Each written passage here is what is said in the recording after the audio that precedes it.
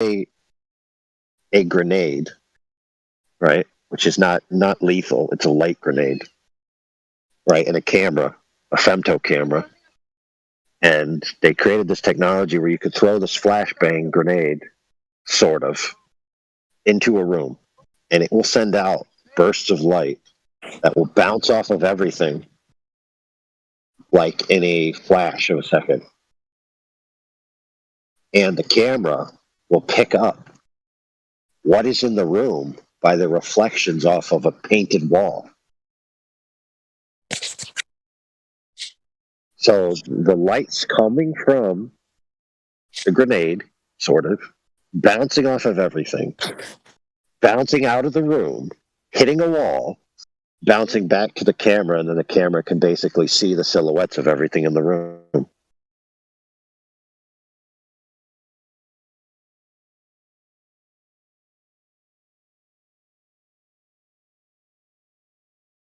Now that, then you ask the question, well, why not just throw a camera in there that has 360-degree fisheyes and you could see everything in the room? But that's not the moral of the story. The moral of the story is it was cool technology that they made. And it also works on femto photography, which is like, million frame per second type stuff.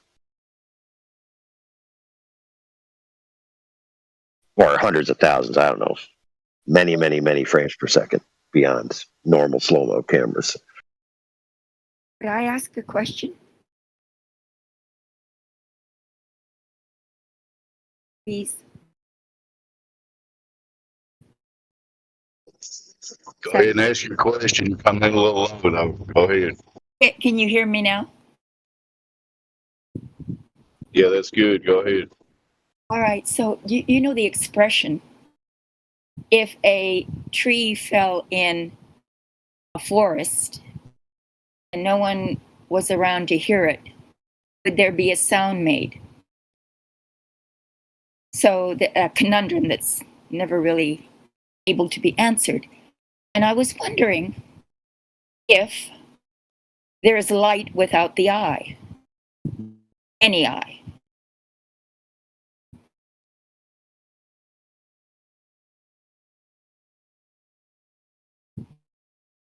That's the question. That's a good question. I have no idea. Somebody else go.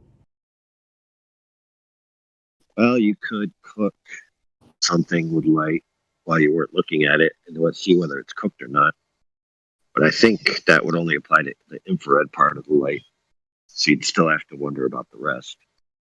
You can make photo plates sensitive without looking at it, but you wouldn't know whether it actually happened or not until a sentient observer or some type of observer looked at it, right? Or a recording device, let's say a camera that's attached to a robot. But you wouldn't be able to verify that that actually occurred until you, the human, were told by the robot or looked yourself. So the ultimate end would be a sentient observer. So you could argue that without a sentient observer, light can't manifest. Yep. And by the way, people have argued that reality itself doesn't manifest without a sentient observer. Yes, the sentience is absolutely necessary for the phenomenon to exist, I think, too. Yep. So the concept of does a tree fall in the forest, does it make a sound? The answer is, some people would say there is no tree because there's no sentient observer. Yeah. Now you say, oh, but wait a minute. If I leave a recording device, I'll come back and pick up the tape and it'll say on the tape that a sound happened. But yes, you know that because you're now a sentient observer. And people argue that reality itself backfills in for the observer, much like a video game renders. And of course, there's experiments that have supposedly, quote unquote, prove this. Quantum eraser delayed choice experiment, where they get, a single pattern or a wave pattern based on whether there's an observer or not. And they made it to where not only is it based on an observer or not, but that the choice is made after the fact of whether they're going to observe that path or not. And so it seems like the sentient observer, or the option for it to be recorded, rewrites the past. That's what I think too. Yes. Good. Thank you. So if you haven't studied this out, too much. There's a famous guy that used this philosophical argument to argue, well, if there's no tree, that doesn't make any sense. It seems like there should be a tree. And what would that be if there's no observers? Well, the answer is there must be an ever-present overmind that grounds the matrix in which all of these things occur. In other words, an ever-present knower. And of course, that would be referred to by most people as a God-type being. The person I'm talking about is Berkeley, who founded Berkeley College. This is called Berkeleyan idealism. So Mr. Berkeley basically said that all of this type of stuff basically proves that there's a something overmind being a God being which grounds all reality, in which all other minds and things occur within.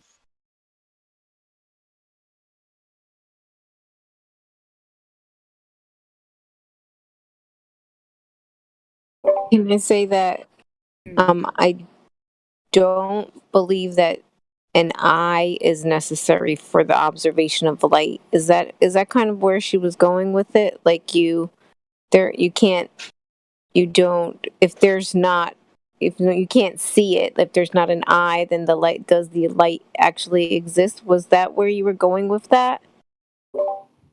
Yes. Okay, so my question would be, I don't think what I believe is you can observe using other senses, light. So I think that the eye isn't necessary because you can feel light with, You can feel heat. but you can You also, can't feel light. That's true. I beg to differ. No, You can produce light with sound, and I think you can feel light, but I'd be interested. I'd be interested to hear more about that too. Hard to prove, huh? yeah,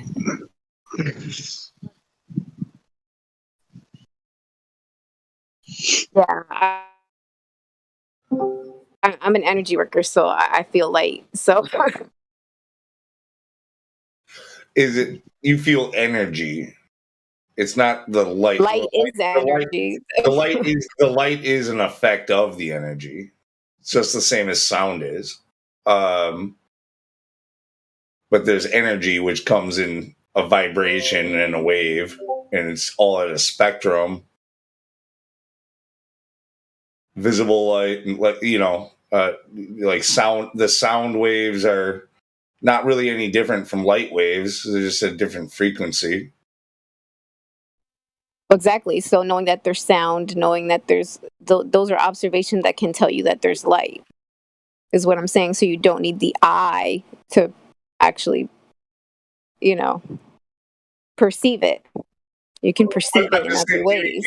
Maybe it's just a problem with the statement. Like it's like I said, it's not the light is an effect. It's not the light that you're seeing. You're seeing the light from an energy. It's energy that you're sensing with your eyes. Now, with sound, you're hearing a sound, a vibration, and it's just a different frequency, but it's still the effect of another energy or a very similar energy, just at a different level, right? Maybe a different amplitude, right? Possibly, but what would make your sense of sight more important than any of the other senses? They're not. They're all of your senses. We have 5 senses because we need them, like in order to. Exactly. So why would that one sense control light? Like if you don't see it, it doesn't exist. I don't know. I don't know. I'm not going to argue that. No, that's not what I'm saying. The optics of the brain are the largest section of our brain. We are more optically pendant than we are through touch or hearing or any other sense. It's correct, but when you take away one, the other ones tend to compensate. They will. Oh. But I'm saying as a species, we are made that way. You rely on light, sight. And energy is interpreted by the senses, and they then are made to be real according to what the senses tell you they are. Insects and other animals perceive the energy in a very different way than we do. They don't see what we see. Their compound eyes show them a different world, some insects, than we see. An eagle has an eye that can see far more distinctive bands of light than we can. So, I mean, it's depends, I believe, totally on the organism that is perceiving the energy as to what Exactly, which is why I think you kind of proved what I was saying. Like, it doesn't mean the light doesn't. They're perceiving the light in a different way. Yeah, but you're calling all it they're light, doing. but you're only calling it light because you can see it. It is pure energy. It has. To her point, there's light, like ultraviolet light, the ultraviolet spectrum. We don't. It's not visible light to our eyes, but it is still light that we can pick up using sensors and stuff like that. And they say certain species like sharks can see in ultraviolet, and you know what I mean. Like, it's just something that we don't have the ability to see.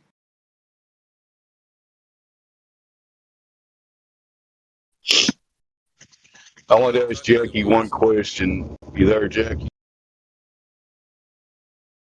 Yeah. I'm like, so if say you're blindfolded and somebody's standing across the room in a dark room with a flashlight and they shine it on your forehead, are you saying you could feel that? Probably after a while. Yeah. Yeah, if it increases your temperature, Yeah. what you're actually feeling is an increase in temperature. But are you actually feeling the light? I'm sorry, go ahead. Are you actually feeling the light is what I was getting at. How can you actually feel light? You can sense it. You can through feeling, I don't know, I guess because I'm just different than everyone else, but I just don't believe that if you can't see the light, it doesn't exist. It's just my opinion. Well, and yeah, I guess I mean, you're welcome to look at it through a different lens than most. You know, like, this is what we're saying is the official bullshit, right? Like, maybe it's wrong. I kind of agree with it, though. That's the problem. I think most of us do. What? Just because we don't see it means it doesn't exist? That doesn't make any sense. No. Yeah, Nobody made that. Nobody made that assertion. Nobody said that when I close my eyes, I'm invisible. Your volume is very low, sorry.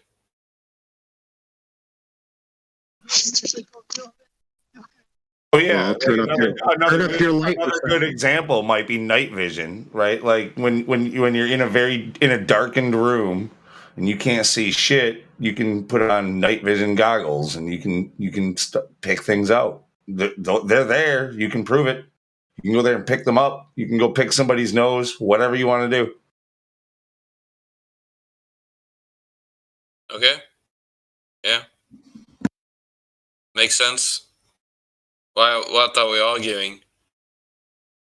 It was about her point where she was saying, like, if you can't see the light, then it doesn't exist. Like, talking about other light spectrums and things that we can't perceive. No, I was merely pointing out that in this equation of energy, the perceiver is a vital component of What equation? reality. The observer. Yeah, that's what. What equation are you talking about? Oh my goodness. She's using equation as a colloquialism. equation just means one thing. It's like math, you know, using constants or whatever. I was yes. It's just I wasn't meaning it mathematically. All right. All right. It's nice, you know, like language has meaning and stuff. So like it's good to like use. Okay, Mr. Language has meaning. People use the equation as a common parlance all the time. For example, when I'm building a roof, right? There's actually no mathematical equation. I just might say, you know what? We need some cold water, right? For this equation. Where's the equation? There isn't one. It's just that we need cold water because it's hot. I didn't know that. See? Sorry. Yeah. So look, fair enough. But the thing is, before you get, too grammarian or languagean, you got to realize that different cultures have different idioms.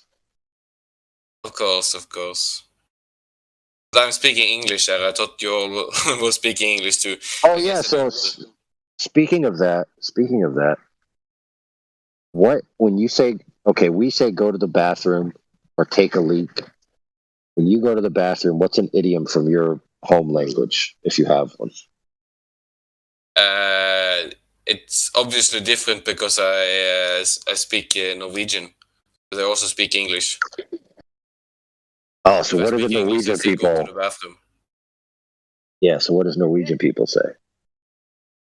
I don't like speaking Norwegian in English, but I can try. It's jeg går til baderommet.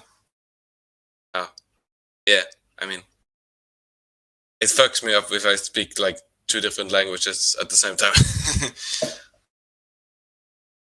I was trying to see. Anyways, we were talking about life. We weren't talking about language. Can you say that one more time? Why? Because I didn't quite hear you quite right. I'm interested. Jeg går til baderommet. But I was supposed to be English. What's bottle? Would you say Oma? What? Okay, that was in Norwegian. I thought that was to. Yeah. I was hoping to hear like the translation, like what it would sound like in English. I'm going. Sound like you said bottle woman. Go ahead. Okay. So means fair. like room. So that it is the bathroom. Okay, perfect. So that is not an idiom. That's just a translation, like almost a direct word for word. So an idiom would be like, fair. That's great. I don't mind. Like that's cool. But I'm just saying, like an idiom is when you're saying like the same meaning, but you're using completely different words. Kind of like, go to the bathroom, take a leak, take a dump, drain the lizard. Why we cover my shoes? Sorry. I thought the equation thing was important. I wasn't trying to be like. Yeah, we are kind of drifting. It's just sometimes interesting. Like Americans, we like. Oh, so how does Norwegians talk? Like what? I don't know. I think that's what we're doing right now. That's what I'm doing. It's pretty much the same kind of way to speak, like in the order of verb and objects and subjects type stuff. A little bit different in some cases, but like it's mostly the same. Yeah, cool. Just different pronunciation and different words sound different. I dated a girl when I was in my early 20s that was here on a 13-month work visa to be an au pair or a nanny, and housekeeper and all that, whatever, nanny mate, basically. Anyway, like, yeah, she was from Finland, and I know Norwegian and Finnish are similar, different though. No. Finnish is more like Russian, and not really like Russian, but it's more similar to that. And Sami, but it's like that was what she was telling me. Swami, like that was the name of it. Yeah. Like I don't understand a single word what a Finnish person says. I know like some of the 4 first numbers in it, but I don't know anything else. Okay, so I guess I was wrong. I thought because you were neighbors, like maybe it was similar. Maybe it was just my Yeah, own Right. conception. you would think Yeah. so. But it's Oh, like completely geez. different to us. It looks like Russian to us in a way. Are you finished? I'm not Finnish. Yeah, he's finished. What- All right, so moving on. No. What is the first language? I didn't pronounce good. He's a Ouija. All right. What is your first Right. language? Before we go on with the personal things, I got to update you guys on my observation that we've been tracking. So, it's now later in the day. It's a little bit cooler. The sun is down a little bit. Still high, still in the sky over there. So now the same object, right? I got closer to it. And now I don't even have to lower myself in the water that much. So before it was 4 inches, now it's, hold on a second.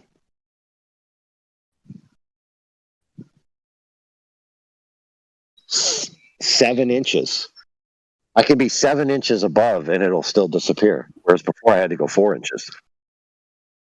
So did the Earth change size? I'm confused.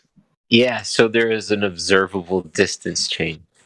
Dude, what if So well played. what if the Earth does change size? We laugh about that, but what if it does? What if it breathes? What if it heaves and hoes? You know? Then listen. I mean, we've got- the water does around listen, tidal hold on. points. Hold on. Let's just put that away right now and say that our built form does not allow for expansion and contraction. Hey, yeah, listen. No, but It doesn't breathe. Shut the fuck up. Where's the curve? you know, shut the fuck up. Wait a minute. Who said it doesn't breathe? Listen.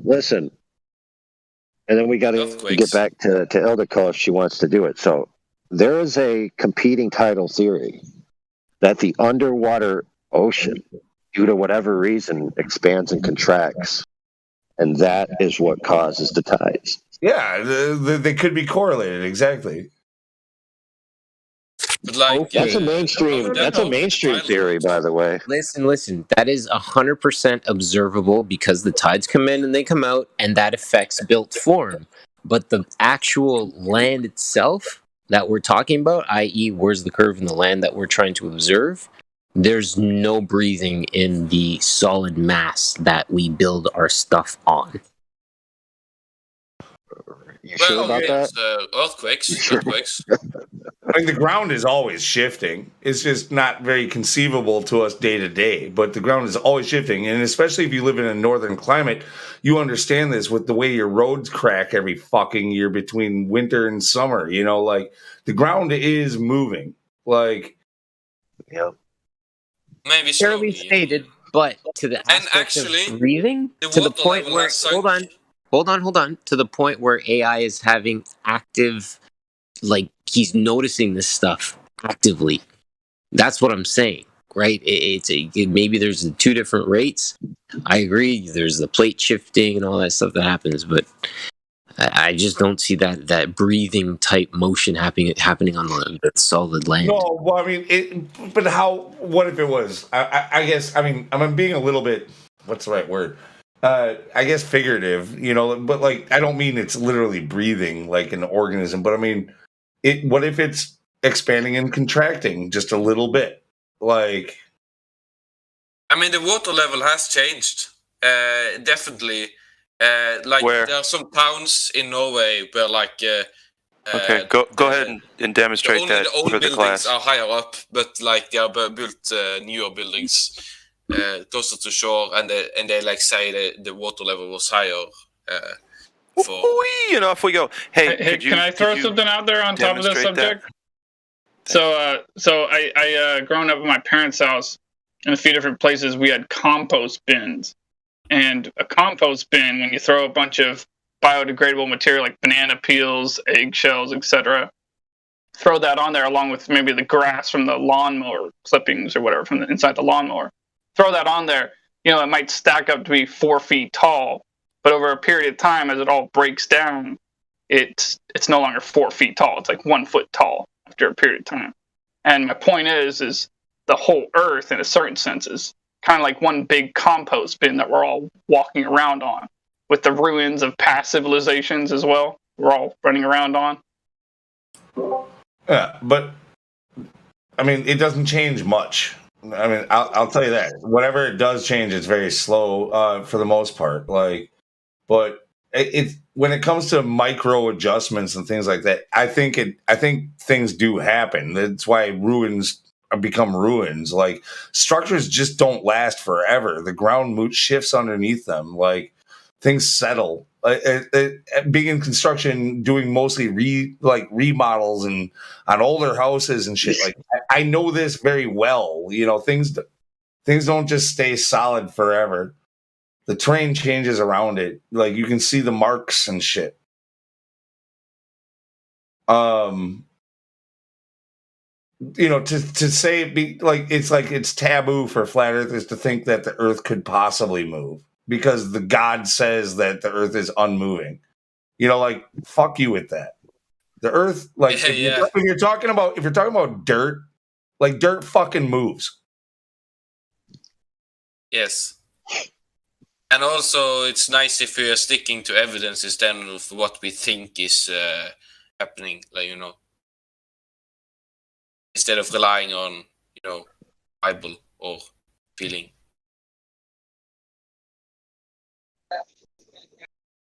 Just to clarify that, we just claim, most of us, at least me, Earth doesn't have a consistent motion like they claim in the Helio model. Yeah, one guy on YouTube mentioned that the Earth possibly moves in an NLM shape over a long time, because, you know, if you take a picture of the sun every day at the same time of day, it will make an sort of an 8 shape. Go ahead and demonstrate that if you could, please.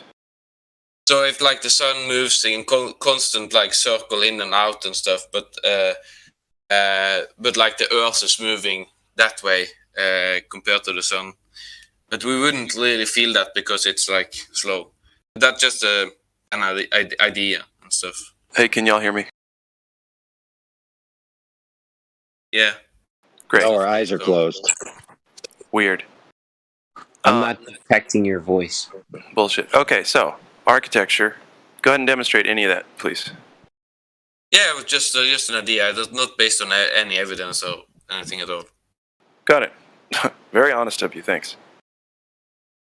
Architecture question for you. What do you think of a construction plumb bob? What is that? Pardon me? Did you just know what it is? Hold on. Did you just say what is that? Yeah. Yeah. My guy, how are you going to walk into a chat full of levelist observers with a name like architecture and not know what a construction plumb bob is? Because it's from a different culture. I like architecture and stuff. I don't know a lot about it. I just like it, like pyramids and stuff. So here's the thing. I'm going to say this respectfully to somebody who has studied architecture for 26 years now. No, 25. Sorry. I have, and I'm going to say to you, I'm edifying myself in the conversation. But look up what a plumb bob is, okay, construction plumb bob, and then I would like you to look at a plumb bob in relation to the horizon. And that's just the first lesson of construction occurring on the plateau that we live on. But it's just an observation, a tool, if you will. Anyway, okay. For expediency, a plumb bob is just a string with a weight on the end of it to get vertical. Oh, so leveling instrument. Yeah. Well, they would call it a plumb. I heard of plumb, actually. But not plumb bob. I haven't heard that variant of the word. Yeah, the plumb bob is just the thing at the end of the string, basically. Yes. Some of them are very sharp points, and you know it all depends on the one you get. Yeah, it's just a weight you hang on a string. Yep. All right, fine. So, do you have access to the chat? Which? our I have access to live stream. live stream chat, Yeah, and I can perfect. also So open the. awesome. No.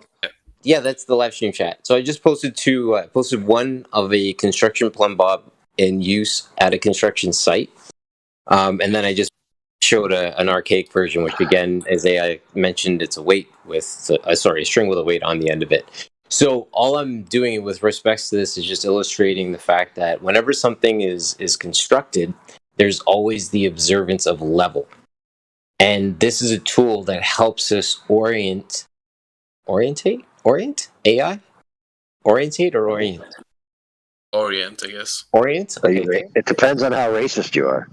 A. I like that. Nice move. Is it a capital O or a small O?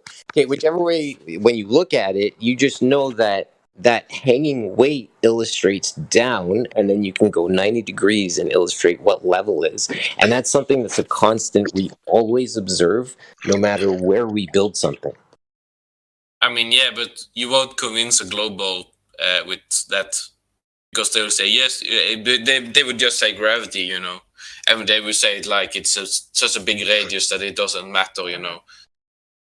Okay, so then my counter argument to that is, why is it that when we put these sticks into the ball, we don't observe a radial fashion, i.e. the sticks aren't coming out of the ball in a radial form, they're coming out at a straight format, 90 degrees to the horizon, right? A pier on a bridge, as an example.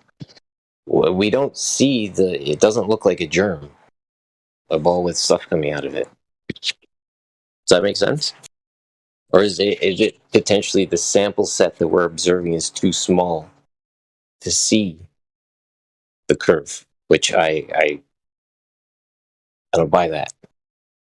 I don't know exactly what you are referring to.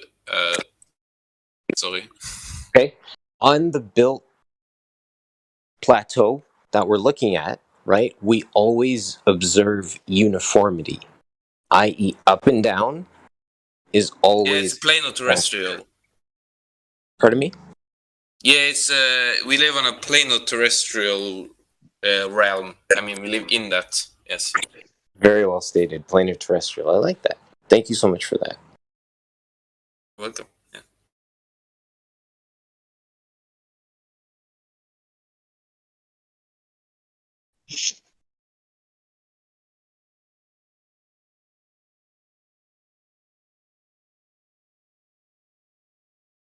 Yeah. I got it from, I guess, a picture of some flat earther from like the 70s or something. Holding up a sign called saying plano terrestrialist, because he was that. La Terra es plana.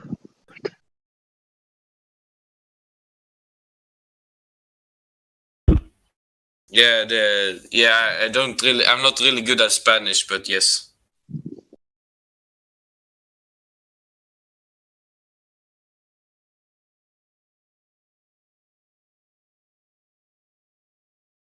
Yeah, I was thinking of this. I told me more back when we were talking about bidding for his concrete jobs. I told him you should put in a charge for, you know, compensating for the curve of the earth.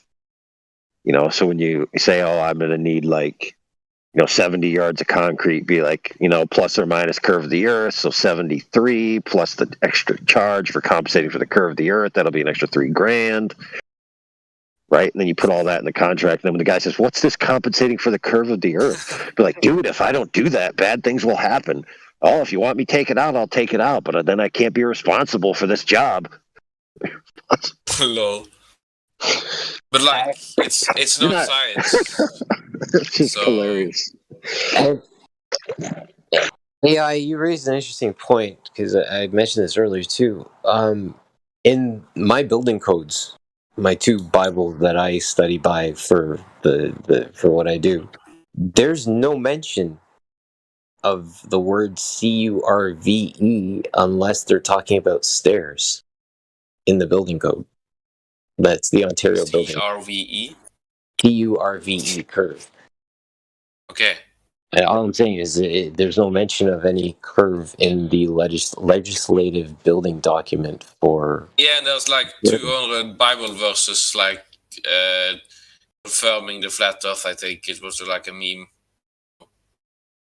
Yeah, no, but the Ontario Building Code, like a legislative document that governs over the built form. Like we pull like 2x8s can span this far for a roof and joist, 4 joist, whatever, right? And like fire ratings on all these different things that buildings have to have. There's no mention of the word curve unless it's with respects to a set of stairs, spiral stairs to be, or curved stairs to be exact. But the built form, there's no talk about like accounting for curve or anything like that. So that's an interesting point made that I just realized now. Or earlier, sorry. Right, brother. So what's the classic excuse is that, well, anything you're going to build with those codes is too small, that the curve would matter. So therefore it's negligible, and therefore it's irrelevant, and therefore it's not included. But then they'll say, well, you need to do it if you make a bridge, right? So they'll say, oh, the Verrazano Narrows Bridge, the towers are 1 5/8 apart at the top to compensate for the curve of the earth. But the towers are made out of steel and concrete. And if you know anything about construction of anything that size, that's beyond the tolerances of the material. There's no way that they could intentionally make those towers 1 5/8 off at the top. Not to mention that the tolerances for the expansion of the material causes the deck where the dudes drive on to vary by 11 feet throughout the year. So the expansion of the material is up to 11 feet in differential. And they're going to say, 1 5/8, they're going to engineer that in, get real. Also, AI on a 1 5/8 inch tolerance over so many feet. If that was happening, wouldn't that be in the blueprints of the construction? I mean, you might say yes, but then again, if you just said that they were in the blueprints, would that mean that they could effectuate that in reality based on the materials that they're using? All I want to say is, before I answer that, all I want to say is, if it's in the blueprints, they should be able to show in the blueprints that it's in there. That's all I'm saying. It had to be in the blueprints, and then they have one more thing that had to fake. So, have you seen blueprints, curvature there in the blueprints anywhere? Okay. So the one thing I'm going to say is there's whenever you do built form, you always get a land survey, and they always the thing that is observed on a land survey is the statement of above sea level, which is the reported elevation of the land. So that is land measured above sea level, so it's relative to the point that they're talking about, i.e. 150 meters is like 150 meters, 148, like it all varies, but it's all relative to above sea level. Now, when it comes to constructing a house, the land has to be leveled, i.e. they will bring in, obviously, and they have to dig, at least here in Ontario anyways, they have to dig down usually about 6 to 8 feet, and then backfill or install the forms for the concrete, backfill accordingly, and then they will also level. The question that AI raises is like, are we dealing with I don't know, like a golf ball, right? Like a multifaceted ball.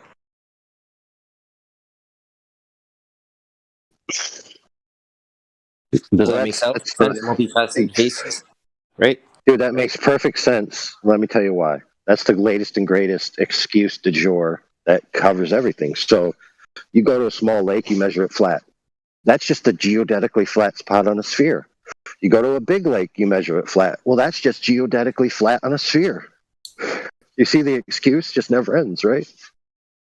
Well, and that's the thing. I think that for us, we've reached that point of breaking because we understand it on such a microscopic level that we've now started to expand our understanding of our microscopic level understanding to make it a bigger view to say, well, hold on. From the TV that I'm hanging on my wall, which is level, to the ceiling joists, which are in the house that I'm sitting within, It all has to be level. So at what point does your magic globe kick into effect?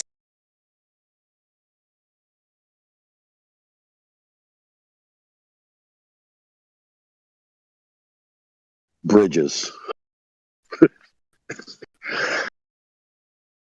Well, Like some bridge guy who like designs bridges and stuff, like say that it doesn't do that, account for curvature. you I can't. mean, it was mentioned in like the 200 proofs of flat Earth video. As you know, that most all globers, and I say globers, people who believe the Earth is a globe and they're in this discussion, will say, of course, bridges have to account for curvature because it's a ball. But they can't prove it. That's the problem. Okay, go. There's nobody that is engaged within the building world can tell me that they do not observe level. That is fact. Hand on the Bible, period. At what point, again, I'll ask a Glober, and man, I can't wait to try to use this one on somebody. What point does your magic curve kick in? What do we magic? What do we Harry Potter? Magic cloak and all that stuff? I don't know. Well, the answer is that depends. How much of the bottom of something can you see or not see?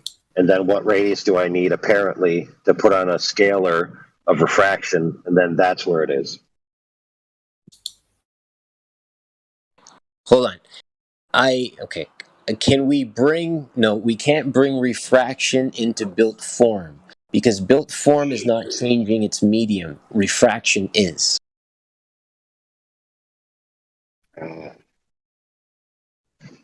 What do you think? Well, the answer, like, for example, in the Verrazano's bridge example, right? Yep. There's a claim that they took the Earth curve into account. People who know their stuff know that's retarded.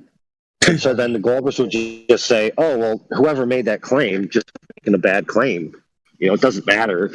It doesn't mean the Earth isn't curved. It just means that, yeah, you wouldn't have to take it into account for a structure of that size because it would be irrelevant. Because it's so small. You know, yeah, but that's always the excuse. That's always the excuse. Is it's moving, but you can't feel it, and it doesn't matter. It's curved, but you can't see it, and it doesn't matter. You're It's too almost, small. yeah, it's like your imaginary girlfriend. Bruh. She cute, man. You can't see it, but I promise you, she's gorgeous. Bro, I'm telling you, man. My best friend when I was 6, man, we did some stuff together. It was so much fun.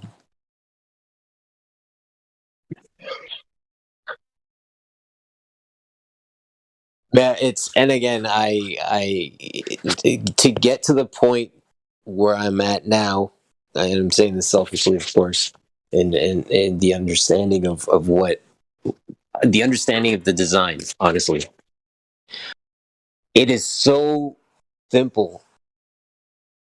And I'm gonna say it again, man has perverted it, made it complicated. It's so simple, so basic. Everything is flat, gas principles. That's it. Man, I'm gonna complicate it. Let's make another definition. No, not another definition. Let's make another way of doing it. No, AI? What would you call that? Somebody shows you something, and then your reaction to that is like, no, it's this way. Why do you think that was done? I got 2 at that. AI first, please go. What do you think, AI?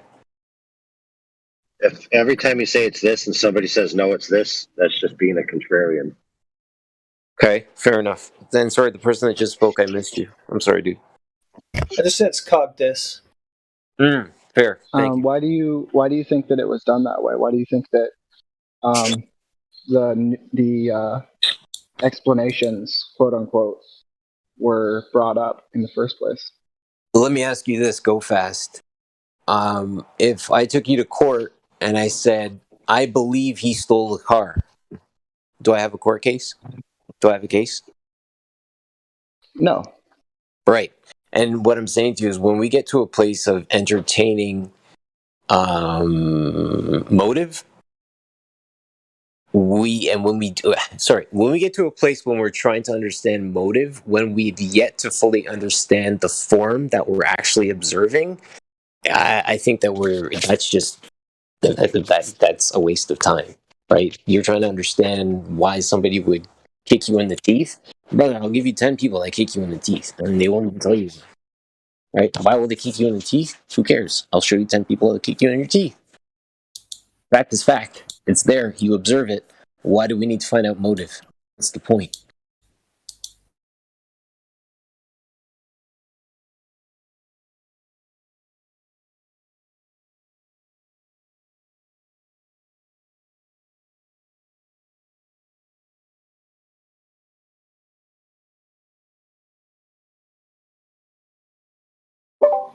Since there's a pause, could I ask AI, are you doing an experiment? I came in late and you were saying something about 4 inches and 7 inches that you were. Yes. Yeah, what was that all about? No, you don't want in on this. This is just men measuring their things. Forget it. Oh my goodness. Goodness.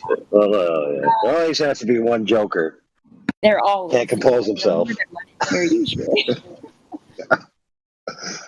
And All right, briefly, I don't want to bore everybody else. Well, I go to this small lake and make observations at relatively short ranges where the curve of the Earth is a non-factor, right? Or the alleged curve of the Earth is a non-factor based on the alleged geometry that they claim, right? And I see observations of things disappear, some days dramatically, some days not, from the bottom up, right? On a routine, consistent basis, which doesn't fit their geometric model in any way, shape, or form, right? Proving unequivocally that you don't need a big hump Earth curve in the way for things to disappear from the bottom up. It's just that simple. I see. Okay.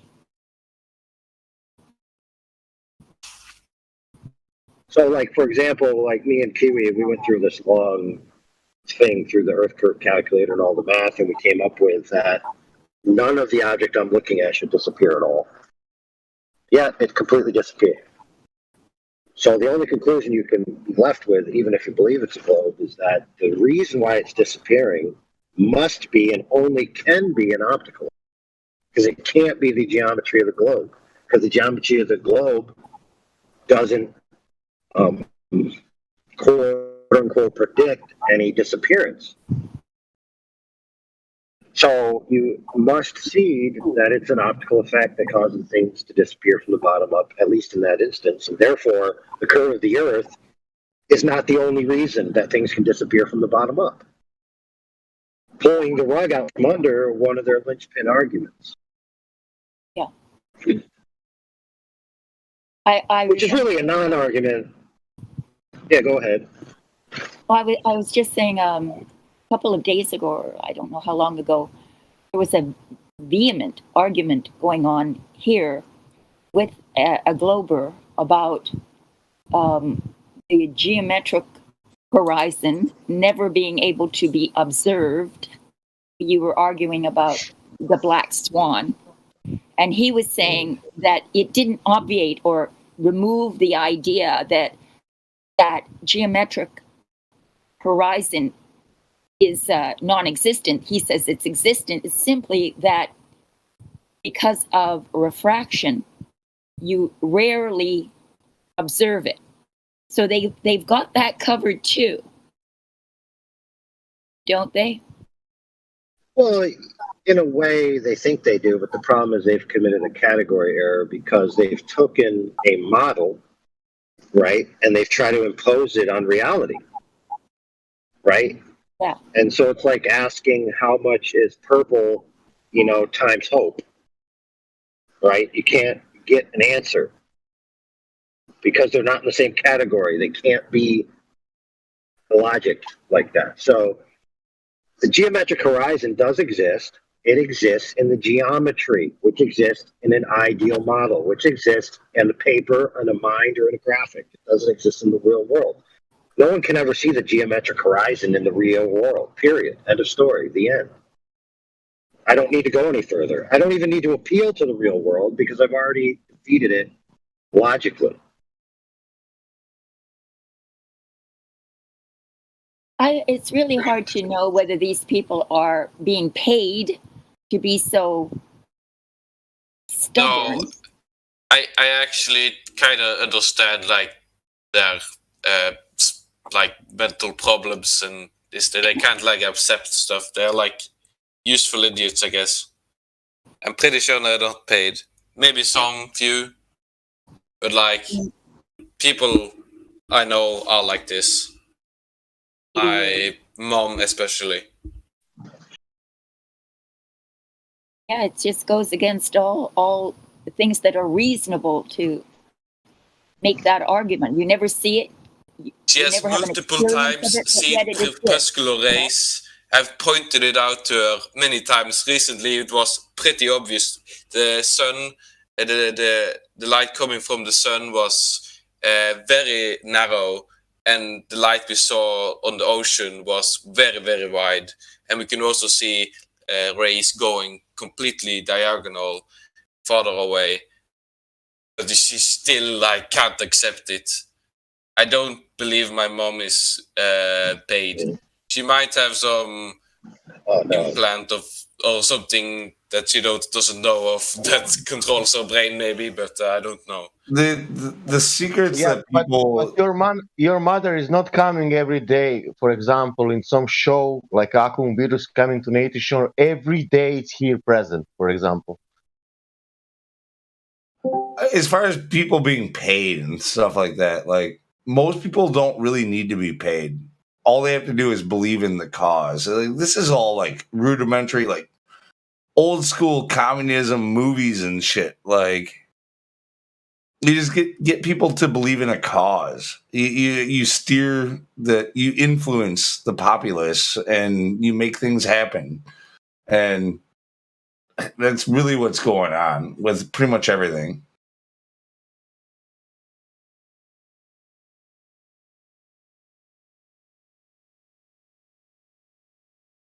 Could we go back to that topic about like light not existing or something if we don't see it?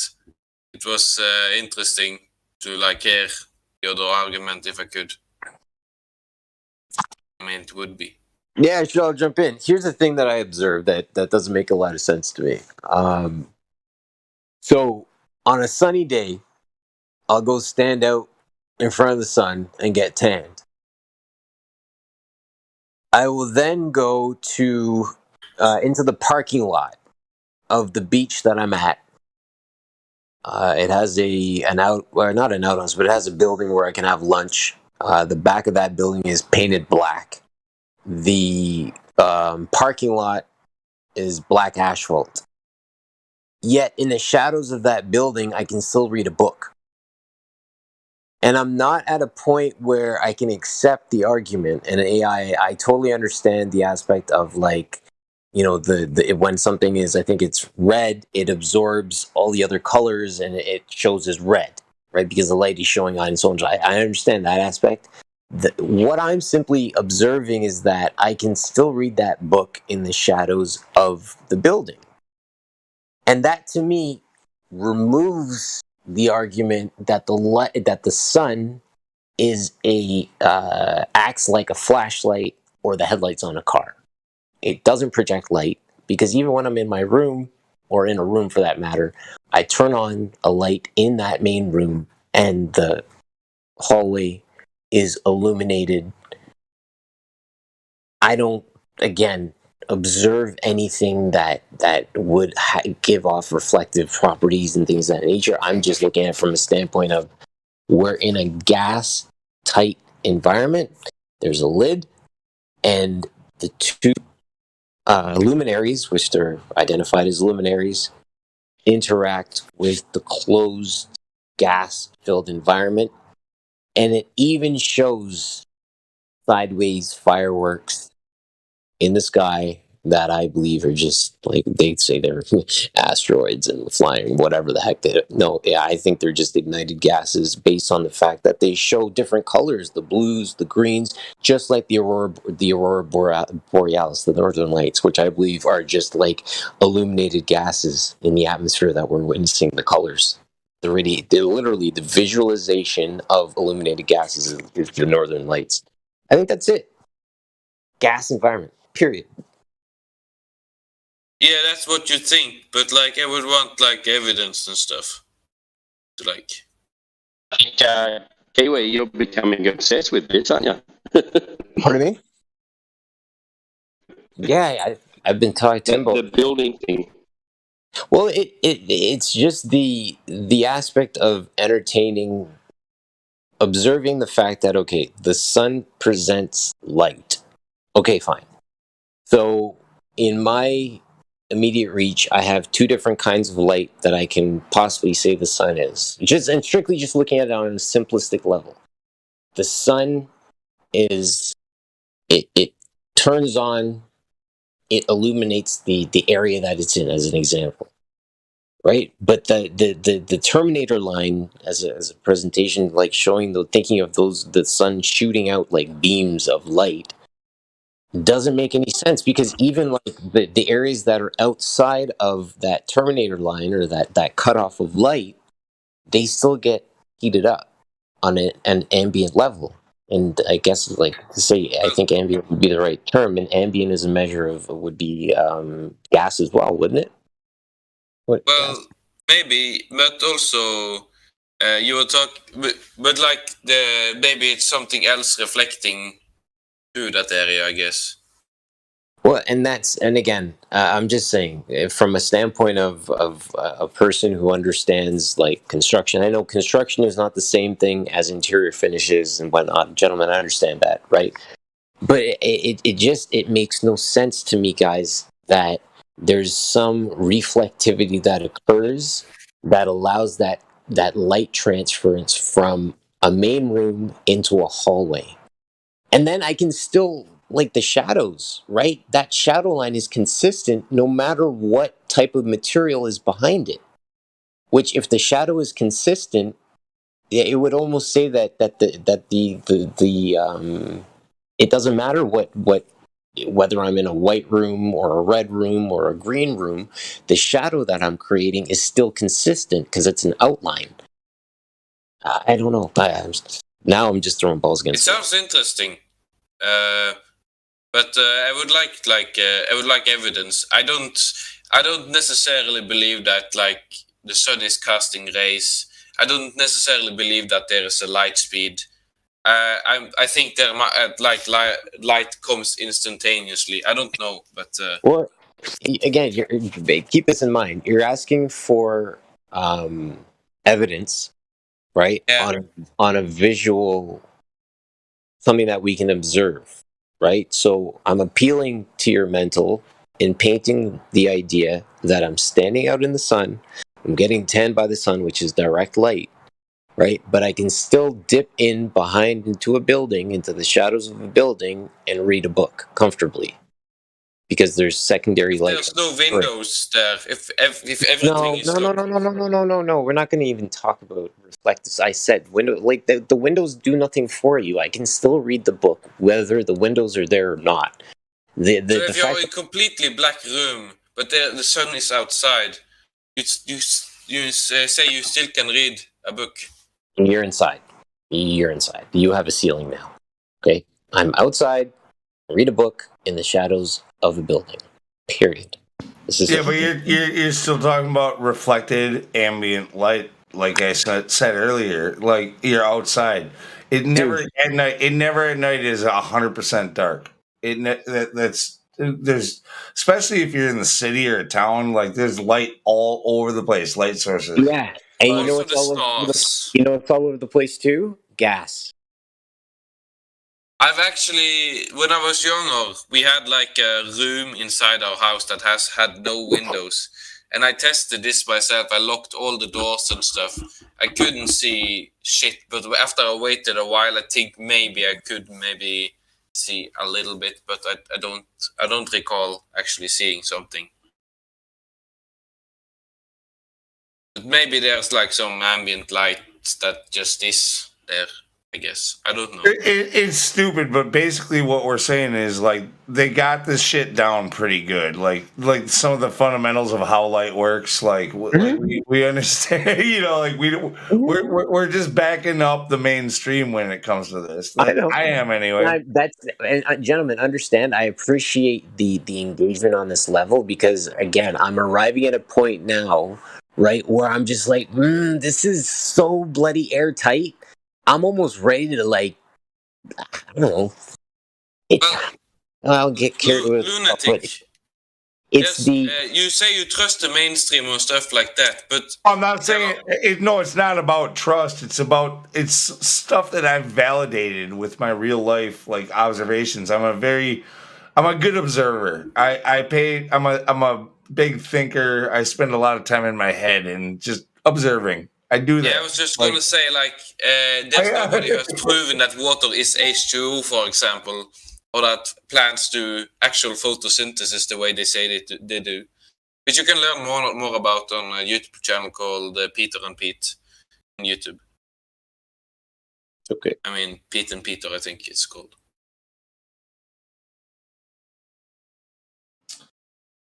Send me a link or whatever in my DMs. Maybe I'll check it out. Yeah, a little bit slow to get to the point sometimes, but yeah, they have like a playlist of 50 videos about debunking water being H2O. Not debunking, but like showing there's like no proof of it. So here's the thing. With respects to light and what my observation is, the shadow remains consistent no matter what materials, i.e. surfaces, that light is interacting with. So that tells me that the reflective properties play absolutely no role in the presence of light in the atmosphere. Yeah. It's strictly a gas operation. The gas you breathe in and interact with and breathe out is the exact same gas that interacts with the luminary that is in the atmosphere that you're in. All right, so Where does that gas come from? It's in the system. It gets recycled, renewed, but it's an airtight system, or not airtight. But I don't know what the whole like. So I meant like where does oxygen and all that come from? Recycle. Goes through plant. Well, I mean, plants do the recycling of the gases and stuff, and I don't know, man. But it all works. It's a recycle. It's a self-contained. May I throw it out there that maybe it comes from water? Yeah. That's what I'm saying. It's all like the cycle. It goes up, it hits the clouds and stuff, and condenses, and then it rains, and all that whole cycle thing that we learned in like grade 8. I remember learning grade 8, but yeah. Which raises an interesting thing, because I wanted to talk to you guys about the idea of gas. Okay? Fog. Clouds.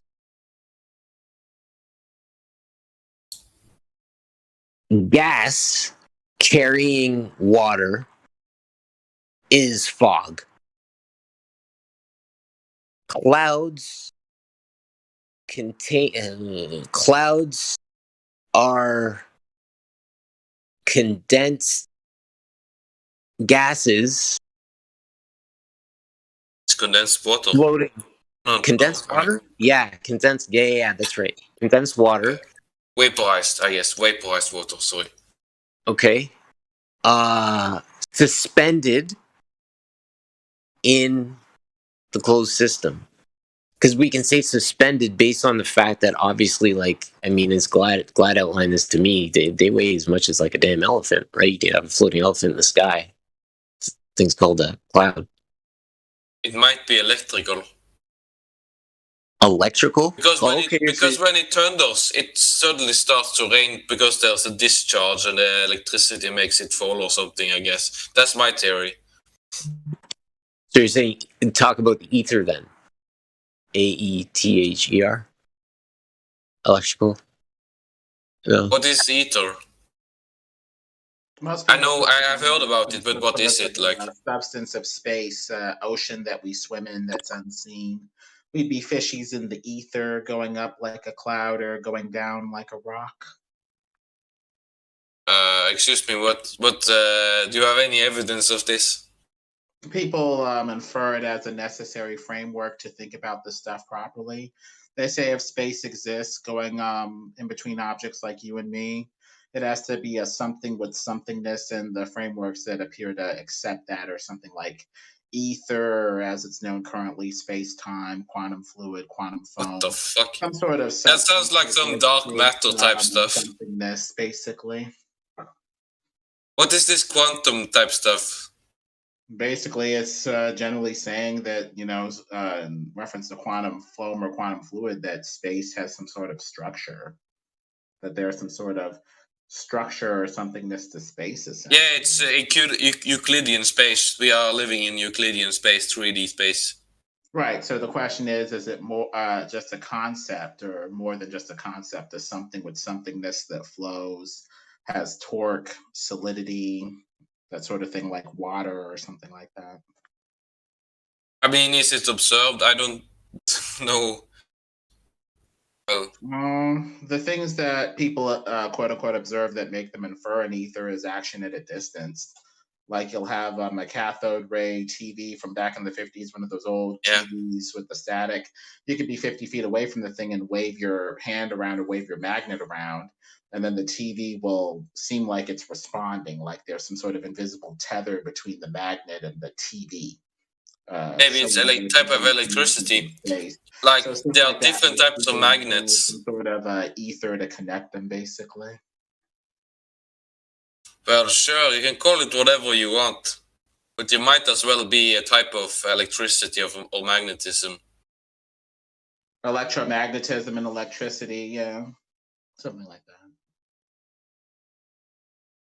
Yeah. I mean, to have waves in an ocean, you need to have some sort of underlying medium to have. Talking about Gauss's law. What was that? Gauss's. So to have Talking about Gauss. Waves, you got to have some sort of Gauss. medium by Talking about televisions with electromagnetic field. Talking about degaussing. Yeah. I think a framework like this helps you to employ similar logic to come to similar conclusions. So it's easier to think about a thing. Waves in an ocean, waves in an underlying etheric ocean for electromagnetism, electromagnetic waves and stuff like that.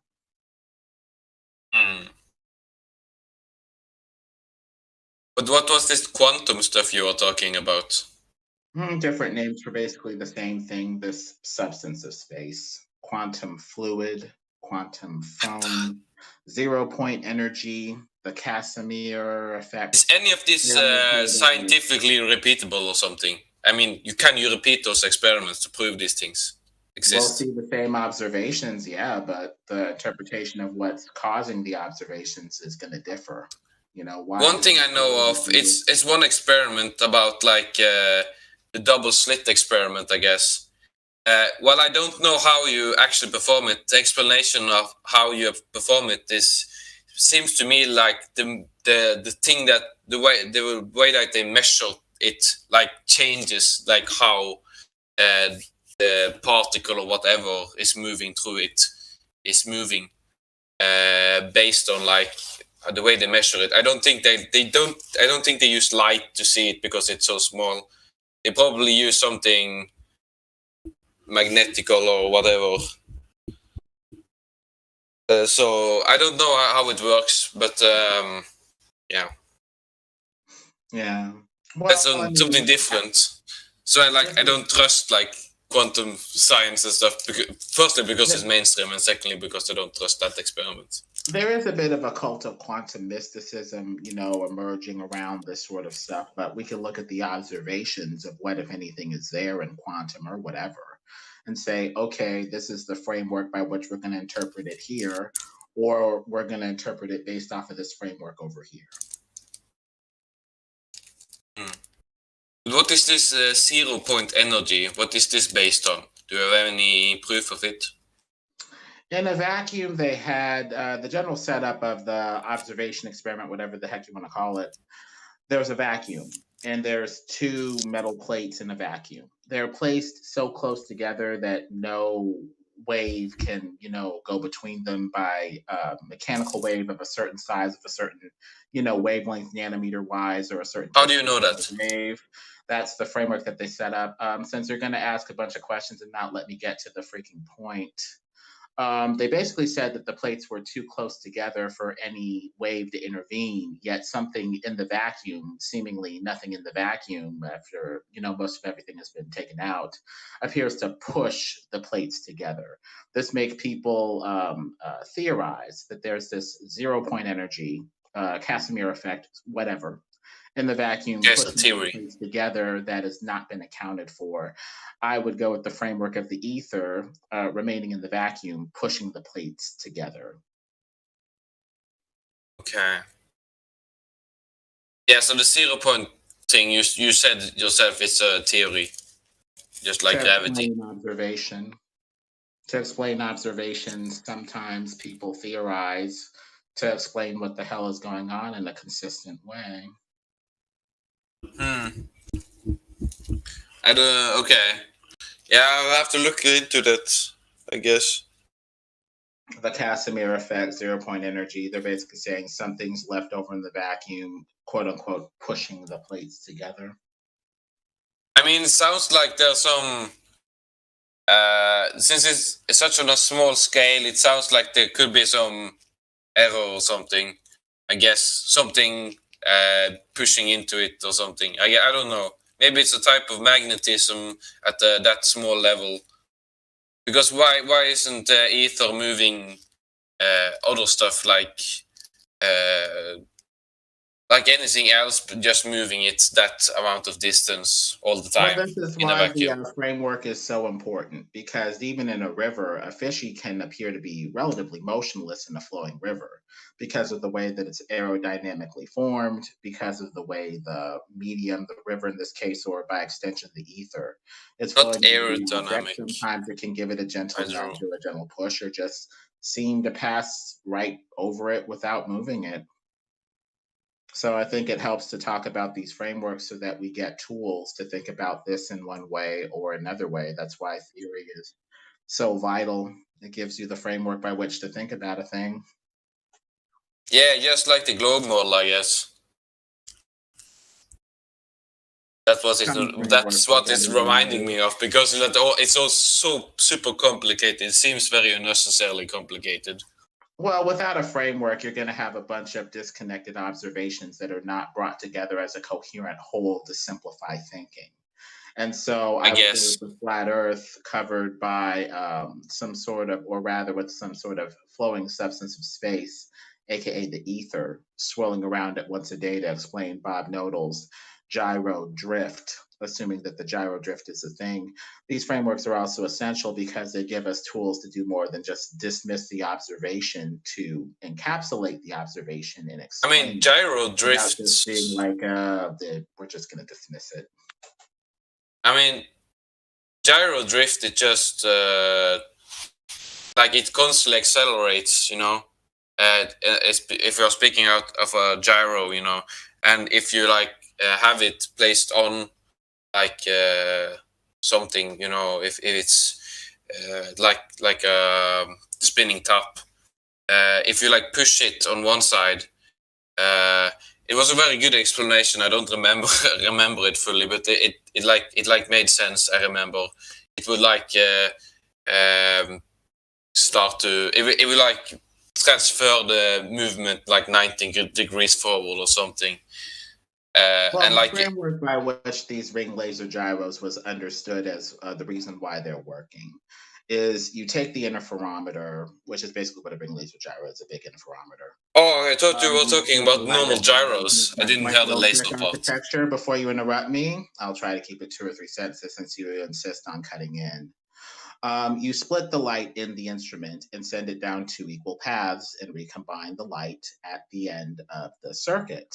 The paths are supposed to be equal, yet one and or both of the light rays appear to be out of phase, as if one and or both of them were slowed down by something in space. The thing that was slowing it down in space in the interferometer, and by extension the ring laser gyro, is thought to be the thick treacly sludge of space itself. Space then would be like a river. Either you go with the flow of the river or against the flow of the river, and you're slowed down. So that's one of the frameworks by which they say these ring laser gyros are working and giving us these fringes. And so if space is a thick, treacly substance that flows, perhaps it's flowing over the flat, motionless Earth.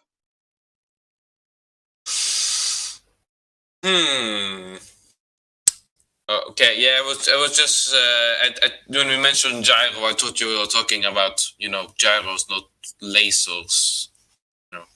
Sorry. Perhaps it's a liquid. I mean, what? Like, I mean, it sounds very unnecessarily complicated and kind of stupid, but I don't know. Well, stupid is saying a form of dismissal. You'd have to explain why one, if not both, of the rays that are split in the interferometer are coming back out of phase. And if you have no framework to analyze it other than just dismissing it as stupid, I'm going to go with a framework that's less dismissive, like space being a thick, fudgy treacle that flows, and you can either go with its flow or against it, slowing down the light rays rather in the gyro. Are you talking about the double slit experiment?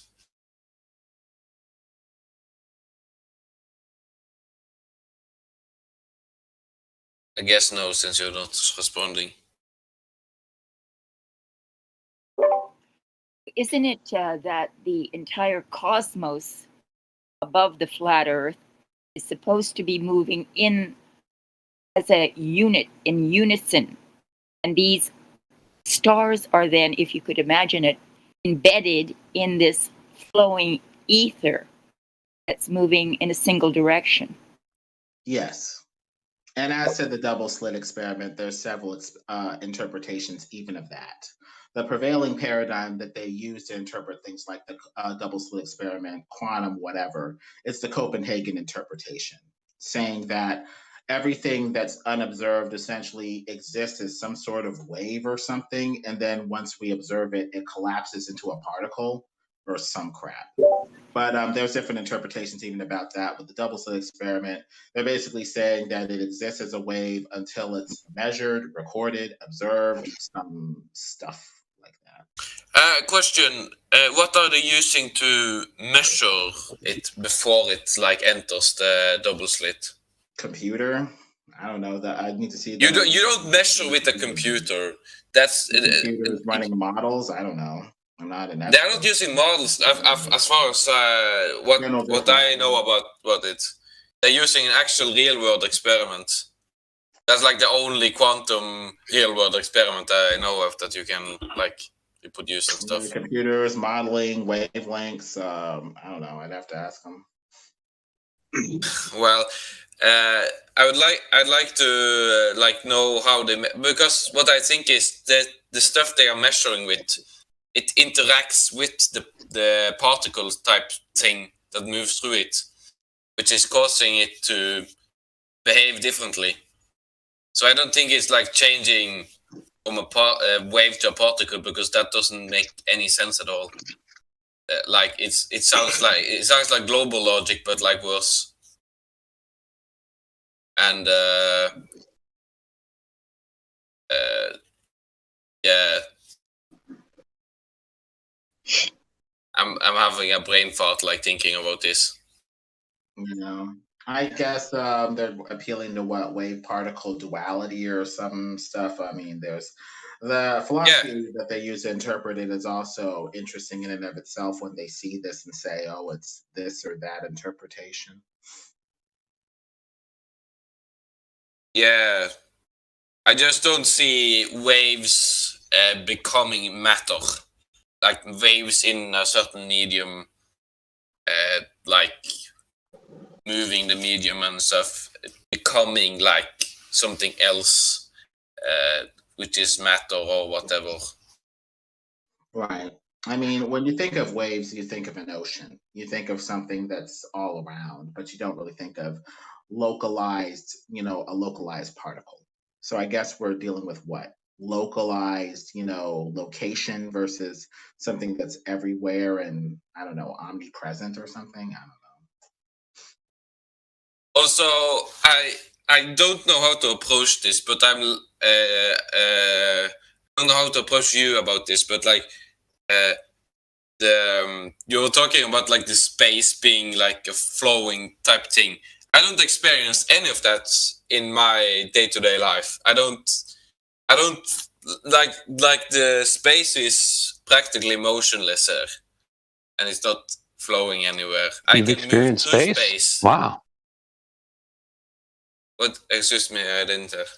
Because I think people say that space is something that flows because we can move through it. If space was solid or something more solid like a block, it would stop our progress. But we appear to be able to move through it like. You mean like empty space? Like water or some sort of. Yeah. No, but see that. Why does it have to be that? I don't. Meadowlark. And like that whole topic, it all of a sudden we're in Narnia. Like yeah, it's fascinating. I understand. I would love to. It's just there's nothing you can really go on with any of it. A lot of it is. Yeah, it seems that way at least. Because the question boils down to either space is something or space is nothing. If space is something like an ether, quantum foam, quantum fluid, or whatever the hell you want to call it, it would explain very nicely with that framework the 15-degree gyro drift over a flat, motionless Earth, with the Earth being motionless, while space flows over and around the unmoving Earth. I mean, I don't necessarily believe it. Like, I mean, it has to be space. Like, because we are in 3D, we experience 3D space, and I don't think it like has to be something physical, because it isn't. The things inhabiting that's physical. It makes no sense to me that you describe the space as something you can mold on and stuff. Like Einstein is. Yeah, but we need to be honest about the implications of these ideas. Why? Because these ideas and their implications are what we're going to use to form additional theory and make additional experiments based off that theory. So are we saying that space exists, but that it's non-physical? I would kind of agree with you. Yeah. I think of space as this metamorphic thing that can crystallize into any solid object you need as a repository of energy. I mean, it could be, but you would have to show me evidence of that to like make me change my opinion, change my mind on that. Because like, if we don't know, it's better to like assume the most reasonable. The most simple answer, like since we can see far and wide, like over long distances with good cameras like Nikon cameras and stuff, we should assume that it's flat because that's the simplest explanation, or we could also assume that it's a gigantic Earth with like lots of land and stuff. But that's like, why would you do that? It's unnecessarily complicated. We don't have any evidence of that. Flat is like basic. It's like the most basic. I mean, plain or terrestrial. I think of it as a logical antecedent, like the antecedent that we talk about all the time when we talk about gas and the imagined container that's necessary for gas to be under pressure. No one has ever found this dome or this container, have they? Well, there was a They rocket. found enough to jump out on faith and say there's something up there. We have But sundogs of our there's hellions that no look like the evidence sun of it. shining off of a surface. That alone is enough. But we also No. find ringwoodite below, which is rock that has been formed under great pressure and infiltrated with water. Ringwoodite below, and we find its meteorite equivalent coming down on us from above, almost as if there's some sort of solid tenon meteorite covering that is next to highly pressurized water above us and below us. So that, at least for me, is more than enough as a conspiratard, religitard, flatty. But if we need additional evidence, like, I don't know, radar ranging, then so be it. But I'm pretty comfortable declaring that the sky is some sort of solid tenon meteorite covering. And the windows, I mean, the story goes in scripture that the windows to the heavens were open, and that's what the source of the water came from, right? If we're going to allow us for that portion to say that. Yeah. Because, when we're talking about these theories, what are we ultimately talking about, Ildiko? Somebody did some work in a lab, whatever, and they came up with a framework. Either we accept what they said on faith when they revealed to us about meteorites, about knowledge, about whatever, or we say, I mean, don't meteorites believe you, probably exist. and I'm going to need to read You have you covered up everything some, they did. actually. So the question is, are we going to accept really anything, knowledge-wise, science-wise, on faith? Or are we going to say, no, I'm going to need to redo it myself? It's a huge question. Yeah, you shouldn't accept everything as facts.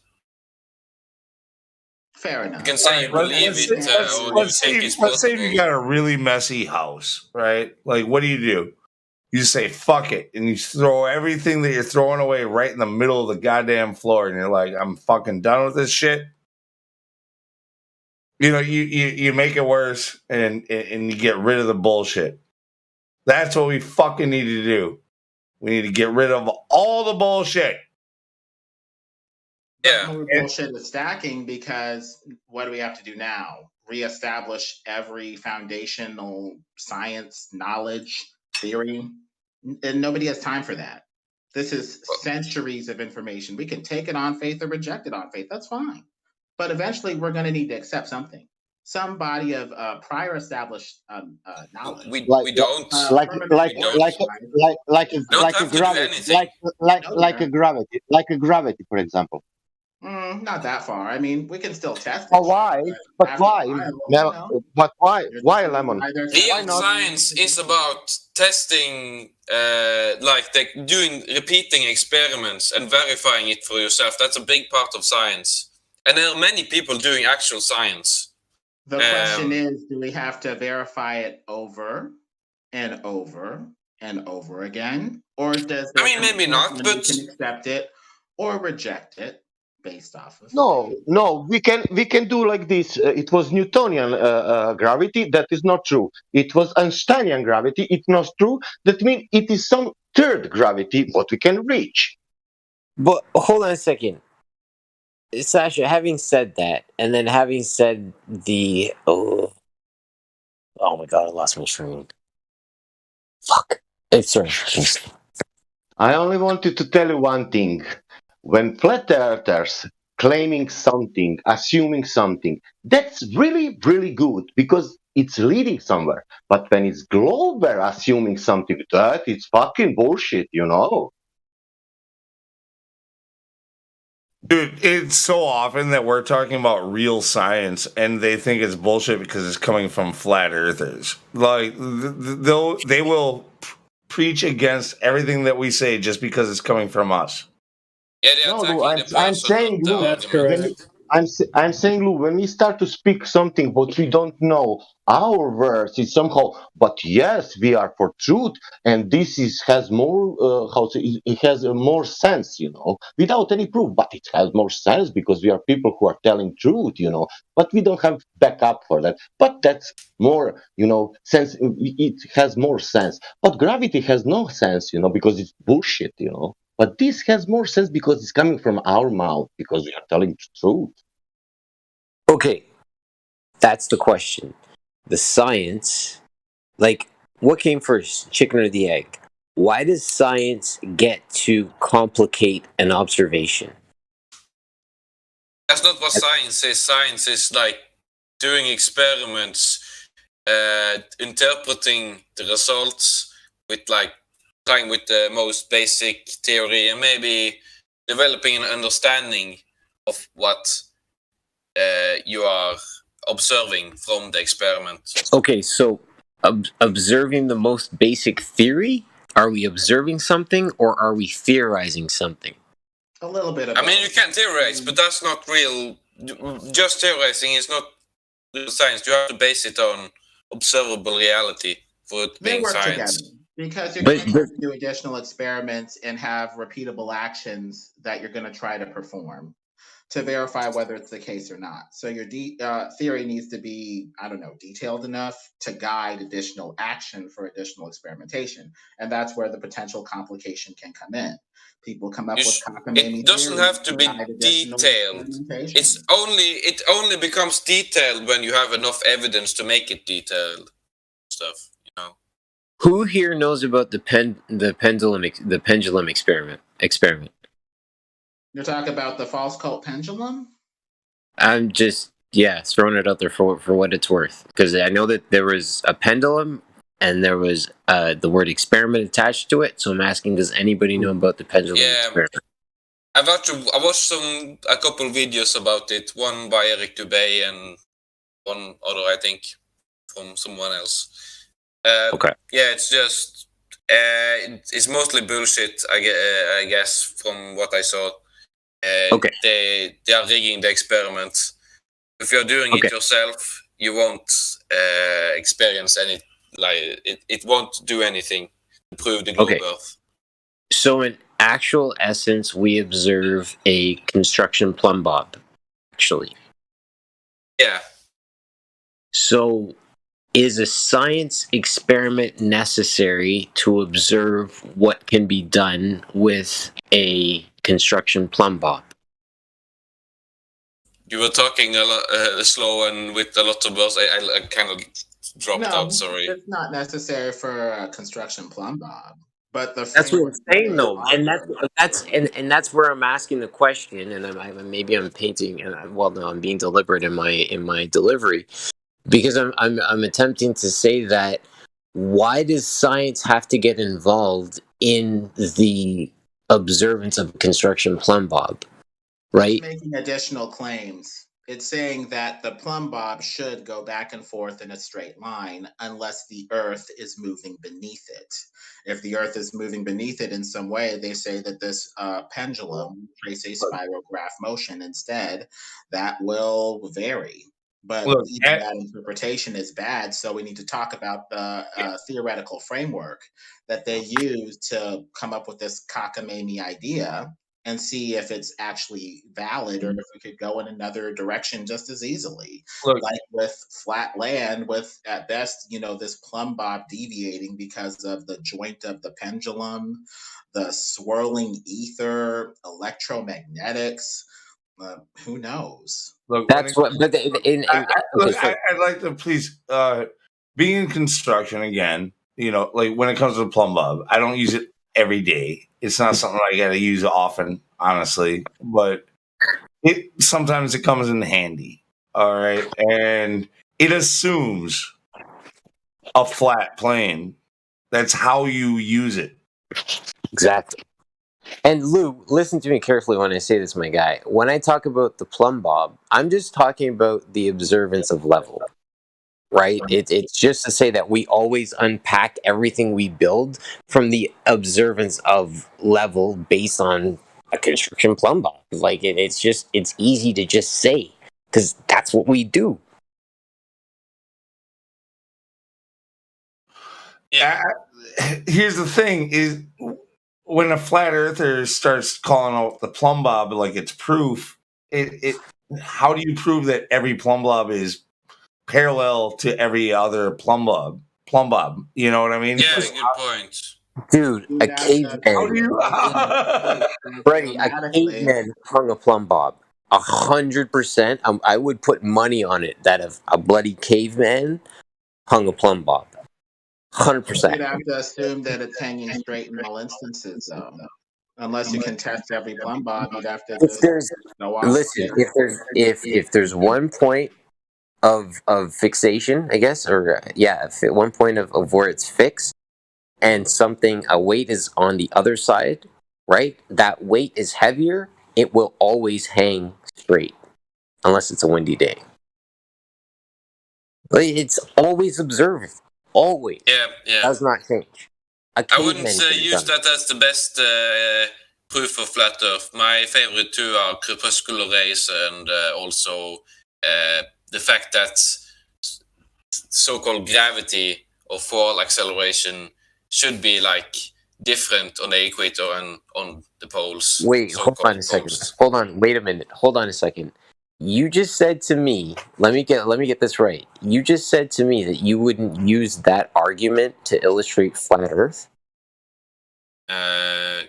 Yes. Okay, and I said to you at the beginning of my observation of that aspect, a caveman could have done this, and then you come back at me and say to me that you'd use gravity to explain flat Earth. No. Gravity doesn't exist. Supposed to. I mean, you know, the Earth is supposed to spin. They say. No, because I'm sorry. I want to drive my point home, right? Because I said a caveman did this, I'm willing to bet money on that because it's such an easy observation, right? You don't even have to talk about it. A caveman could have done this. Why do we have to over-explain the theory of what a caveman could have done? What do you think? Why do you say a caveman could have done it? I mean, of course you can hang a plumb bob and it will point down, and the globe wouldn't care because their model it doesn't disprove their model that the plumb bob hangs straight down. It doesn't disprove our model. Their model. It doesn't disprove their model.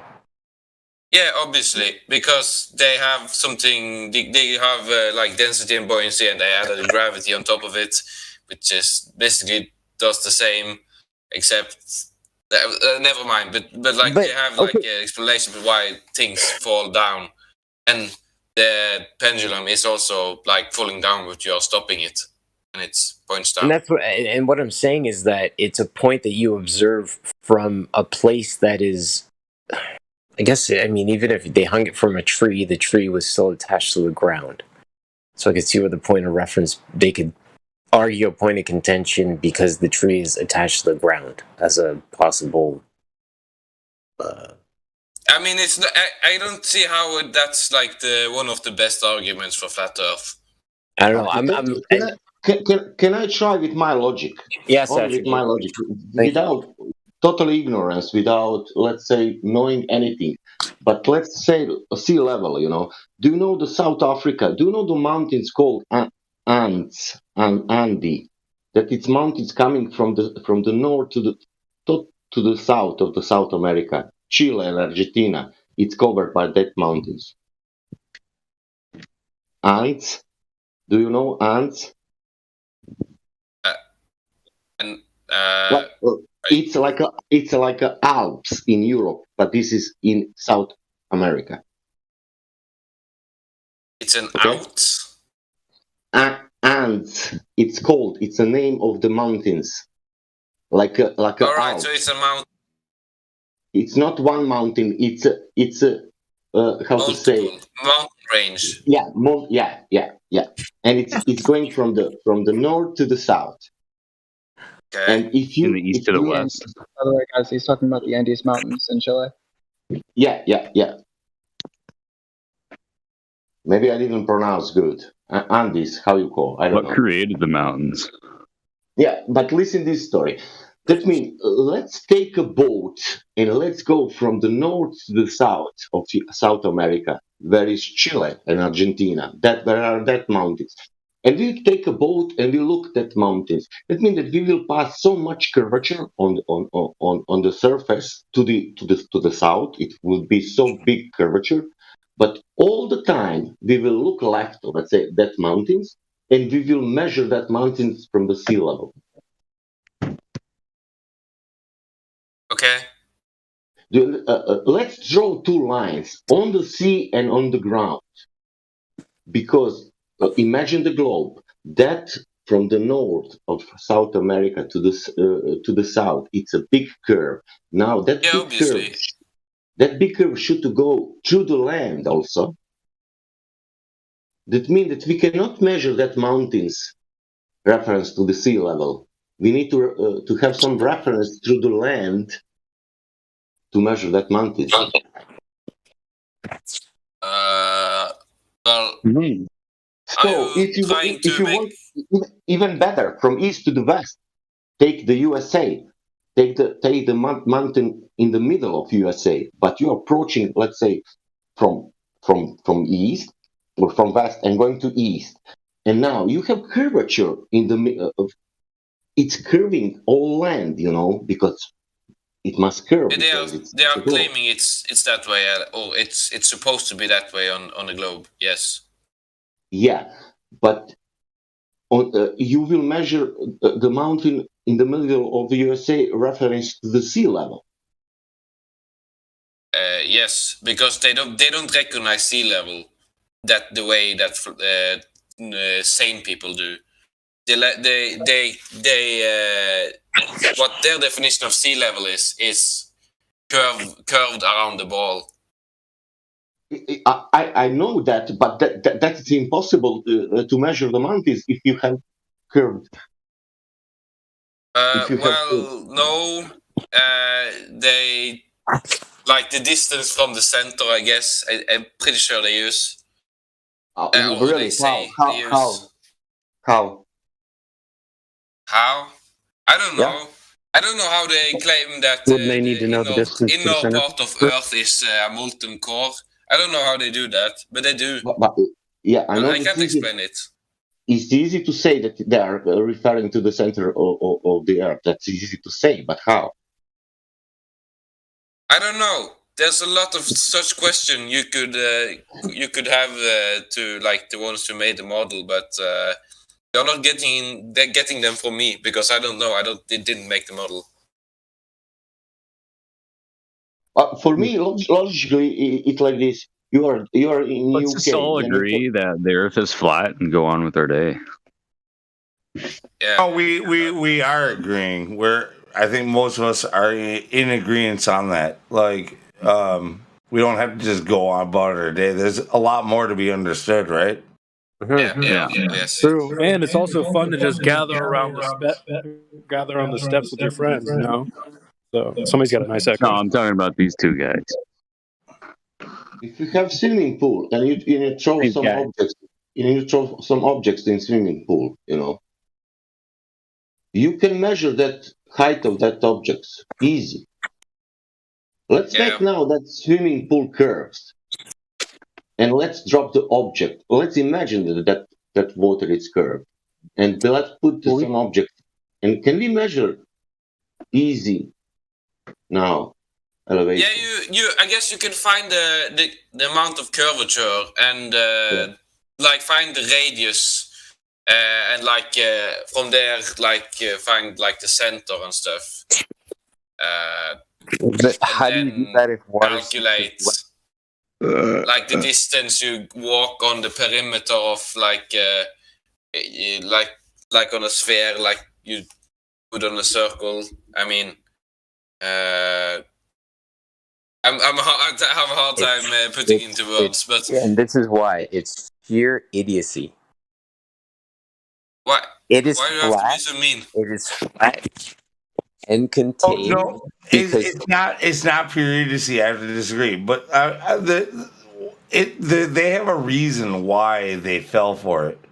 It's because of assumptions. You know what I mean? Like, But that's what I'm saying. But when you actually get down to the brass, if you get down to the brass tacks of what you're actually trying to entertain, right now, Sasha paints a great picture of imagine you throw objects into a containment thing, a pool which has a curved bottom, fully knowing that water always seeks its level.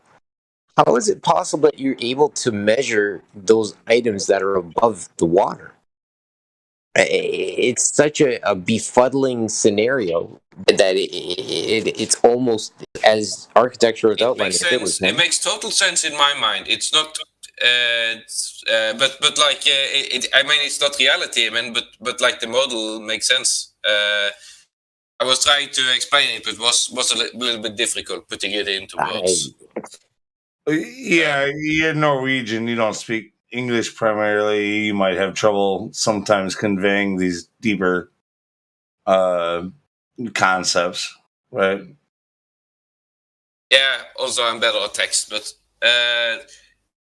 it could work because you could like measure the amount of curvature, like if you measure it to be 8 inches per mile square. Not that, but like the actual trigonometric one, the real, the ones they claim, I mean, is real. But and then from there, you have the water at one place, and then you know how far you walked. And based on that, and you and use that as a reference point, you could calculate the height from the sea level that way. So yeah, so the from the radius, it will be 2 pi length around a circle as an intersection from the supposed globe. And I mean, probably you could probably use like supposed satellites to measure it. If you have a satellite that goes in a circle and not an ellipse, you could maybe like use echolocation to do it.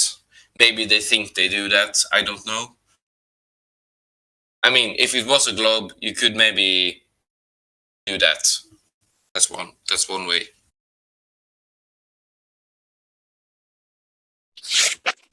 looking at that from a construction perspective, again, from knowing what I know with construction, it's mind-boggling. Because I think about, like, even if somebody was gonna draw that, how many I don't even think you can't draw that. I mean, you could probably ignore the part about using the water as reference point. You could probably just use what I said about like a satellite orbiting around the supposed. These things are in a pool, though, right? These things are in a pool, though. I'm not going to hire a satellite to help me draw something I threw into a pool, and I'm just trying to observe, like, You're draw talking some about measurements. the pool? Oh, okay, Well, sure, but well, I mean, that was it wouldn't that was be. what You Sasha wouldn't. presented, right? If it was a globe, you wouldn't see like the curvature on a small pool. Maybe on a bigger pool, but not on a small one. Okay, so we were talking about earlier. We were talking about the potentiality that. Do you think that the Earth's surface is faceted, a series of flat cuts?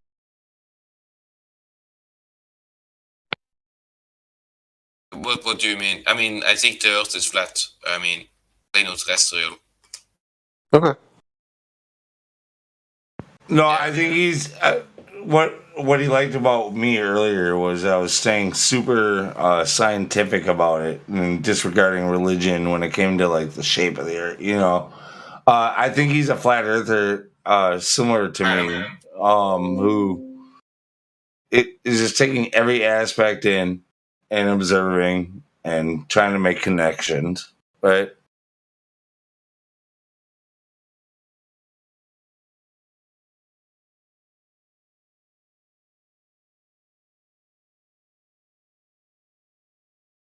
Yeah. Of echo. I mean feedback. I don't know if he's like, I don't know, we do get this also from time to time where people are deceitful. They try to get accepted by flat earthers and stuff. So people will be lenient about that, leery about that. But what the original point was, the plum wasn't like a good thing to like use to convince like a global that it's flat. I was saying like there were two other ones that are my personal favorites that work much better and are like everyone can repeat to themselves, and it also and it doesn't work on the globe. Like Crepuscular Rays is one. And the other one is, why isn't the supposed gravity weaker at the equator? Because there it's the centrifuge has to be bigger. I mean, the gravity isn't, they say it wouldn't be weaker, but they say, but the fall speed should be, fall acceleration, I mean, should be lower because of the stronger centrifuge at the equator, because the Earth is spinning at like 1,000 miles per hour in circle, meaning it's constant acceleration. Not only that, you also have that it spins around the sun too, supposedly, and the sun like spins around the galaxy at even bigger speeds and stuff. But just factoring in the spin around the supposed Earth's axis, it should be noticeable. You can actually use maths on that. I've seen a good like meme about it. You could probably calculate it yourself. I haven't done it myself, but you probably could. And there are obviously a lot of other things that are good proof as well, like Nikon cameras seeing way farther than they should. That's also a very good one. But like the plum pointing straight down, I wouldn't say that's a very good one. I mean, it would go against what they claim is like that it would like start to spin if you swung it in a straight direction. But it wouldn't like disprove like the globe, I guess, completely. Or maybe it does, but like it does not as strong as the other ones.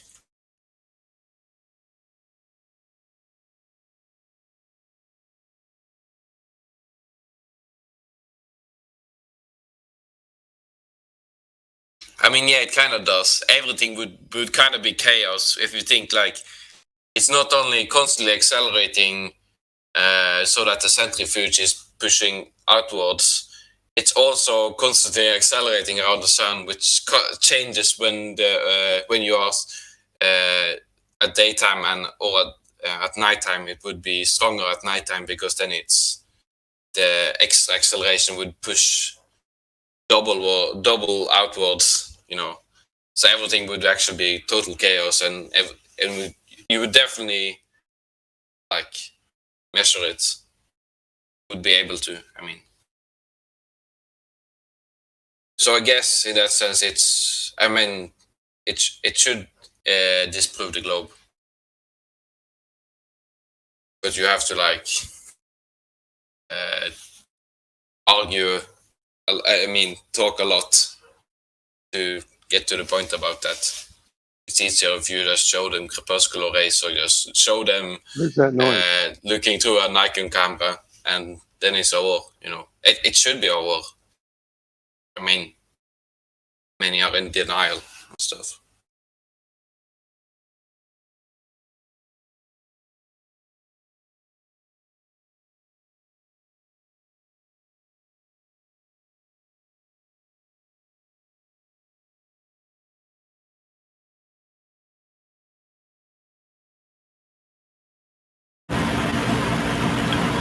Hello.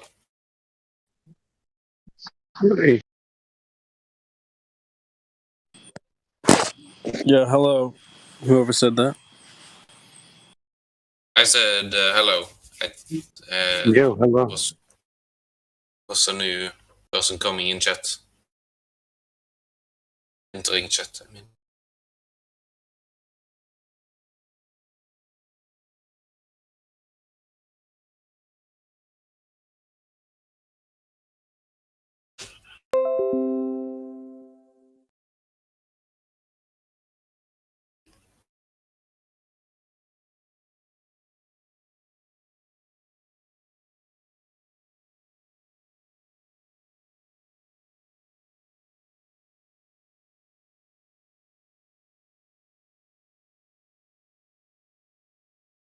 So why did everyone just suddenly turn silent?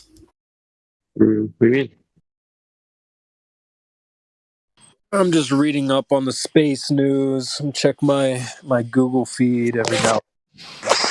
I understand we have Try a to hit show. I understand we have a show that we have to fill dead air with, but even for the audience, if you've had good conversations or good points, sometimes a little bit of downtime is good for letting it sink in. Oh, you thought my point was good? Oh. Well, I've thought tonight's conversations have been good. I'm not talking about any specific point that you made, but no, we've had good shit happen here. Nice.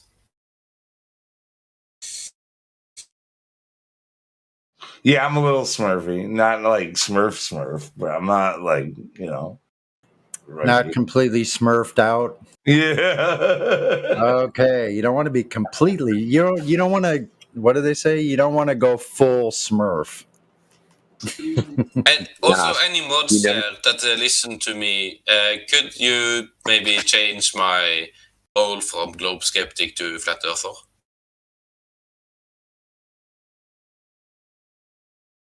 Ooh, pressure's on. Never. Do we allow asks, or do you have to earn it? I remember having to interview, but sometimes I remember having to earn Mikey. Yeah. It's up to the mods.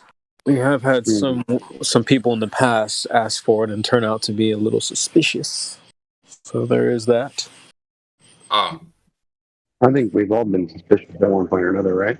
No. But you definitely have though, Rookie. So like, don't be suspicious. Don't. Yeah. This is. What specifically do you mean by suspicious? Yeah. It's like it's unfair. Rookie's really never done anything like terribly suspicious. But, maybe not Rookie, but he acts suspicious, so he brings it on. It's suspicious being a goober. To answer your question, Architecture, it seems like it's the latest DLC, right? There's a lot of people stuck on the old DLC. Earth is a donut. What if it was a disc? A meteor hits it. All the dinosaurs followed off. These are old downloadable content to the NPCs, but the latest update to the game to these NPCs is like, well, I'm going to pretend to be a flat earther, and who can do it the best? A lot of them can't really do it. Oh, but it's okay. like better I'm actors. definitely not pretending. Well, maybe not you. I'm just letting you know. It's okay. We keep taking them in though for the. We keep taking them in so they can do the audition and we can find out for sure. So that's always entertaining. Well, what's funny about these types of guys is they're subtly red pilling themselves, even if they are doing it, pretending. But go ahead. Something I want to put forward for consideration is we're also building a community. So there's a lot to be said for showing up and contributing regardless of what your title shows. Yeah, I would agree with that. Big time. And look, people are like, hey, I've been here for a long time. Why don't I get a rank or whatever? Like the real meat of it is we want to get to know you. We want to see if you're really a flat earther. Yeah, I don't want to get ranked. I just want like having the title Flat Earther, not just Globe Skeptic. I don't need that silver stuff. I just want to be labeled Flat Earther because I am a Flat Earther. That's cool. I understand that. Okay. and this is me speaking to you. I don't know. I think I've been around for, I don't know, maybe a month and a half or something like that, I'm guessing. I've been around for Yeah. like 6 months. Oh, this is the first time that You can check You that just out. whipped it Actually, out, dude. You just whipped it out, Kiwi. Damn, homie. 6 months. Boom. Okay. around. You could probably check it exactly. Maybe it's 7. Maybe it's 5. Did you swim with crocodiles? Give us 3 reasons you think the Earth is flat. Go. Yeah, that. It's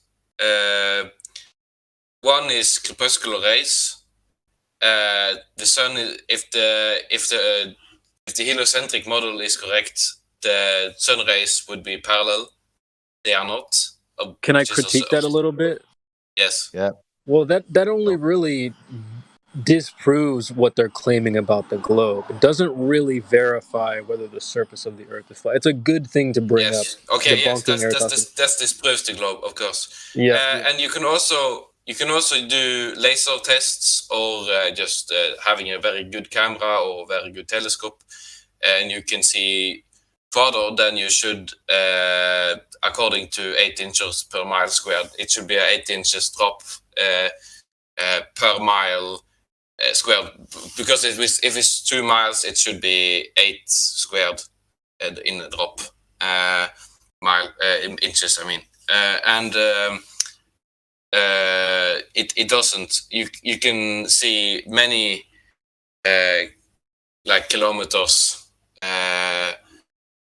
in the distance, more than you should, like boats and stuff that are like on the water level. If I was a baller and I said refraction, what would you say back to that? Well, light. I mean, refraction isn't that strong, I guess. Actually, I don't. I'm not. I don't know how to answer that properly, I guess. But all good. I was just checking. One more point for consideration. The next question follow up to that is refraction. That's one topic, and also how would you respond to gravity? Topic of gravity. Okay, so we have never like observed 2 objects like attracting each other based on anything other than magnetism or electricity or something like that. Like there was supposedly an experiment. I think it was the Cavendish experiment, and it. Okay, so I don't really know. I shouldn't really comment on that, I guess, since I don't really know. But it was a good question you can ask. Is like, what are the variables, control variable, the dependent variable, and the it was a third one, I forgot. Anyways, yeah, and like you don't need gravity to explain why things fall and rise. It's simply density and buoyancy. Things fall and rise depending on whether it's more dense than the medium surrounding it, and then it will like accelerate downwards or upwards until it like reaches a speed. Yeah, architecture. You've either really studied us well, or you've got it figured out pretty well. Well, why would I do that? Like waste like 6 months on that. Like I said, architecture is the latest game that the Globers are playing. So why would you do it? I don't know, man. I'm sorry.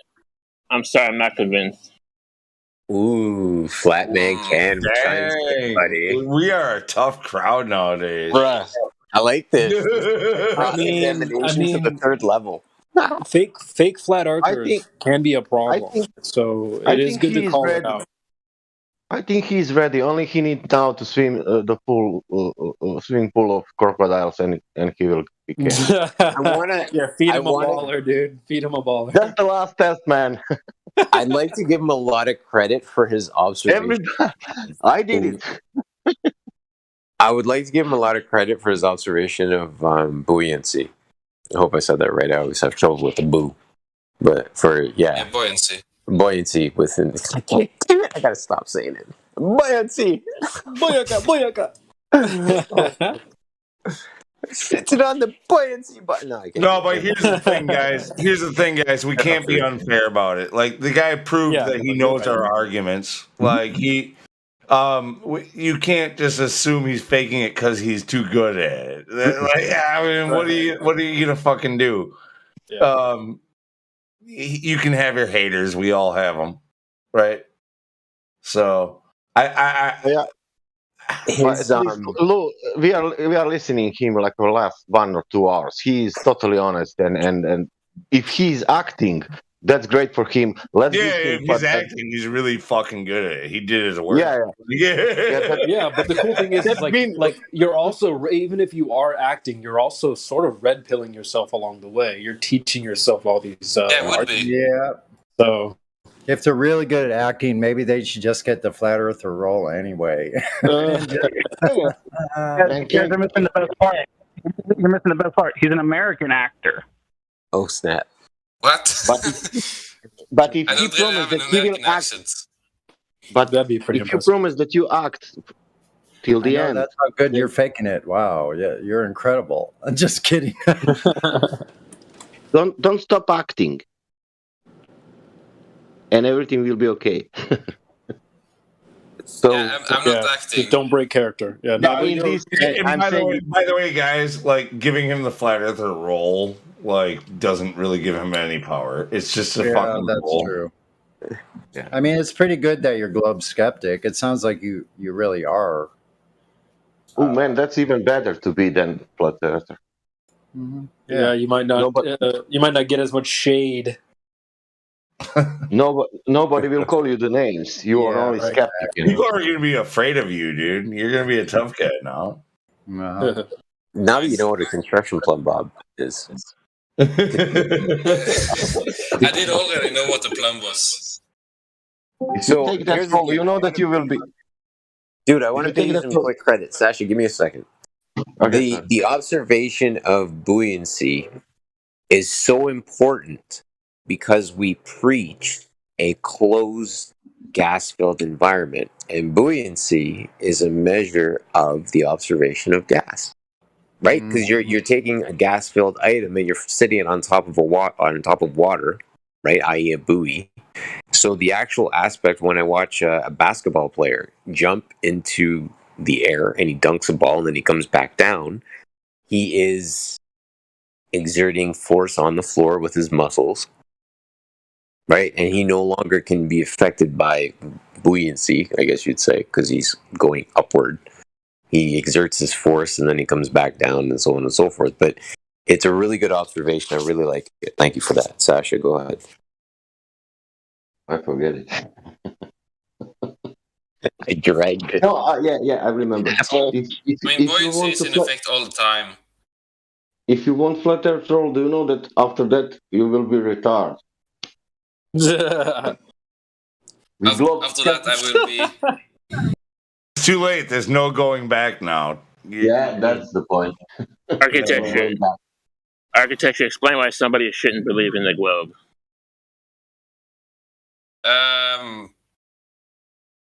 Well, you got I haven't thought Topaz about. right, so. I mean, I guess you.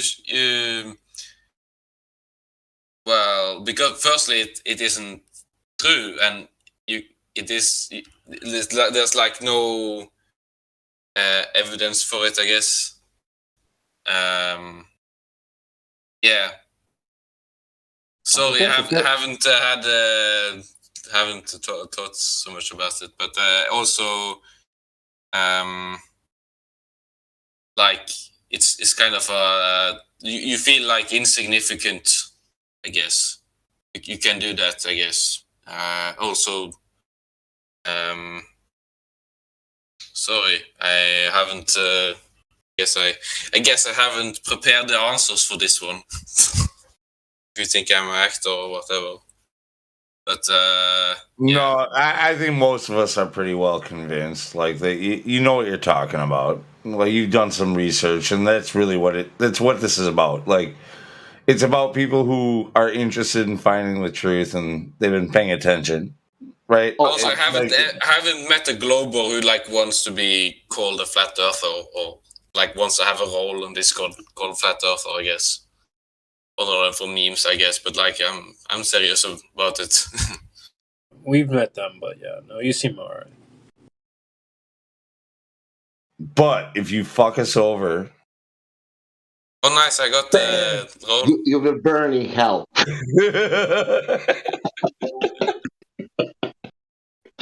Also, I lost the VC verified roll. You'll be relegated to the flat Earth purgatory. I mean, Glober. Which way? Either way. No, but listen to this point. Purgatory. I listen to him. You know what Lemon was speaking about Ether? The architecture was good because he was asking him, can you back up that story, you know? And he was asking him, you know, do you have any proof for that? We didn't ask him. He was asking, and that was great. Either way, it's still a thing. Yeah, but I was like asking for proof for it because I'm not like observing it like in my like everyday day life, you know. Well, we do it may exist, you know. We do have a medium in between us, you know. Yeah, I would call that 3D space, the 3D space that we are experiencing. It's Euclidean or like mostly Euclidean 3D space because it's like it doesn't bend. That's slightly different. You're talking about like length, width, and height type of thing. I'm talking about an actual medium within which airwaves travel. I think it's like the gas. Or is he being more literal, saying like, you know, like we all in a public space, in a public setting, we kind of pad everything. We don't really talk to each other with what we're really saying. You know, like I don't think maybe that's not what he's saying, but I could read into it.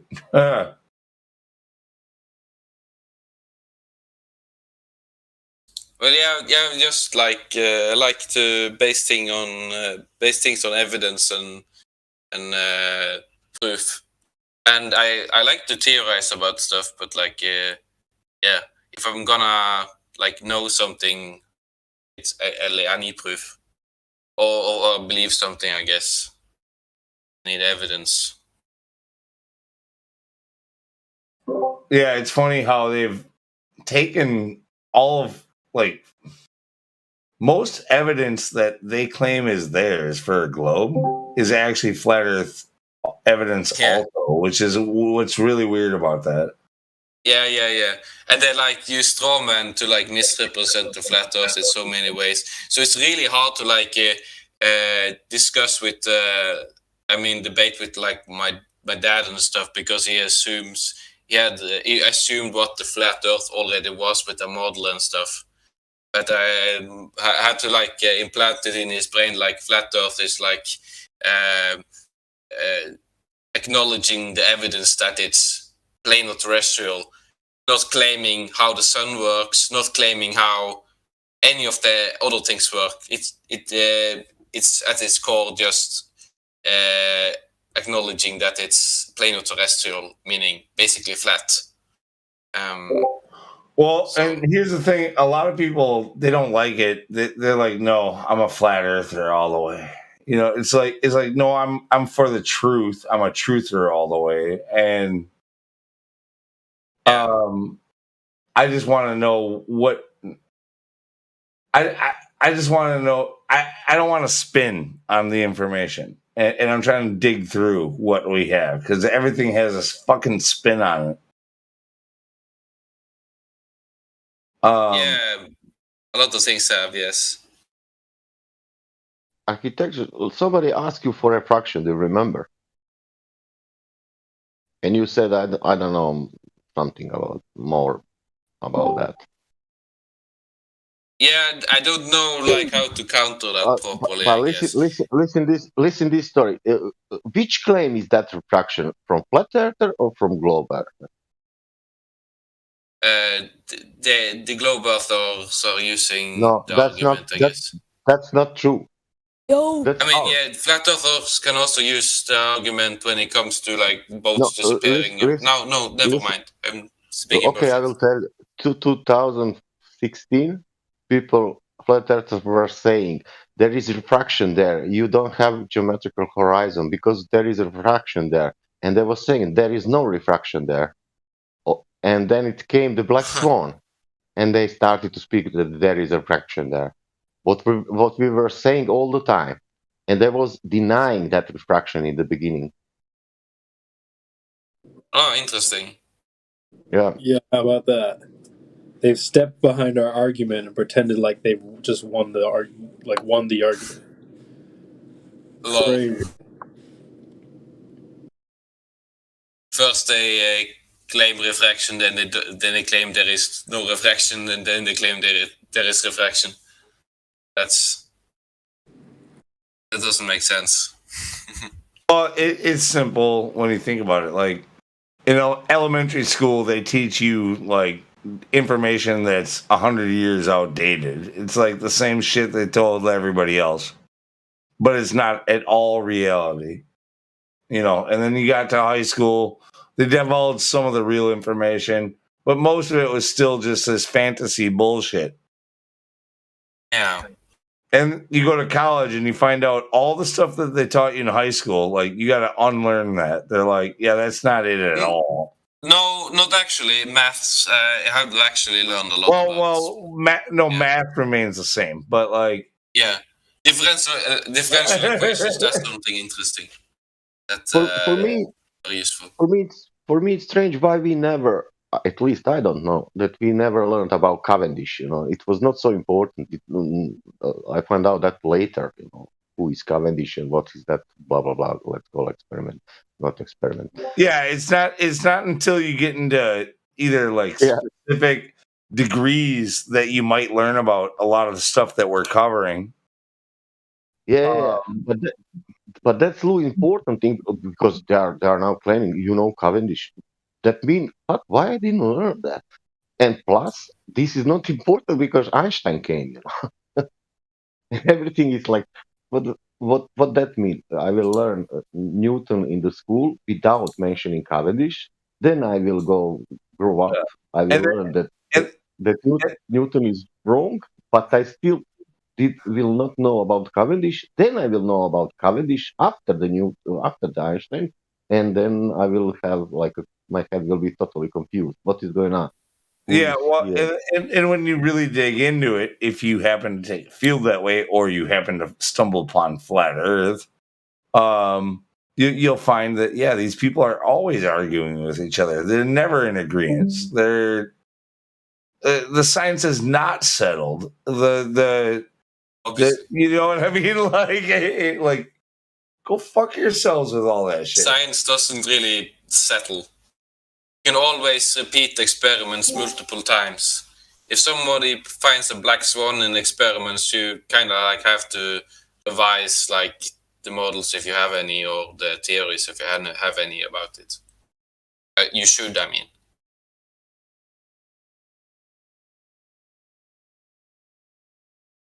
Because you can claim there are only white swans, but when you find a black swan, you have to revise that theory that there are only white swans. Also black swans. I think that we could confuse them more with that black swan thing. They cannot reach that level.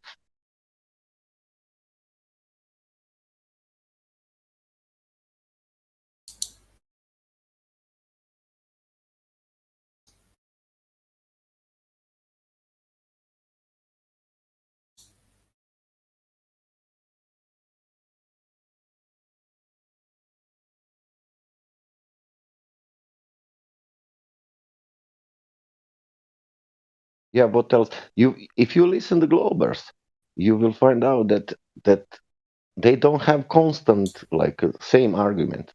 Like, let's say, if you hear some Glober speaking about gravity, you listen another Glober, they will have different story. They will not have the same story. Yeah.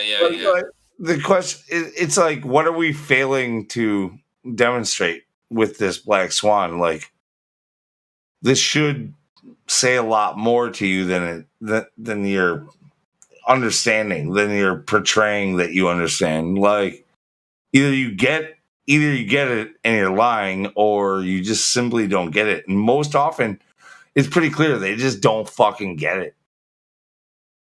Yeah, but when I was talking about white and black swans, I wasn't talking about like the specific flat Earth experiments. If you either way, the argument of a black swan or a white swan, like they don't understand that either. Let's ask architecture. Let's tell in one word what is the black swan argument. For the flat Earth, you mean? Or like in general? What is the black swan argument in one word?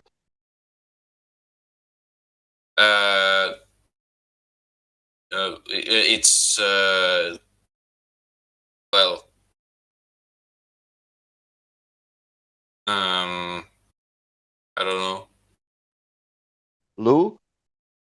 Like in one word, I don't know.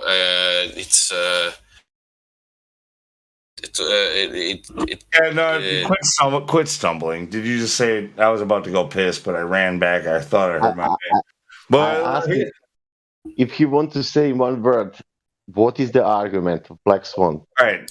So, like, the black swan comes from this old argument about at one time the world thought the white world. We're talking about white people.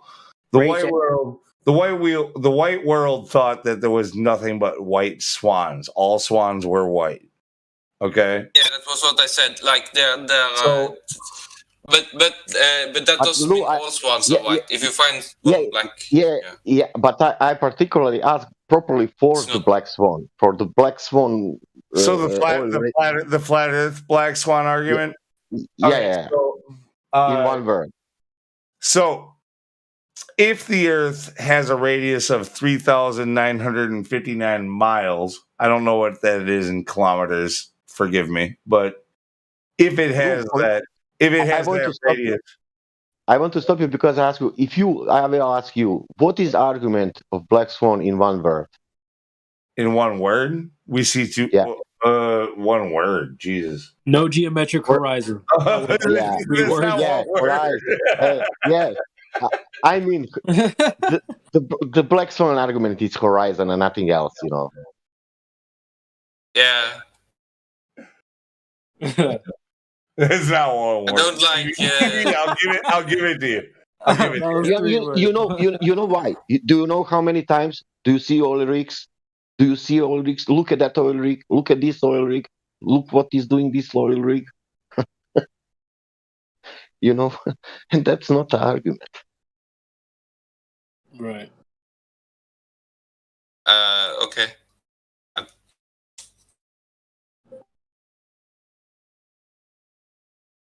Yo.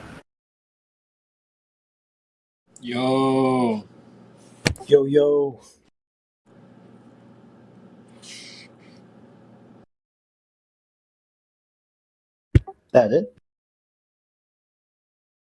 So we see too far. If you are an average human, you know, like of a height between like 5 and 6 feet, the farthest you should see if you lived on a ball with a radius of 3,959, standing on the beach, toes in the water, okay, is like 3.5 miles at most. Yeah. So, that's just math. Like, you don't need more than that. Do you see farther than that? Definitely. If I have binoculars or something. Well, even you don't need binoculars. You can see more. Yeah. Actually, that's actually true. My dad was actually doing this himself. He was like using something he learned in military, which was like using congruent triangles to like measure the distance away from something. He knew the height of something long away, and he like then measured the distance from where he was standing to that place. And he said he was like seeing 7 kilometers away, and we both could see the shoreline over that. It was like at the widest point of a fjord here in Norway, and it should be hidden behind the curve. Definitely, it was like 7 kilometers, I guess, something.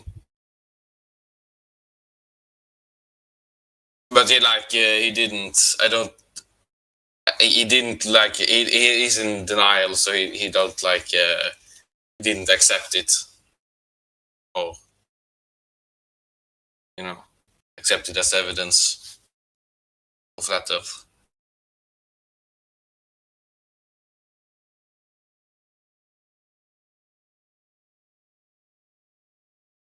Even though he did the experiment, it was pretty interesting the way that he did it. He saw a tree on the other side, and he said that trees was like so and so high usually, like that type of tree was like pine, a type of pine tree, and he held his thumb a certain distance away from his eyes, and it was like so and so high. I mean, he held a straw that was 0.5 centimeter, and then they like calculated it, the distance, like because like he like held it up, and he covered the tree like exactly the height he was holding the straw at. It's hard to explain, but it works out. You can probably search it up online or something. Congruent triangles to measure distance. It's just trigonometry. If you know the height of the tree and you know the height of the straw you are holding, and you know the length from your eye to the straw, you can then calculate the distance you are from the tree.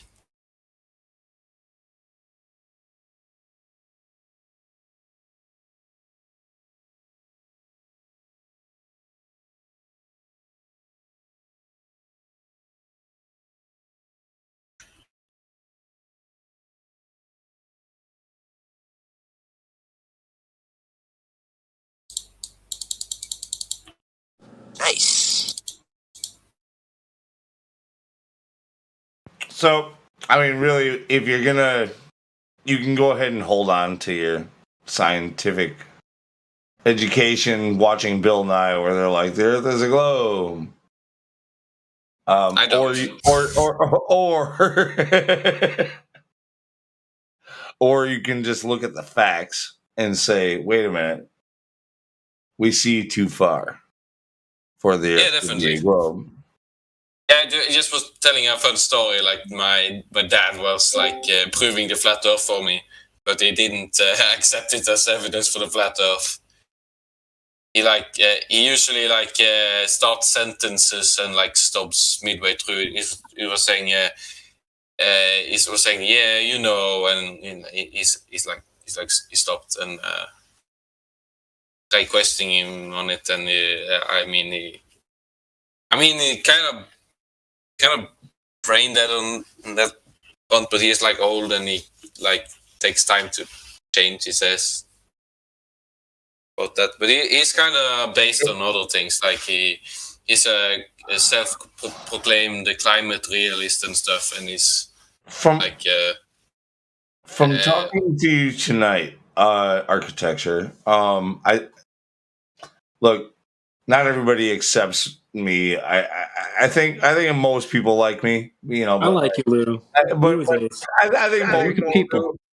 But what I'm saying is, like, everybody has their critics, and from what I've seen tonight, talking to you, I'm not going to paint an overall picture of you and judge you, but like tonight, we're a lot alike in certain ways. We're hard to convince, and once we're there, it's very well thought out, and you're not probably going to sway us either, right? Like, it took me a long time to wear a flat Earth role. Yeah, I want proof to know something and I need evidence to believe something. So yeah, I don't like accepting, but I like to entertain new ideas and stuff. So yeah, but I actually accepted the flat Earth pretty easily, actually. Well, Just I mean, watching the I interview. sort of did too, but like it still took me a long time to be able to say it out loud and put my own name behind it, to stamp it and tell my friends, you know? For me, it took maybe, I guess, like a couple weeks to tell my dad, I guess. And then I told... Maybe then I I misjudged you. You were quicker than me. That's for sure. Yeah, but Tell your dad? I don't like tell it I don't to do that. random people. I like... they are usually finding out that I am a flat earther before I say it, if they are ever finding that out. I don't say it to like family members that are not super close. More like my mom and my dad and my cousins. Like those are the only ones who know that I'm a flat earther. And probably...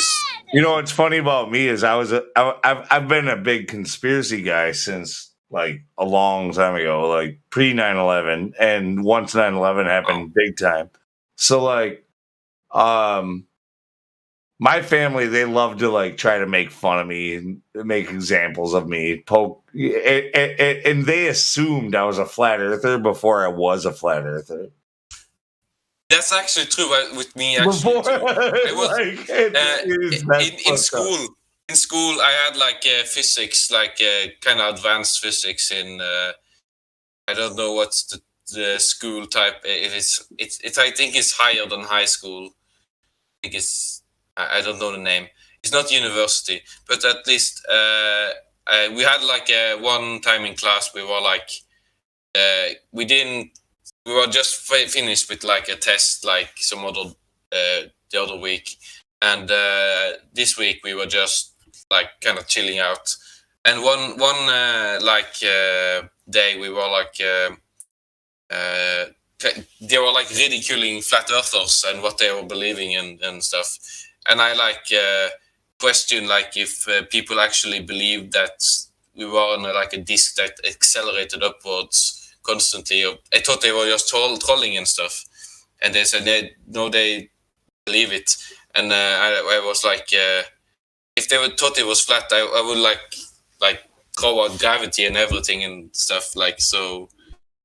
And they like thought I was like a flat earther. They like laughed at me and stuff, but I don't remember everything about it. But like I kinda could like understand how people could have thought it was like flat, because I already knew like what people, I guess, taught in history and stuff. But, dude, I'm just saying, like with this long time thing at big family and stuff, we have a reunion every year. I know there's people talking shit behind my back. Like, it's hilarious what's going on over the last like 2 years. Now this year specifically, like, dear God, like these people that love to try to fucking make an example of me and laugh at me, like, and I still stood my own, did a good job. I've got an uncle who for sure is on the same page, you know, like. My family is kind of based, but they are like a point where they stop with the conspiracy stuff. But what I'm saying is, you know, they went to trying to embarrass me and laugh about it. Like, yeah, he's one of those tinfoil hat fuckers. To all of a sudden, like, all eyes are peeled. They're like, wait a minute, what the fuck does this guy know? And oh, nice. Like, I never got that actually.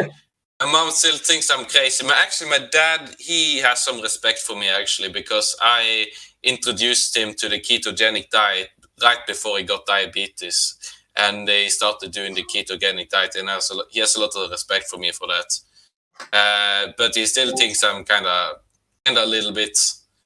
I mean, he actually is gotten kind of respectful about the flat Earth stuff too, because he says it's like I'm scientifical. I'm like trying to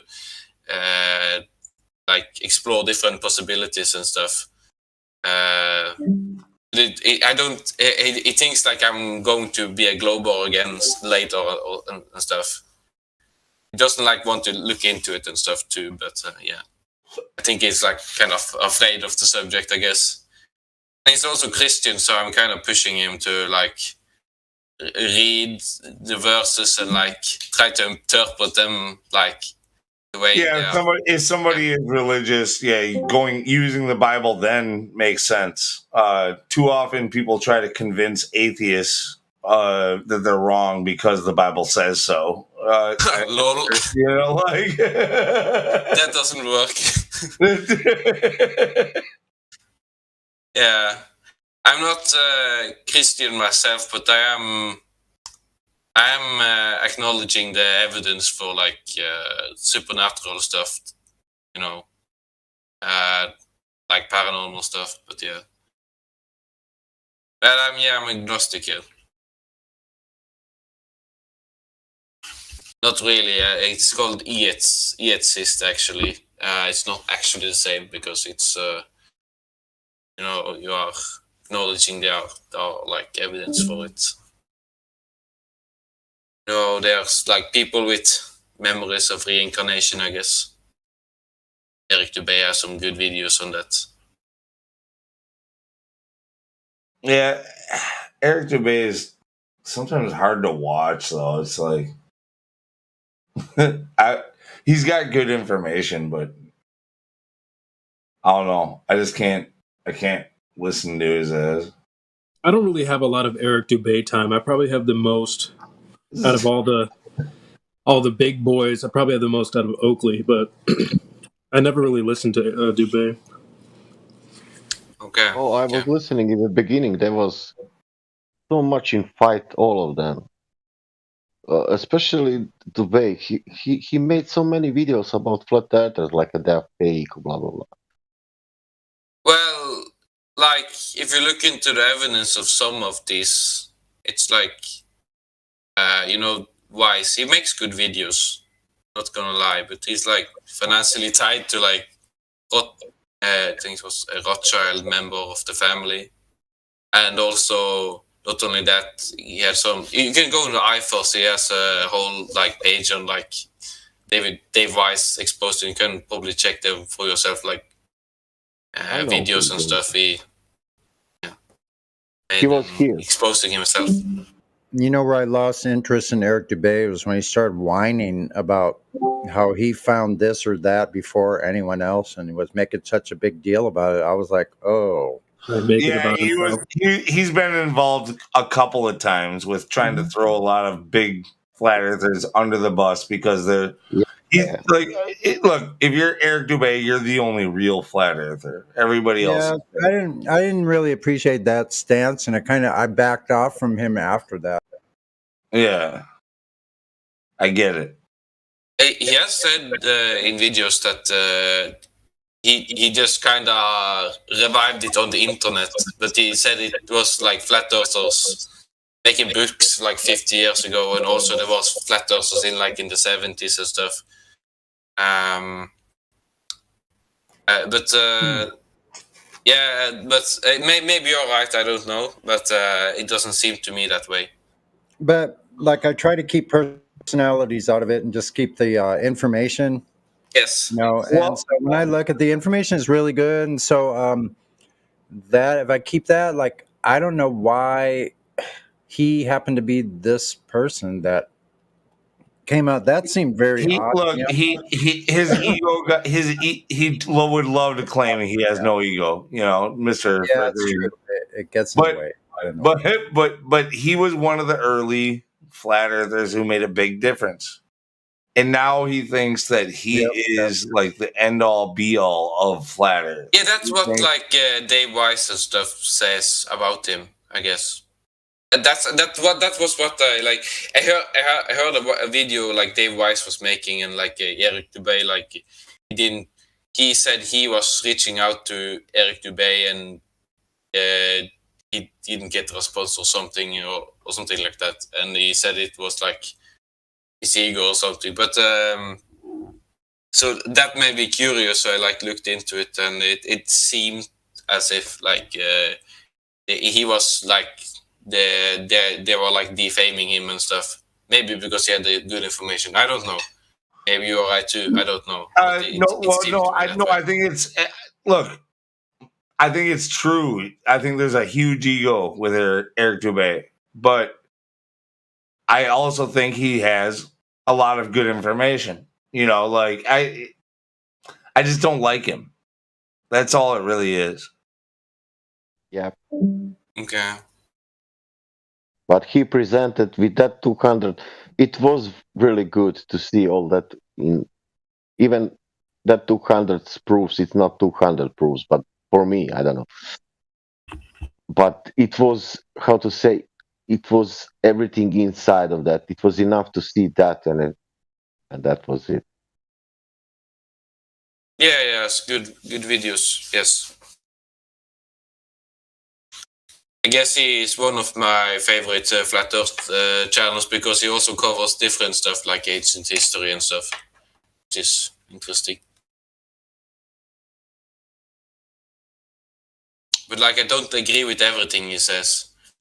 Like, I understand the veganism stuff. I kind of agree with that some too. But like, he was in the veganism videos, he was saying that meat gives you cholesterol. I know a lot about nutrition, but it's not. I'm pretty sure, like from everything I've researched, it's not. You don't get cholesterol from your diet that way. It comes from processed carbohydrates and stuff. Everything, or like trans fats and stuff, which are not in meat, by the way. Yeah, that was like his, and also like like fat was unhealthy and stuff. Look, I have something to say about all that. Okay, so like, if you're into flat Earth and conspiracy and the world is being led, like, then you should understand that this whole vegetarian moving into veganism and all that stuff, and now they're talking about cow farts and they're killing off all of our livestock. Like, it's not a coincidence. It's part of the agenda. I think it's more complicated than that, actually, but that I guess there's some truth in that. Maybe I don't know. I have to research the part that he claims that like you can get hormones from the animals. That is not just him claiming look. Okay, when it comes to like big conglomerate farms and what they're pumping their animals full, yeah, that might not be good for you, but animals are not the fucking problem. Livestock is not the problem that we have. We don't need to humanity has only survived because we started raising animals. I don't know. I think there are a lot of problems. I don't think like it's just one problem. I think it's a lot of things. But yeah, so like, but like, yeah, you can look at it another way with like ethics and stuff, because you can view like animals the same as humans because they are sentient and we are too, and they also have brains and they can feel pain too. Okay. If you're worried about if you're worried about a cow's religious beliefs or anything like that, I'm not going to pay any attention to you. Like, I don't. No, that's not what I'm saying. I'm not saying that they have religious beliefs. No, I know you're not. I'm exaggerating the point. I don't really have any religion myself too, actually. So would you kill me? Like, no. What I'm telling you is, debatable. Okay, so when it comes to humanity, like there's like a fertile belt that does exist around the world, whether it's flat or globe, whatever. You have certain places where shit grows. You have certain shit where shit thrives. Okay, and that is the only place where you could possibly exist if you didn't take and domesticate animals to regions where you have to survive a cold winter or a very dry desert. No, not really. You can actually ferment stuff. You can ferment stuff and like keep stuff to the winter and stuff. You don't have to eat everything fresh. You can also can stuff with our technology nowadays. Canning. Is that how we survived up until 100 years ago? No, but you could ferment. You could ferment, and you also don't have to live in the northern hemisphere. We can live near the equator. Nobody's telling us. What I'm telling you is this Earth is not as this Earth is not as forgiving as people today think it is. Definitely. We have a lot of luxuries that come from farming and transportation, like moving things from one area of the world to another, and so on and so forth. Like, if you had to live on your own in a north or south or an arid climate, whatever, you most likely will not survive. It takes the most rugged of the rugged to survive in those places. Also, in the past, they drank a lot more. This is controversial, but they drank more urine and stuff. And you can look into something called urine therapy. Gives you actually more energy. You can walk in deserts longer than normal people and stuff, and you can fast longer and whatever. Yeah. And also, it's stem cells in it. So yeah. But like, there's like a lot of stuff people used in the past. And yeah, also if you like are basing like stuff, your beliefs on Bible and stuff like. You heard me earlier. I don't like. I mean, I when it corroborates the evidence, I'm like, dang, that's cool. But I don't base my beliefs on the Bible. No. Okay. But yeah, it was like in the Garden of Eden. I guess they weren't like eating animals and stuff, so they could like survive without eating. No.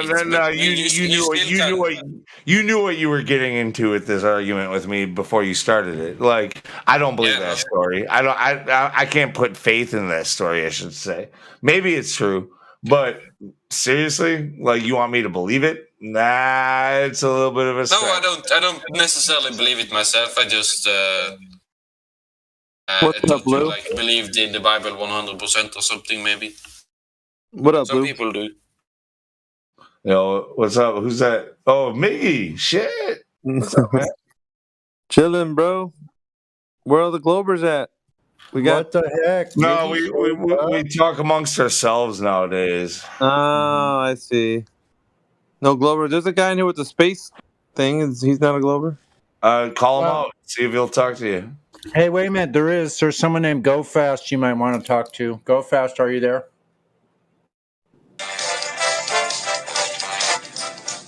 Come on. We'll see if Go Fast answers the Miggy call. Miggy's calling you now. You're the next Also, contestant. anyone can fast for 40 days straight. That's wonderful. But we want to talk to a Glober at the moment. Oh, it's a Glober here. Hello? Hello. Hello? Glober? Are you there? Are you there, Glober?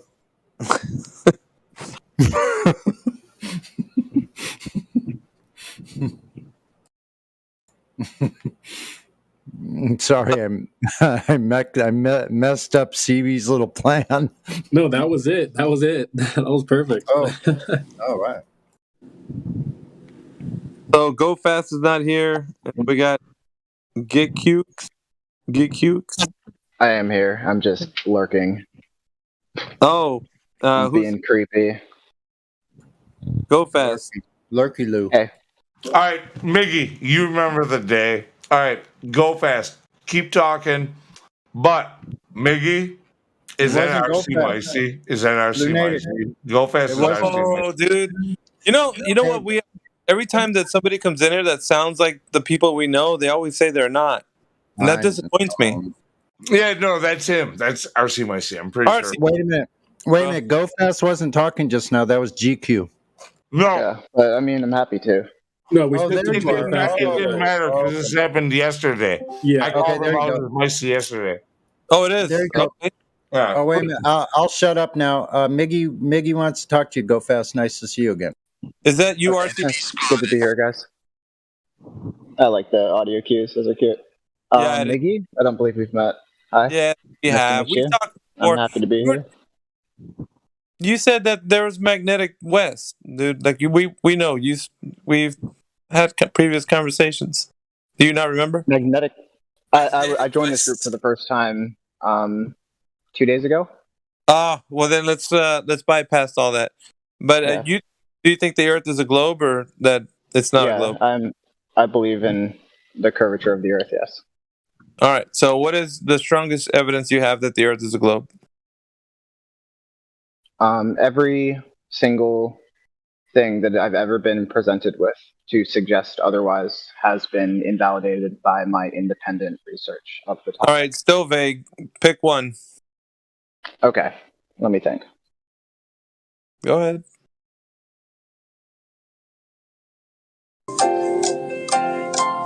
I like that. It is the only possibility that justifies our lived reality, our experience. Holy smokes! Are you serious? Could you be a little more specific? Okay, maybe? my most obvious evidence of curvature is that it is observed when you look at things on the horizon. You cannot see infinite. You cannot see infinite distance, right? Didn't we do You this can't see already? Things.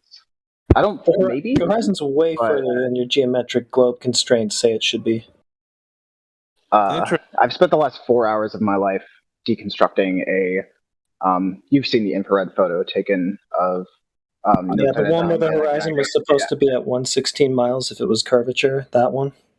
Were Is it you 116? I think it's. Wait a minute. Go fast. Were you in this chat before deconstructing an argument? Yeah, he thinks he deconstructed Kanagu. No, every single photo like that I've ever been sent, I just look it up on my own and run the numbers myself, and the claim is always incorrect every single time. So that's why I don't believe the Earth is flat. Because whenever I'm presented with evidence, I go on my own. Right. And That's validate fine. That's fine. That's fine. We're gonna just go based upon the evidence that you do have, not the one that you're disproving. So. Yeah, I agree. I don't think disproving a claim is evidence of. Well, no, I mean, you said you were deconstructing that. That's fine. You did that. But what I'm interested in is your observable evidence, and you said you had some. Which one are you talking about? What did you do that provided that evidence that the Earth is a globe? Name an instance where you. The existence of the horizon is my biggest justification to believe the Earth is round. As in, when you look out into the horizon, it's appearing to you as a globe, because obviously it seems to me that what you're saying is the claim behind what you're saying is that when you look at the horizon, it appears as if it's a globe. Is that correct? Yes. And when do you do this observation? When you go out into the beach, just any old day, driving somewhere? Like what?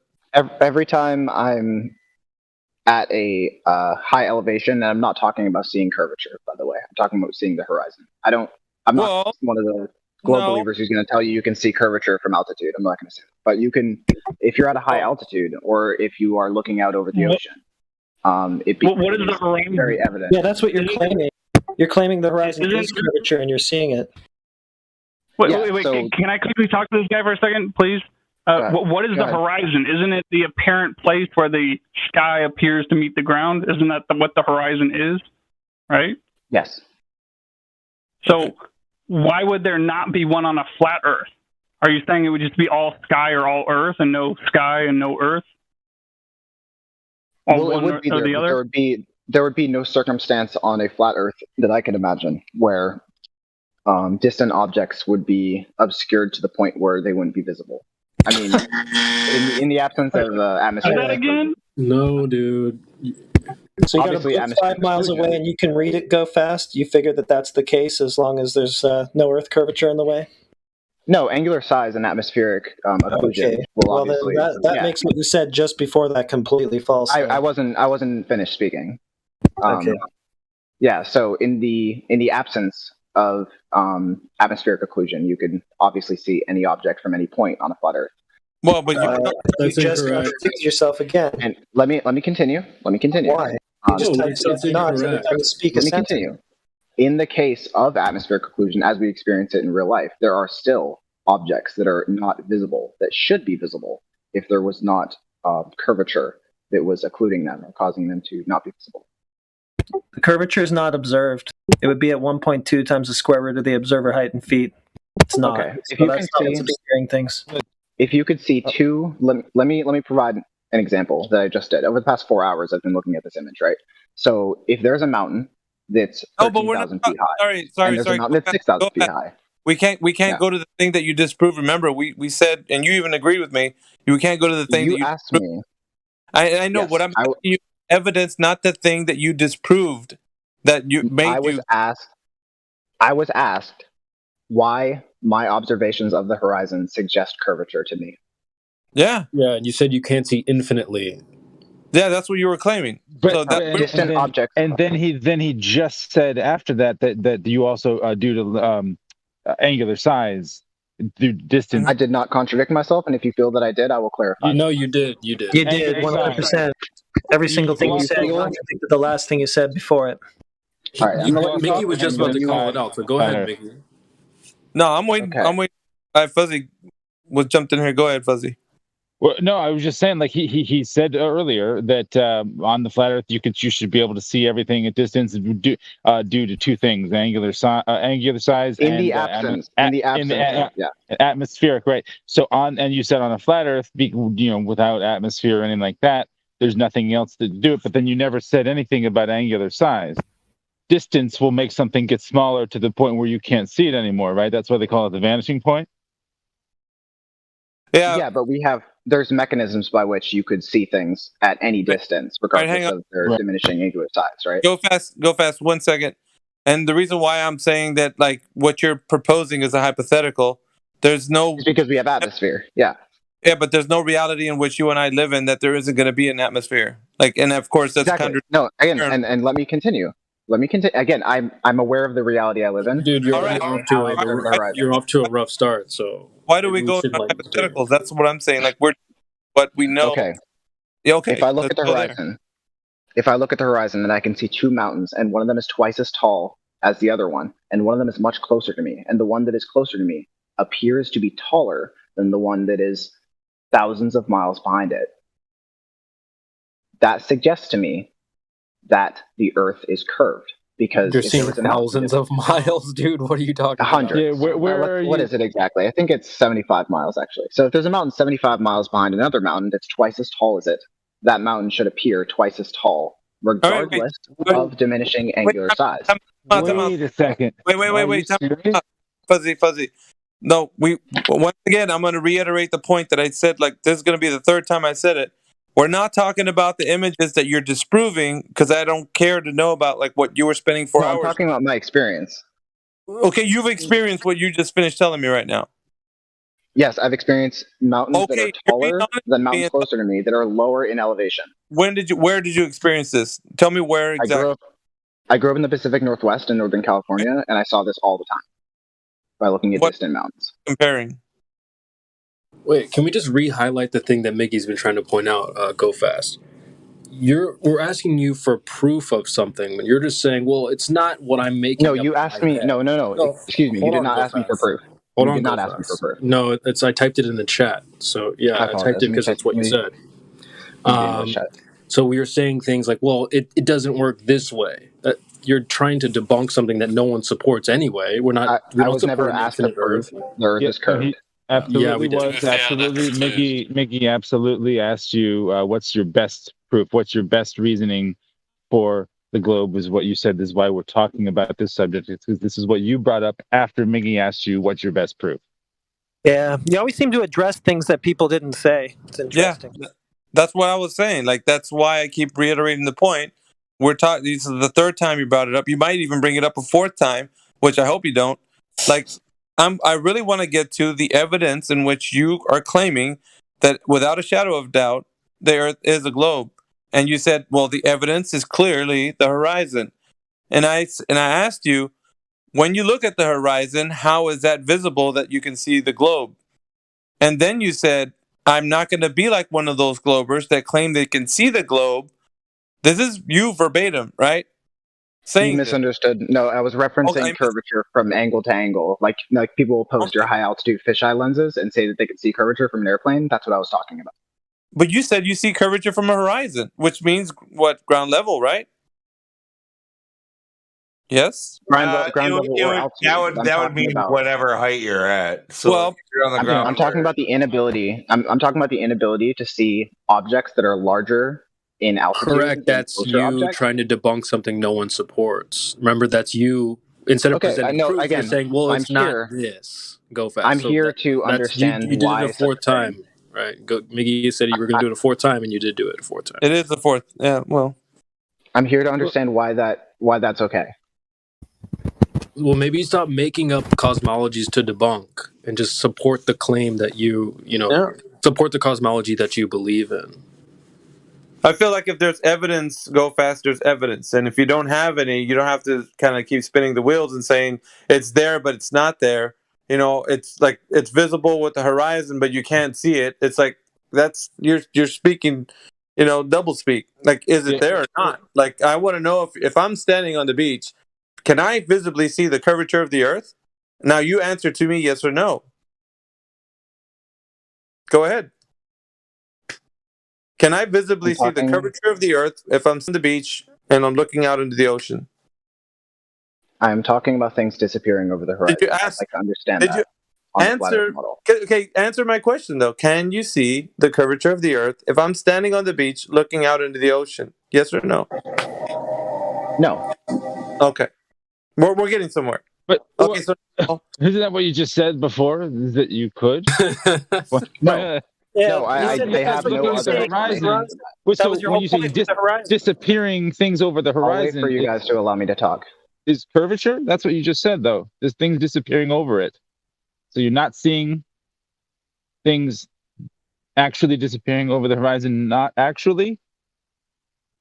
I have never been presented with a mechanism that can account for that effect, other than curvature. And I would just mentioned the vanishing point earlier. Yeah, I think in voice links. Well, many people in here probably had the conversation. I don't know if I wasn't here, but yes, of course. As things go far away from you, you start to visibly see less and less of it until you can't see any more of it. But I mean, that's just obvious, right? If you see a car driving away from you, it looks like it tends to get smaller and smaller in your view, right? Would you agree with me on that? Go fast, or is that something we're going to have a debate on? Yeah, I'm making it very plain and clear. I'm not speaking in ways. Yeah, with the naked eye. Yes. Right. So, will it get right? Will it get to a point with the naked eye far enough to where you can't see that car anymore? If you're saying that you're watching it drive away in a far distance, you're not going to be able to see it. Okay. So with the naked eye specifically. Okay, naked eye. I'm not using anything. So what difference does that make from you looking out into the horizon and seeing mountains and whatnot?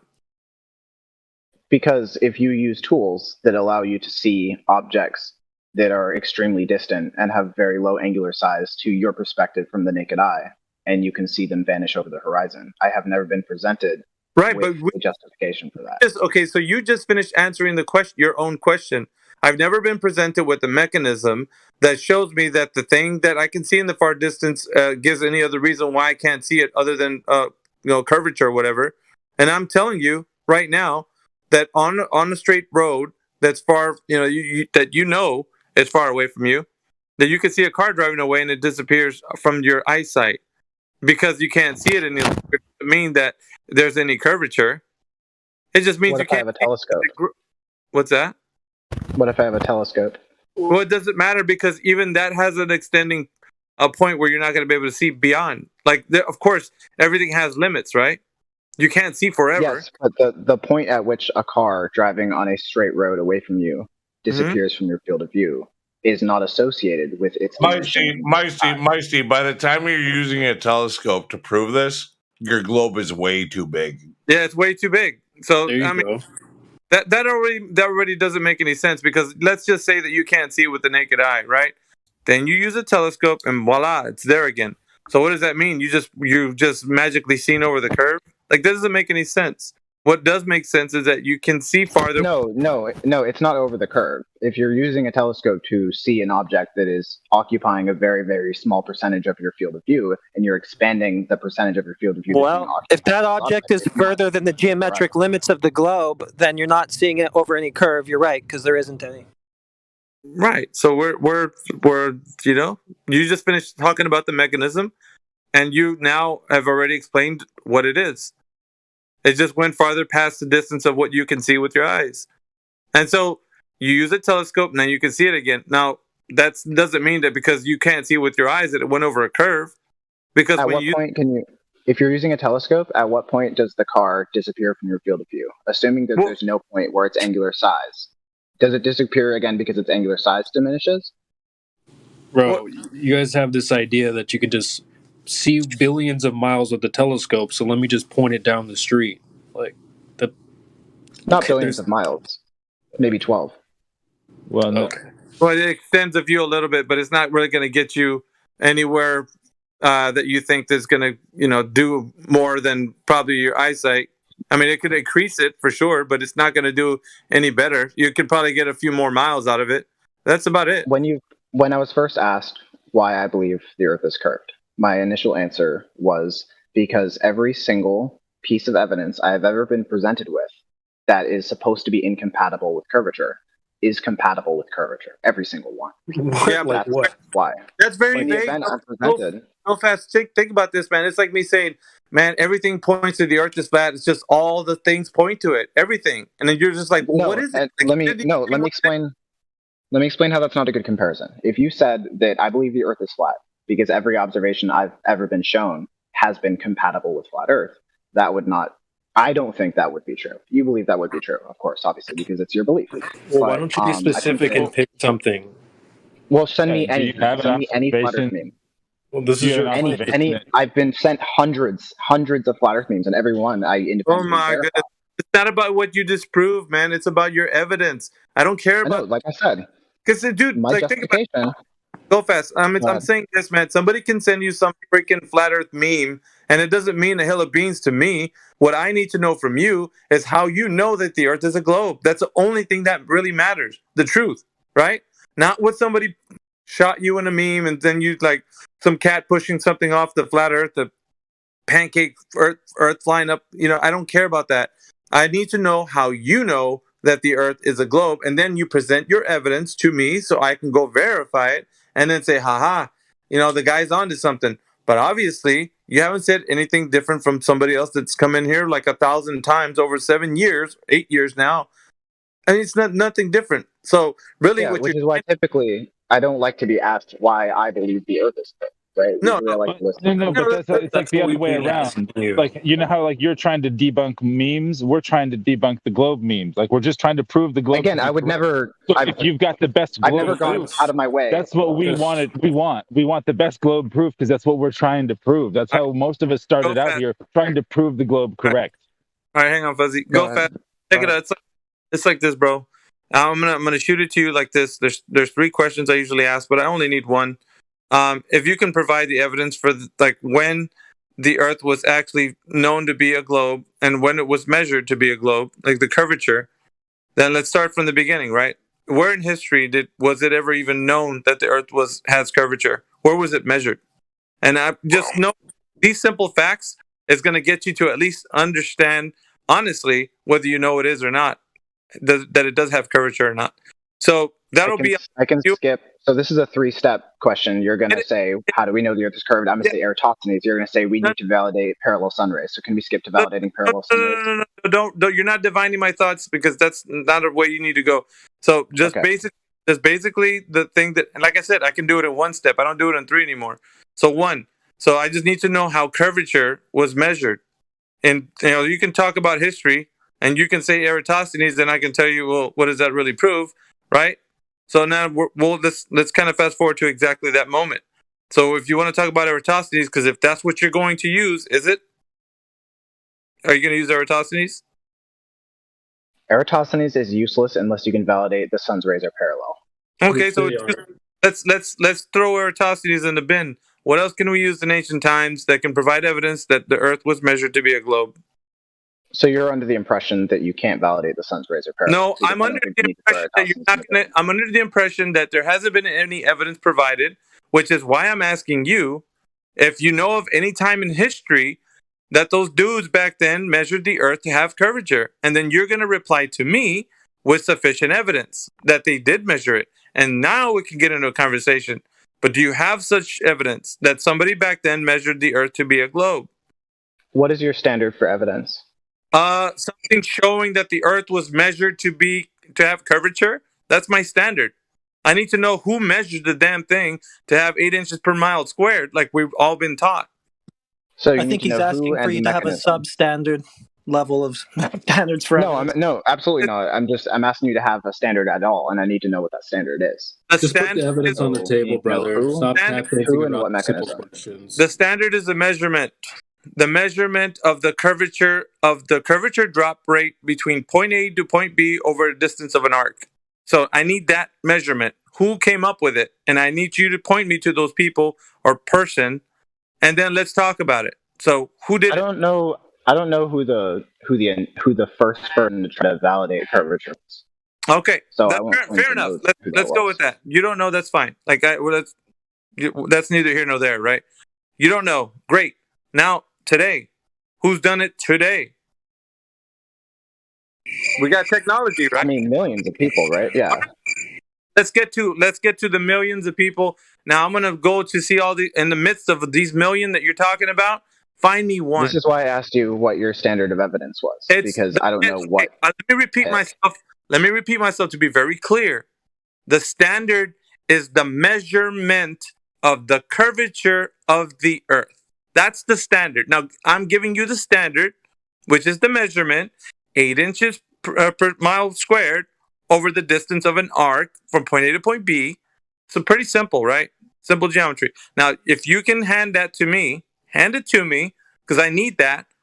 Who done it today? Of the millions of people that you just finished saying, tell me the one person. I don't care who out of the million. One will do. Just one. For the sake of conversation, I'll go with Eratosthenes. Okay. All the way back to history, because we just came from there.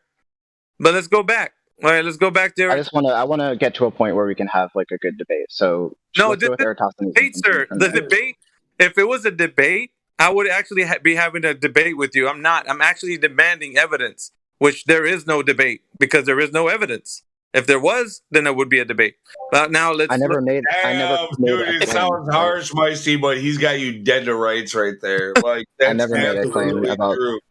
Yeah, you wouldn't have to tap dance like this, buddy. You'd just be showing the evidence. It wouldn't be, oh, what are your standards? Can you lower them? Okay, well, what's it going to be? Oh, you're not going to like this, blah, blah, blah. You just show it. Just pony up and show it, dude. I could repeat the standards if you like. It's pretty simple, right? Show me the measurement, and if Eratosthenes done it, then please show me how he's done it.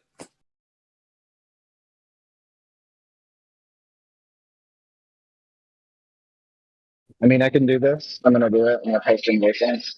This is something you're all very familiar with. So, go ahead. I mean, we're acting out parts in a play right now instead of having a conversation. But I'll post the Eratosthenes method anyway. I don't need to know Eratosthenes. I've heard about him. I've read about him. I know. That's why I think it's a waste of my time to post. It's a waste of our time. It's a waste of our time. Yeah, can we agree, Meisty? Can we both agree that Eratosthenes does not prove a flat or a globe Earth? Yeah, it's a waste. There's nothing. There's really nothing. To throw him in the bin. Want to get him out of the bin and be used. Now we're gonna throw him. Okay, so he's been. So what else can we do? Because I mean, we need something. Go fast. Let me just clarify: the results of the Aristotle's experiment also work for a local sun. Yep. There are two possible explanations. First, we could have a flat Earth The same phenomenon And look, guys. Maybe it's good for the viewers, but like Micey is no I was just rookie to this. Yeah, I was just told. Excuse me. very aware. So I was just told that the Eratosthenes method is compatible with the close sun. You were just told by who? By you, whoever said that. Whoever said that the Eratosthenes. Yeah, I said it. Okay. That was Vsauce Okay. and Neil That deGrasse. is the case. Let me. That is the case if the sun's rays are not parallel on your flat Earth. Which they are not. And you're flat No, Yes, they're not. they're not. Yeah, I mean, yes, of course. I mean, the same experiment exists, or not an experiment, just same observation. You know, with Let's agree. Let's find some. No, let's find some, some solid ground, We're so not we going- can move forward in an intelligent way, right? Not going to agree on your idea that you think you're going to weasel your way out of giving me. I'm not weaseling my way out of anything. Listen, the standard of evidence, I'm going to repeat it one more time to you so you can really understand. I need the 8 inches per mile squared, right? Over the distance of an arc from point A to point B. Now, if you can who gave us that? Who's the guy that came up with that? So we can talk about that person and see how he figured that out. This is the standard, right? It's the standard by which. Who's talking? I'm looking for the name. Yeah, I'm looking for the name so I know how to address you. Miggy. Bro, just listen. Okay. Nah, you'd rather divert. I've been waiting. I've been waiting for somebody to actually point me to this evidence, of course, for the globe, and at least you can tell me, because it sounds like you have a head on your shoulders that you can think about this logically. At least I hope so. If not, at least admit that you don't have evidence, and then we can say, hey, that's great. You don't have evidence. Let's move on to the next guy or girl who might say that they do. Miggy. Yes? I want you to imagine that we would get there in probably 30 seconds if I was allowed to speak. And Go then ahead. I know your perspective, and I know what you expect, and I know your standard for evidence, and I know all You've been of the allowed to variables, speak and the whole time. You're allowed to speak right now. You're still just obfuscating. Okay. So I was told that the Eratosthenes method is compatible with the flat Earth in the event that the sun's rays are not parallel. That's why I opened by saying the Eratosthenes method is valid proof of curvature. Oh, you in the are event that the sun's misunderstanding rays- that. Let me, holy fuck, dude. Let me finish one point, just one. Okay? Instead of focusing on the 4 words I said or whatever it was, just go on. Okay. If we can prove that the sun's rays are parallel, do you agree that the Eratosthenes method would be, if we could prove the sun's rays were parallel, it would be valid proof of curvature? Yes. Hell that no. makes sense. No. If we could prove the sun's rays were parallel, and the shadows were like different.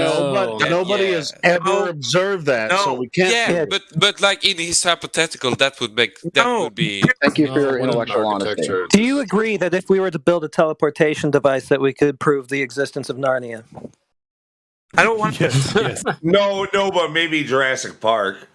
I mean, I don't like hypotheticals in the first. So there's no reason Again, why. Let me continue. I believe that you can verify unequivocally that the sun's rays are parallel. See, now I've made a claim. So now we have something to talk about, right? Yeah, I guess. Okay, but so are you not I gonna have prove actually this? observed myself crepuscular rays, and you can do that too. Like if it's cloudy, if today is cloudy, you could see like the some rays through like the holes in the clouds go directly downwards, and some go diagonal. One moment, guys. I'll be right back. My Sounds really girlfriend's parallel. messed up my job with some food to get me, so I'll be right Yeah, sure. Yeah, he needs to go talk to his controllers. I like the sound. Hey, I gotta talk quick with my counsel. They called me out. They know I'm RC. My voice gave me away. I'm sorry. Here's one thing. How many times he said, "Do I have to pretend?" Just pretend or just imagine. I don't like that. Every time these guys come in here, there's always like, well, just if you indulge me for 1 second. If it was this, I don't care. Listen, you're talking about what the sky's doing, the sun rays and the light, and I don't care about the damn sun. Like, we're not talking about the sun here. Measure the damn ground. Like, give me the freaking measurement of the earth that we're standing on. I don't want to know what the sun rays are doing and how it's light's reflecting off of Jupiter, and I don't care. Like, let's talk about the freaking Earth, right? We're standing on the damn thing. Yeah, I've been posting their globe model. I mean, in detail with different measurements. I've been posting that shit. I mean, look at the last one. This is a weeds, guys. It's a weeds argument. And if he's he's casting that line, and you're hooked on that bait, he's gonna. I see where it's going, though. It's actually quite interesting. It's not like. It is on a psychological level. On a psychological level, it's very interesting. Well, yeah, that too. But like also, using he can if he could prove that the sun rays are parallel, which they are not, obviously, he could actually kind of prove that the downwards. That's the whole point. How do you prove something that doesn't exist? Exactly. Why would we engage in something that? And that's what back to my point. Like, I just think it was a clever way of approaching. The reason you engage is for the sake of other people listening, for the most part. I mean, because we've talked to this dude many times. I'm back, guys. Hi. Well, people say that. I'm wondering how long he's been coming in under this name before I called him. I've only been here for 2 days. And for me, I don't really care if you're Tom, Dick, or Harry. It don't matter to me. Like, you have to provide evidence if you want to stand in here in front of the council, who's been through this probably 1,000 times. And so really everybody's like, okay, let's get to the point where you're going to give us the evidence that the Earth is curving at 8 inches per mile squared over the distance of an arc. So once we're doing all that, then we're starting to talk about who done it and all that, so we can, verify that. But I don't want to talk about what the sun or the moon or Jupiter or Mars. I don't care about. Prove it indirectly using if the sun rays are parallel, which he wants to prove. But no, we're not going to. Listen, whoever's jumping in and trying to white knight this guy, please don't do that. Look, our architect is new to the group. He's from Norway. My bad. He's a smart dude, but he doesn't get the structure around here. Yeah. Just hang back, architecture. Just relax. Don't worry about it. All right. So look, this guy right here. Obviously, he said he's only been here 2 days, but he sounds like RC Micey. I'm with Lou on this. But look, no, that is RC Micey. There is no. Who is RC Micey? I've never been here in this group before in my life. I apologize, but I will not stay here and be called a liar. Okay, don't get out. Maybe don't lie then. Don't get out yet. Just calm down. I need to know your evidence. Because if you got some evidence, don't run away. Like, you need to give it to us, man. Like, we've been waiting here for some evidence. So if you got some, come on, spill the beans. Yep. What evidence? So architect seems to be intellectually honest, and I want to know. We're not going to talk about architect. Don't divert. All right, I want to know why you disagree with him, because in order to get your evidence, you're going to need to have some intellectual integrity. Guys. I don't like people jumping in because this guy diverts, and we're going to go off. Go ahead. Talk about architect. Go ahead. I want to know why you feel that the Eratosthenes method would not be proof of curvature if the sun's rays were parallel. Because we're not talking about the sky or what it's doing. I don't care about objects or things in the sky. Understand this point. It doesn't matter a hill of beans to me what you're trying to provide as evidence of things in the sky. I only care about. No, I'm talking about evidence. Architects. Hold on.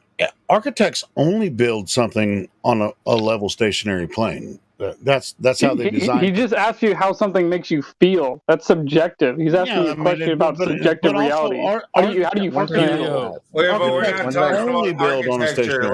That's just a guy he's a flat earther from Norway, dude. I'm not talking about him either. What were you talking about then? Thank you, whoever just asked that.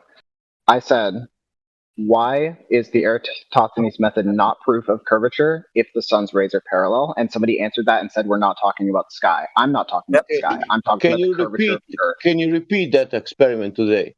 All right. Have you ever observed parallel light coming from the sun on Earth?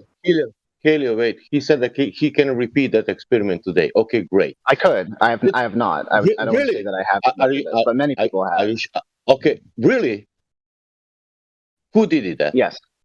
Oh, I mean, it's been done. The demonstration. Hold on. The demonstration of Eratosthenes, in modern times, It always has to do with angles. It has nothing to do.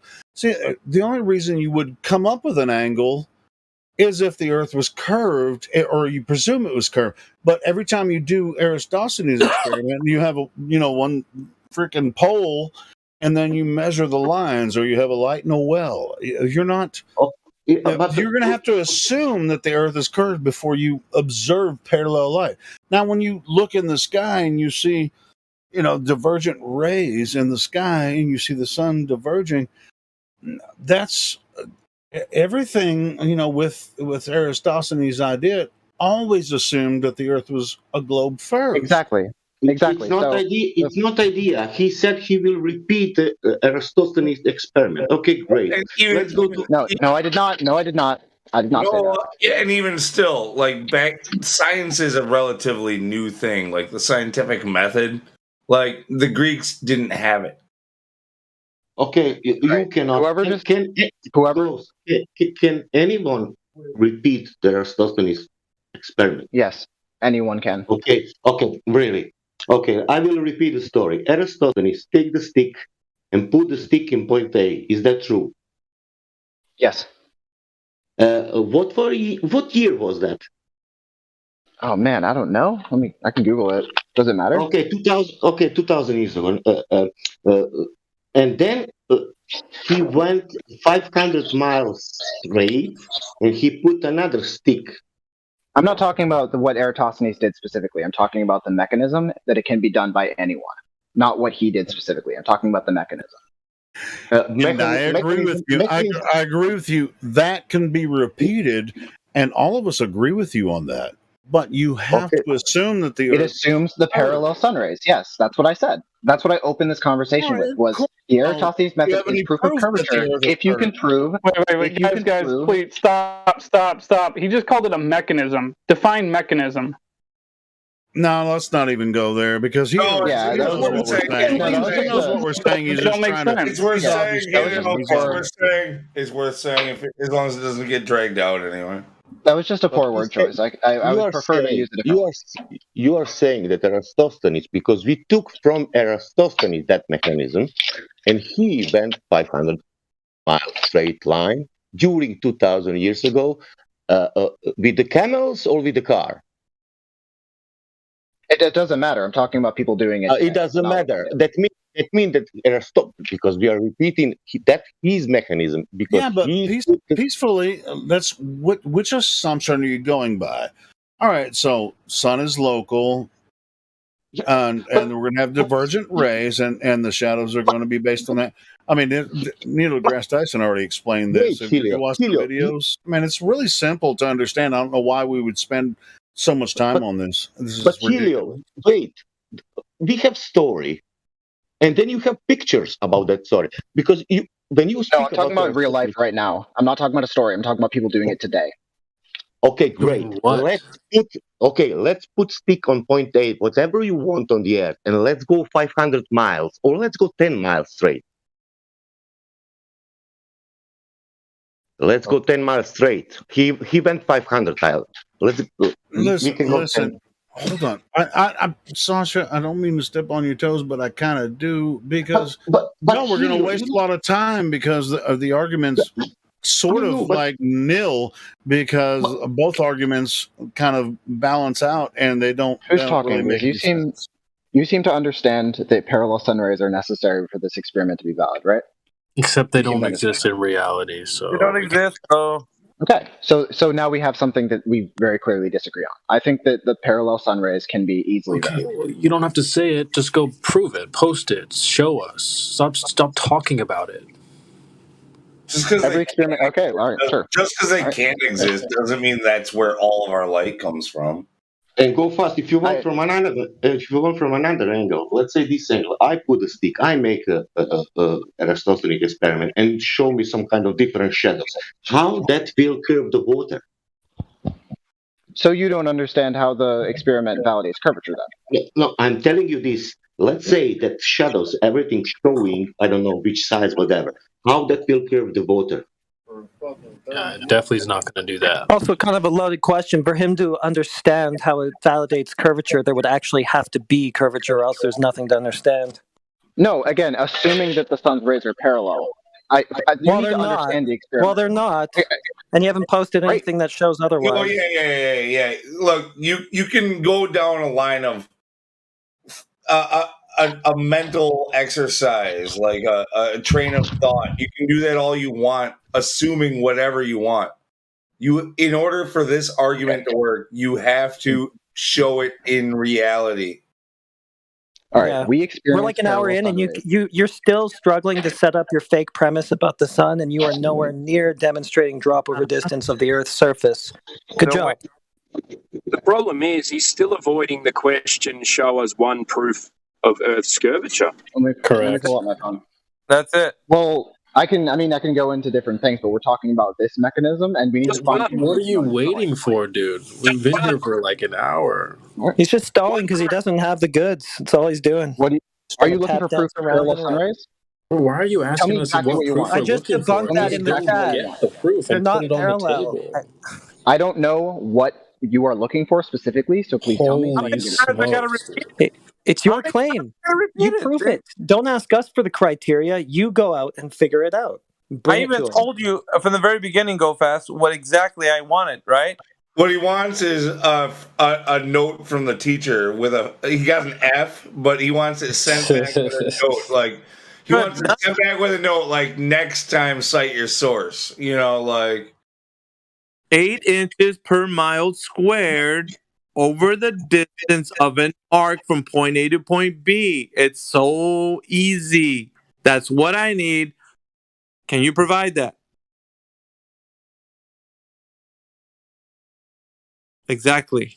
Yeah, you would think that he would know that that's what he's looking for. Go bring on the next Glober. Maybe he'll do better. Next. Rough. It's just so weird when they have to ask you, what am I trying to prove? We don't have a next. Just keep saying. Well, then we'll stew on Eratosthenes. Let's go back into that. Huh? Go ahead, Sasha. Take it away. Listen, He's already dead. Miggy, the shadows of the sun will show that the Earth is a globe, you know? For sure, 100%. But now, let's check it that. That means that also surface will curve, because shadows showing that it's curving. That means it must curve also water. Conclusion. Finished. And we go to check, and it doesn't curve. Why? A shadow showing that must curve. In his story. What is the flat Earth justification for the results from the Bedford level experiment? Holy smokes! He really has no evidence. He's just like desperate to shift the burden. No, dude. We've already asked you a question. We just okay, and I posted it. Bedford level. Sure, let's go with that. Doesn't rely on parallel. Wait a minute. No, hold on. What do you post, guys? Let me go look. He's showing us You're familiar water with that's it. not curved. You're familiar with Bedford level. Yeah, water doesn't curve, so. Okay, well, the results of the experiment show that it does. Okay, when does water do? Does it only do it here, or what? No, it does it everywhere. Okay, so in a cup of water? Didn't think so. I mean, you need enough water for the conformity to radially inward to counteract surface tension. So, like, obviously, a droplet or a cup is not going to demonstrate. God, dude's using $10 words, man. Calm down. So, if not in a cup, then where else? Again, you need enough water so the water will conform. Yeah, I'm Wait. You're trying to prove that water conforms to the shape of the Earth? That's what he's saying. It conforms to the gravitational field of the Earth, not the shape. I mean, what? Dude, you're just stacking claims on top of each other at this point now. So I've only made one. No, you just made like 3. Okay, so name them. Okay, well, you got gravity, curved water, and you still haven't posted those. You still haven't posted the parallel rays. So that's 3 claims. We're waiting. We're waiting for proof. Do you believe there's a way you could invalidate the parallel sun rays? We don't Because I believe believe anything. there's a way. We don't I believe believe anything. there's a way. Post Okay. it, bro. Okay. You're We supposed to don't Alright, believe. post it. Okay, I don't think this We don't experiment believe. has ever been done, right? I don't think it's ever been done, but I think that there's a way that I could do it, right? And I wanted to describe it to you and see if you agree that it would either disprove or prove a parallel sun Well, ray. stop hyping up your evidence before you post it. Okay. Just post it. No, I can't post anything. I don't think this has ever been done. I came up with it myself. What, No. parallel sun rays? Okay, present what you have. You don't have to like tell us how great it is before you do it. Go. Okay. So if you put two different poles of equal length at different latitudes at the same time of day, they should cast shadows in different angles if the sun's rays are divergent, and they should cast shadows at the same angle if the sun's rays are parallel. No, Wait, you no, said- no, you no, no, started no. off Those with are an different if longitudes. statement. That's different longitudes, okay? The longitudes would give you the curvature of the Earth, but if you put poles of equal length at different latitudes during the same time of day and the cast shadows at the same angle, Bro, it's instead a of divergent ball. It doesn't matter where you put them. If it's a ball, longitude or latitude is still going to be a ball. Bro, Does anybody understand? hyped about this. He really believes in this. He's thought about it. Does anybody understand why? Yes, go fast. Listen, man. slow it down, dude. So if you want to present this shit, I understand. I understand it Thank you. properly. Thank you. Who understands? Thank you. Yeah, I understand. That we means it's all curving. understand. That means Go fast. that means it's curving for sure, because shadows. No. This is not a test for curvature. This is a test to validate parallel or divergent sun rays. But you started off with Oh an my if God. statement. Okay, that means that doesn't prove the globe. Only prove that we have something. No, it proves the validity of the Eratosthenes experiment, which proves the globe. No, Okay, it doesn't. So great. just go get the great. parallel sun No, rays. great. That means that shadows prove the globe. It would prove the Eratosthenes experiment proves the globe. That means that it's globe curving, of course, because shadows showing. Does anybody agree with me here? Do you understand what I'm saying? Go fast. Like, Just how many times do we have to tell you? Just post it, bro, so we can all have a look. Because Yeah. at this point, you're just like Don't tap believe- dancing around this question. Yeah, How long are you gonna tap dance for? Imagine having to came set up the with this stage like experiment. this for an hour if you actually just had Earth curve to show somebody. Why are you saying you came up with parallel sun rays? This is supposed to be your proof. No, the experiment that I described, I came up with. I mean, So it's a theoretical thing you just made. I thought the parallel sun rays is what's on the table. That's the claim. So can you just support that, or do we have to talk about things that you're imagining? like I said, I have not conducted the experiment. That's just something I came up with that would either validate. or Okay, so invalidate. then why are you More leaning mental on gymnastics. Why are you leaning on this like as your one and only proof? Freaking Jedi because mind. because I need to know that you guys are honest actors and you are honest debaters, and I need to know that there is in fact proof. Says the guy's been obfuscating for an hour and a half and you can just show this is Earth Hey, curve. Guido, get a load of this guy. No, seriously though, it's as simple. It's as simple as like someone claims they're this height. There's a certain height. Well, why would you ask them of their standard of evidence? Just give them the measurements. What are you talking about? Standard of evidence. Standard of It's evidence just is give very me the important. I could show you. measurements. All right, again, I could show you a photo from the ISS, and you would reject that. That's why I Not a asked you what your measurement, standard of though, evidence dude. That's what I mean. That's not a measurement. So if I go to Foot Locker Okay. and I'm like, Yes. hey, I want some new shoes. I'm going to pay $100 for new shoes. I need my foot measured. And they start checking the security cameras. No. What do you mean standard of evidence? Just measure the foot, dude. Bro, have I you just ever told you, seen the parallel? Eratosthenes Have you ever method is a measurement. seen every single person on Earth when they see the sun rise, sunset through the clouds and stuff? We see divergent sun rays. So where do we have any evidence of? From Earth? Look, he wants to see parallel our sun rays. certification from the Bureau of Weights and Measures and shit. Like, I've never seen evidence that the sun's rays are divergent, and I've only ever seen evidence that That's what you Really? see So in when you reality. see divergent sun rays, you assume they're parallel. I mean, I No, guess I they're parallel understand to each why they're other. They're parallel to each other, but that only proves a No, low they're not. sun. Wait a minute. You're saying, Are you you're saying referring to first you things said like no one's God ever rays? done this, and then you said this is the only thing you've ever experienced. Are you confused? No, parallel sun rays are the only thing I've ever experienced. Yeah. Go fast. When? Because we all experience the same Earth. So we all Okay. experience the same Earth. So I where noticed- did you see this? I notice that shadows that are not So we cast interpret it differently.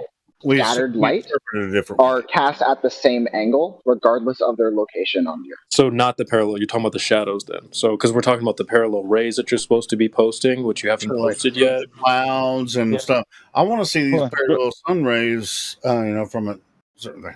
Do you disagree that shadows cast at the same angle? No, it's not about the shadows. Go fast. Go get the parallel rays. Yeah. So that's what you've been trying to claim this whole time. So go get. It's really a ridiculous claim. I don't know why you're holding on to it, because every single person on Earth experiences this. We see the same thing all the time. So because I want to identify where the confusion is here.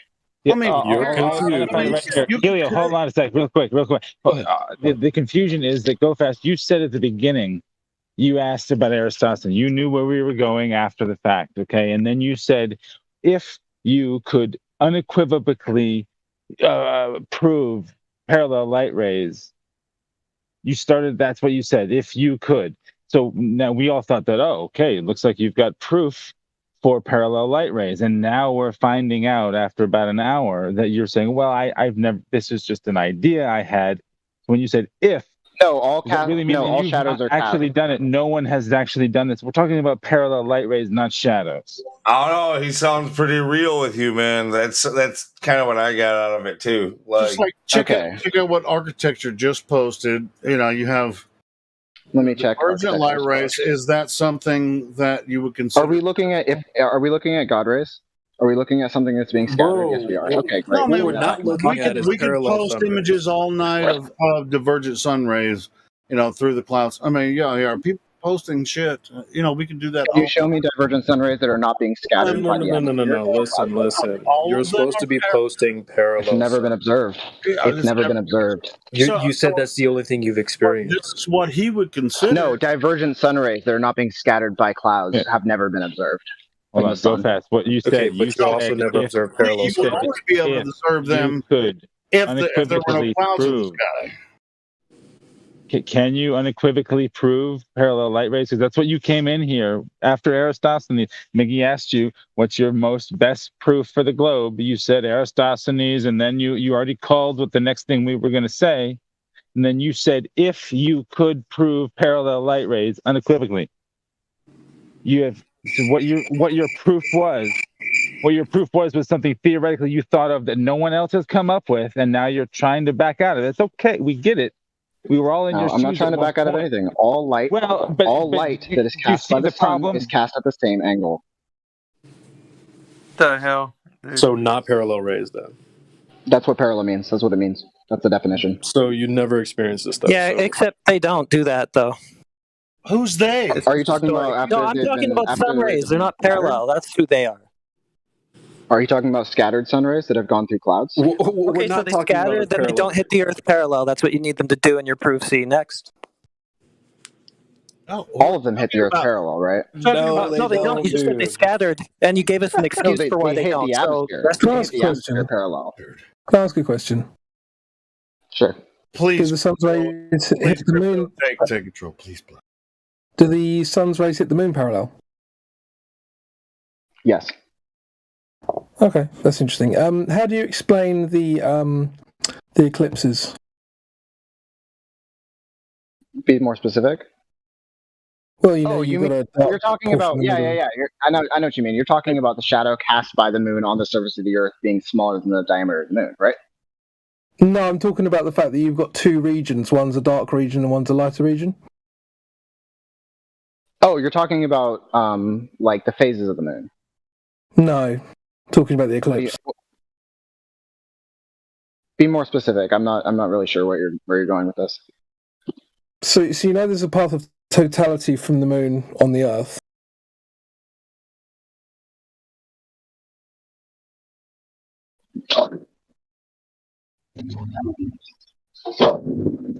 It's a yes or no question. Okay. Sounds a path of totality, meaning we can. It sounds really interested in in the Earth. So I mean, you should know something about solar and lunar eclipses. I mean, do you know something? I'm not. Again, I don't know what you mean. A path of totality, meaning it's a full What were you talking about? A solar, or obviously Okay, so a lunar eclipse, right? So like, it's okay, Lou. I can explain it. It's fine. So during an eclipse in the globe model, you've got the sun, you've got the moon, and then you've got the Earth. You've got an umbra and a penumbra, right? Caused by sun rays that aren't parallel. Oh, you're talking about refraction around the moon. No. Okay. Oh, no, well, what are you talking about? I've been very clear about what I've been talking about. I'm talking about the eclipse, the umbra and the penumbra. Are you talking about the point of most He just darkness told you, Go Fast. not being He just the made it size clear for of the the second time. moon? Let Oh him do my this. god. The answer to my question is yes, by the way. I asked him what he meant, and he should say yes, because that's what he meant. He's I talking didn't hear you about the said. totality of the eclipse is not the same diameter as the moon itself, right? Because there's a number and a Let penumbra. Crypto do this, please, guys. Please let Crypto do this. No, I'm not talking about that. I don't care about that. I'm asking why there's an umbra and a penumbra in the first place. Because of diffraction around the edges of the moon. Right, so is light parallel? Not after it's diffracted. But So then the light sun's isn't light- hitting. So it is parallel until it's not parallel because of a reason. Okay. The sun hits the atmosphere and diffracts, but it diffracts The moon doesn't have an significantly more. atmosphere. I know. But all objects diffract light as it bends around it. Then why did you mention an atmosphere? I was talking about the Earth. I'm not. The sun's rays do not hit the surface of the Earth parallel. They hit the atmosphere parallel. It's the surface that you need them to hit parallel. So then Eratosthenes is useless. No, because the sun's rays after going through the... It's almost as if I was going to justify what I just said, right? You Okay, just so said, they were parallel until they weren't, and then they weren't parallel. Okay, thanks. Imagine a world in which I was going to justify the thing I just said and was not interrupted. Well, Okay? we've been waiting Yeah, for right. Yeah, maybe I can have a conversation with him. Okay. Thank you, Crypto. Okay, so the sun's rays hit the atmosphere parallel. After traversing the atmosphere, they are still, for all intents and purposes, parallel, which is why all shadows are cast at the same angle, right? Now, the sun's rays can be scattered in a million different ways. They're scattered slightly by the atmosphere, but not enough to be reasonably considered not parallel. Obviously, they're not parallel, like, mathematically, but they can still be used as mathematically parallel for most experiments. So if they hit clouds, they can diverge in radically different ways, like we see the God rays that are posted very often to justify this. But I fail to see where, in my comprehension or explanation of this, there's some kind of problem that would make the Eratosthenes method not valid to explain curvature.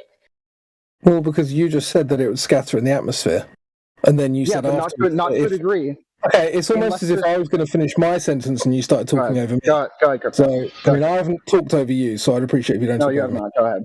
Crypto Okay, cool. only, please. So it can't. You can't have your cake and eat it too, which is what you're attempting to do. You're attempting to say it scatters when I fancy it, and it doesn't scatter when I fancy it. This isn't going to work here.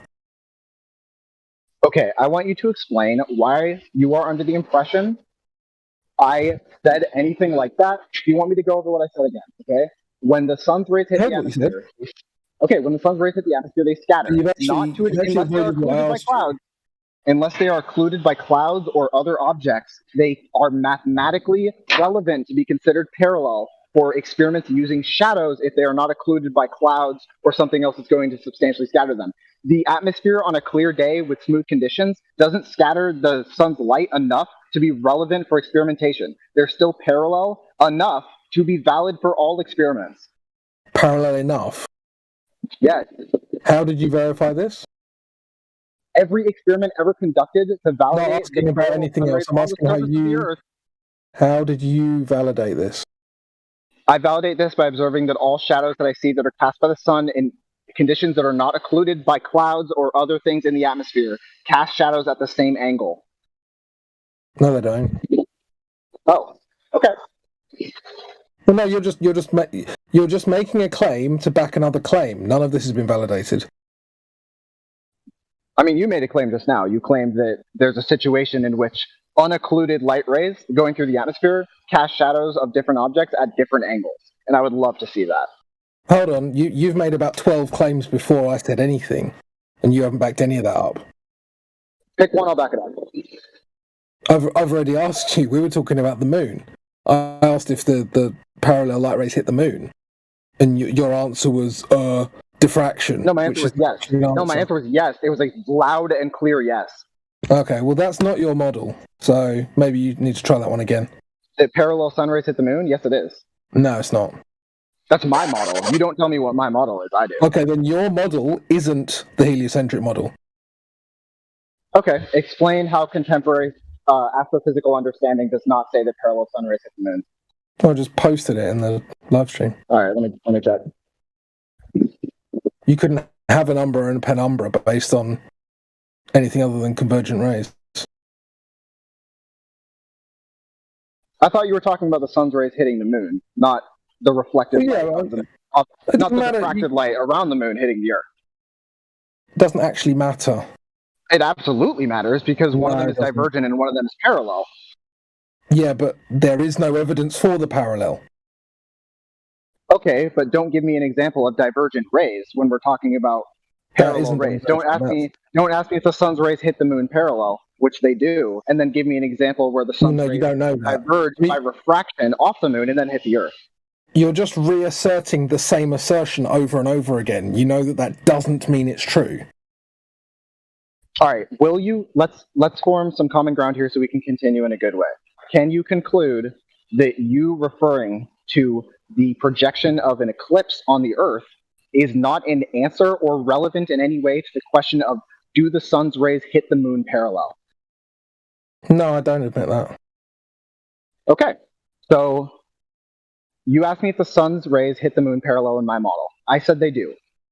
The sun's rays reflecting off the moon and hitting the Earth divergent is not the same as the sun's rays hitting the moon parallel, which they do. They scatter and refract off the moon and around it and then hit the Earth divergent as a result of that scattering. So they hit the moon parallel. You telling me about the eclipse and the divergent rays of an eclipse is not relevant to the question of whether or not the sun's rays hit the moon parallel. So how is there an umbra and a penumbra? Because the sun's rays scatter around the moon, as we've observed in nature. Okay, well, we observe in nature that light curves around objects and diffracts. We know this. Well, okay, have you observed that? I can demonstrate that too. Okay, cool. Have you observed that? I have shown a flashlight at an object before. Like, have you not observed this? Have you not observed refraction around objects? Have you seen the light behind the object? Yes. So anyway, yeah, I mean, we know that light can refract, dude, but you're saying that an object like the moon with no atmosphere would necessarily refract it around. Which isn't the model. So not only are you making a claim that you can't actually back with evidence, it's also not the model. So it's like a red herring of a red herring. One, I can back every single thing I've said. And two, atmosphere is not required for refraction. How could you possibly know what's going on in the moon? There's no reason to believe the sun's rays don't hit the moon parallel. Every experiment we've ever done suggests that's the case. Except you can't provide any of them. The moon does not exhibit any. The optics of the moon do not exhibit any characteristics that we would expect from divergent rays being reflected from it. And how do you have an umbra and a penumbra? Because of refraction around the edges of the moon when the sun is behind it. Just claim on top of claim, no evidence. Cool. So you don't believe in refraction? Yeah, that's a straw man. I want to know why you. I want to know why you think the penumbra umbra thing is connected to parallel rays. We want to know why you think refraction would prove your argument. Like, what conditions of refraction? No, I want to know something more fundamental. Why does he feel like straw manning me proves anything? Crypto. I am trying to understand why you think the refraction of a solar eclipse on the Earth is relevant to the question of whether or not the sun's rays hit the moon parallel. So again, why do you feel like straw manning me is evidence? Okay, all right, let me ask you. Why do you think... Not going to answer. Umbra and penumbra. I object. Honor, Your Honor, I object. You can't answer the question, Your Honor. He needs to answer the honestly, we need to get to this point. Like, you were talking about honest actors earlier, right? You've just strawmanned me, which is dishonest. So why have you done this? Because I asked you why you feel a certain way, and you refused directly to explain why you feel a certain way, and then I assumed why you felt that way. I said, do you not believe in diffraction? And then you said, you're strawmanning me. You didn't explain to me why you feel the way you do. Actually say diffraction. You said, so you don't believe in refraction. Do you know how tiresome that is? To have to deal with really I don't want to strawman you. boring strawmen. Look, Why would you none have of to believe none of something? this- Why none of this why is would you have- about feelings? None of this is about feelings. Exactly. It's not how you feel about what I said. It's not about what was the other thing that was just said? Jesus, there was two. Either way, you keep on getting around the subject somehow. You are the dishonest one. Crypto is pretty well pointing that out. Crypto. Cool. Also, you've said you would back up your claims, which we're still waiting, and it's been over an hour. Crypto. I ask me for one, please. I'll take a break from this conversation. Ask me one, and I'll prove it. Anyone. Any of them? These are your any claim I've claims, made. brother. Yep, So any claim I've made. These are your Yeah. claims, bro. Like It's a good one. maybe provide the support when you make the claim instead of like making 12 claims and then when we ask you, you go, well, which one? Like maybe just support them as you go, dude. So you don't stack them up and you've got 12 claims that you don't have any support for. Says he'll go ahead and prove any claim he's made, an hour and a half into not proving any claim he's made. You're just using more claims to, you know what I mean? It's like, dude, you haven't supported any of them, so. Oh, cool. The experiment that I came up with in my own head has been done before. Sick. Dude, are you trying to beat us with a mental exercise? No, it's been done. Like I said, I came up with it, but thankfully someone else did, and it's been done. He in said, real life. "In my own head." Yeah. It was like That's what your entire model is a mental exercise. I guarantee whatever it is doesn't match reality. I guarantee that. Matches what's in his head. So are you done spinning your wheels? Go fast. Maybe you need to take 5, man, and go rest in your laurels, man, because you're not doing anything right now. I mean, maybe you should take 5 because I heard you say earlier that, you know, you shouldn't be telling me about my model, but you started off this whole conversation saying, well, the Earth isn't infinite, so, like, wait. Yeah, we're still no closer to you, we're still no closer to you providing evidence of the curvature of the Earth. You know, that's crazy, right? Ever since we started the conversation from where we first began. Go fast. You remember that? You know, I wanted to record his conversation with Crypto, and I'm still recording it. But you know, this is the back end. I would like to have a. It's just kind of like I wanted to go there, but it's just like he doesn't know where to go from there. You know, it just seems. No, I told you I'm taking a break to validate my claims because you guys said you wanted proof for all of my claims. So It's just like if it's on another break, so I can go back to my controllers, so I can be like, "What's my next argument?" This was go fast. This was supposed to be your absolute. I'm not going to continue conversation until I validate all of my claims. No, but this is supposed to be your absolute best proof. This should be a slam dunk, not a half-court shot. Like sort of like, well, hopefully I got all this stuff. I mean, I came up with it in my own brain. Hopefully it'll work. Half-court shot. No, you know, at the end of the day, in my own opinion, like. Not just a slam dunk. Like, if it was true, yes, it should be blatantly obvious. But, like, the fact that it is in contention is a huge blow to you guys. Yeah, I mean, it's just like, is that our goal? We're actually trying to find truth here. And if they come here and they're trying to find truth, right? And here's my truth. And then we show them that what they're saying cannot possibly be true, then we're not. I don't want to win. I'm just trying to.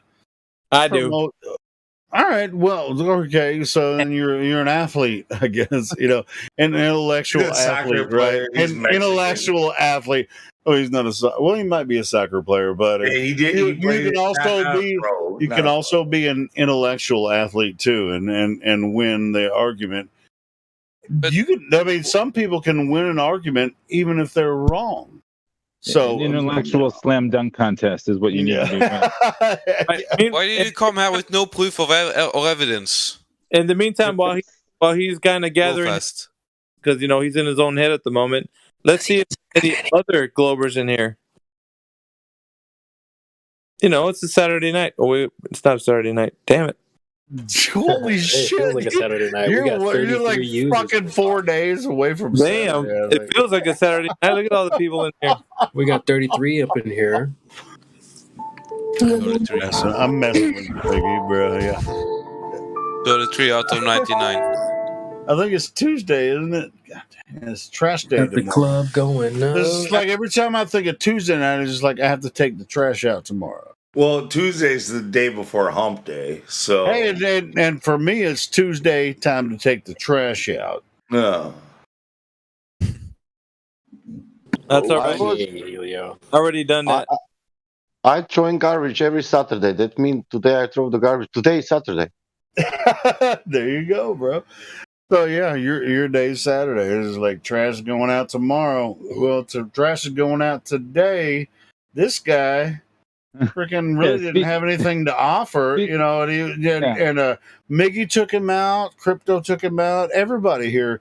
He was just making shit up. You gotta take the trash out. It's trash day. You gotta take the trash out. Exactly. It's like they're coming, especially when you ask him what is your absolute best proof, absolute best, and it takes an hour just to come up with nothing. This is your best. Well, his best was, I believe, just imagine that was his best arguments. I believe. Imagine if NASA. that was pretty much all his evidence there. Both going over the horizon. It is NASA's best version of like the. Anyway, you guys continue. I'll shut up for a minute. But yeah, I mean, I recorded that segment with Crypto, and I'll my best evidence was not ships disappearing over the horizon. It was that happens on a parallel rays. Parallel rays. No, it was not. No, it was not. Yeah, no, literally everything you've talked about has been based off of a philosophy. So it's all philosophy, right? Everything you've talked about so far, it could exist on a flat plane or on a curved Earth. I understand it's really difficult. It's difficult to talk to flat earthers because you're just like, you can't be right because I know the Earth is a globe because they always told me it was a globe, and I don't want to believe what you guys are saying because it would really fucking just change my paradigm altogether. And you flat earthers might make some really good points, but Earth's still a globe. It's third rock from the sun. It's center of the universe. I was still talking like the thing that's wrong with that philosophy, though. Like, glorious twice as tall as Mount. Yes, it could happen on either one. Like the conditions could exist, but the thing is you have no proof for the conditions that you would need.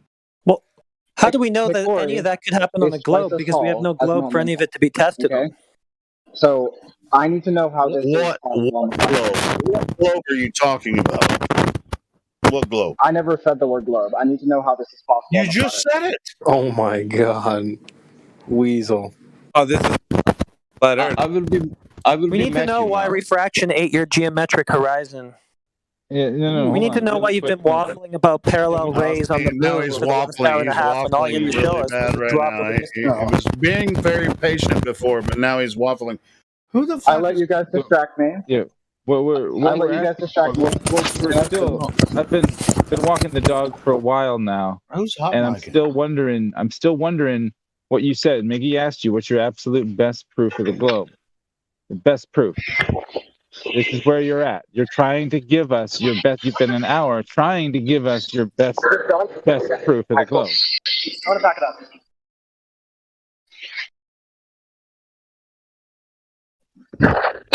That's not something you do after the fact, right? The court hearing already started. So you don't bring your from the evidence to the beginning, it was next just court like, case. show us the globe. I mean, if the Helio. Earth was a globe, everyone would notice it right away. Go ahead. I'll shut up. Go ahead, Ken. Let's play Matthew game. Maybe that is evident, but it's not a proof. Oh hell! Don't get him on. We'll be here for days. Freaking Sasha, man. It's 5:30 in the morning. Don't throw a monkey wrench in this shit, man. We'll be here forever. Don't feed the trolls, man. Yeah, I let you guys distract me, and I apologize for that. I'm going to stay on my original point. Oh, all right. Well, hold on. If you're gonna go or whatever, go silent. Like, if I'm wrong about you being Meisty, who am I confusing you with? Because I've never been here before. You have been here before on another name. So who are you? Please come clean. I need to be totally real with you, bro. I've joined here for the first time 2 days ago. I've never been on VC. You're a liar. I've been in That's chat cap. before. I've never I been don't on even VC. believe it. No, I've been on chat before. I've never been in VC. That's fascinating. Until Do 2 you days have ago. what is your best proof of the globe? For real, bro. That's what you like. That's what we've been. That's what I'm waiting for. Thank you. I tried to prove the globe to be correct. All right. Well, All right. go fast. Check this out. He answered a question. He asked me a question. He asked me a question, right? Helio, And we have an Helio, you said you were going to take a break. You keep saying you're gonna let. Just I know. relax. My bad. Yeah, Now- so just instead of saying it, just do it. He will post it now. Objects with higher altitude on the horizon are lower in your field of view than How objects. did you measure that higher altitude? Close to you. How You did can you measure measure this. Finish his sentence before you interrupt him, please. Anyone? Thank you. Okay. Again, objects in your horizon that have higher altitude than objects that are closer to you will appear lower in the horizon than those that are closer to you. That's what I just posted in our chat. Therefore, a globe with a radius of 3959 miles, that's a pretty particular conclusion to come to. How'd you get that? I cannot. I've never been presented with a way to justify this. Therefore, 8 That inches is per not mile squared curvature. curvature is the only No, I don't justification know. for this? Okay, walk us through that. This does tie it to your conclusion. No, all this does is prove that the Earth is not flat. No, see, Right? that's what we've been telling you this whole time. Remember earlier when you said we shouldn't be telling you about your model. This is you telling us, well, if it's flat, then it should be these things that I make up in my head. Hell no. If you want to know about the flat Earth, that's you why just I'm ask asking the us. question. And again, we're that's why I'm not here. asking You're you to not debunk something you asking, made up in your head. you're We're stating. asking you for the proof of your claim, not how you debunk something that you I just made up. asked. And you I just asking asked this how- question, it doesn't add up to a 3959 mile radius ball spinning around in space. So, And if maybe it tie these did, things you would together. have evidence for that, and you would present it I to never us, said it and did. then we wouldn't I have. never said it Well, then did. why the fuck are you talking about it? Because that's what we've been Yeah, asking you because to if show us you this have whole time. if you had evidence for it, we wouldn't have gone You around asked for me 2 why hours. I with you. believe the Earth is curved. Oh, I And don't then you think gave I us don't a think we asked non-reason. you why you believe. we I don't asked think we asked you why you believe. Like best necessarily. evidence. It was made painfully clear for about 10 maybe it was times. said. Yeah. Proof. Present the evidence that the Earth is a globe. That's all was stated. Actually, I think Miggy was specific about measurement at one point. Specifically, that's what we were The really 8 getting inch. down to. Yeah. 8 inches. 8 inches per mile squared People curvature drop. are launching rockets based on your hunch that everything you've been observed. Like obviously, we know that where is it done? Where? Who has it? Who? Tell us. I don't know. Go ahead. He said I believe that it's curving. Why you people don't want to believe him? Yeah, you know. No, he just you know said- what? he just said- Why aren't we happy with that? Actually, he just admitted to us. It's all just a belief. Yeah. Yeah, exactly. I'm saying. Well, he actually just had a pretty good point too. Like rockets and I don't so forth. believe in objective We're truth. supposed to have satellites. We're supposed to have Well, now orbital you mechanics object. based on this radius value, and the only thing he can seem to find to back it is, that mountain looks taller than I think it should. Therefore, 3959 mile radius. I'm going to get orbital mechanics and rockets and all this stuff. No, all of our. That's not why. Okay, then why? That's the only question we're asking you. That's all we're asking you to show us this whole time. Because the rate at which the Earth curves corresponds with 8 inches per mile squared, roughly. You just said it curves because it corresponds with how it curves. Yeah, You didn't say anything. No, the rate That's at which two claims. objects of Where? higher Can you show altitude us? are Can you show lower us? in the that horizon. 1.2 mile exactly. I just horizon. posted. fast. I just posted. This is the I just this is posted the it. problem. It's in voice line. Where did you measure that curve, that rate? Where did you measure that? Because that's what we're looking for. Because all the math in the world, I'm all using of everything in the observations of world, nature. we get it. It says radius, right? You don't get that from a picture, bro. I'm Right, using the radius observations of value nature. Is not that you're not getting a scientific measurement of any an actual measurement or anything remotely related to science by looking at a picture and saying, well, I think 8 inches per mile, folks. Yep, we all agree. Peer reviewed. Yep, launch the rockets. Fuzzy, and what he also said was just a lie too. He said that all of our observations of horizons and long distance observations and so forth, they all square with this 8 inches per mile squared thing that he has in his head. But we know that they absolutely don't. He knows that too, and the rest of his arguments have just been trying to explain that away. So he's just tying himself in knots, and he's a liar. I mean, you literally just said that the curvature rate corresponds with the curvature rate. And we're asking for the measurement of that curvature rate. Like, where did you measure that to know? Oh, well, according to this dip that we have here measured. Yeah, he just of course, that's what we're wondering. Who measured that?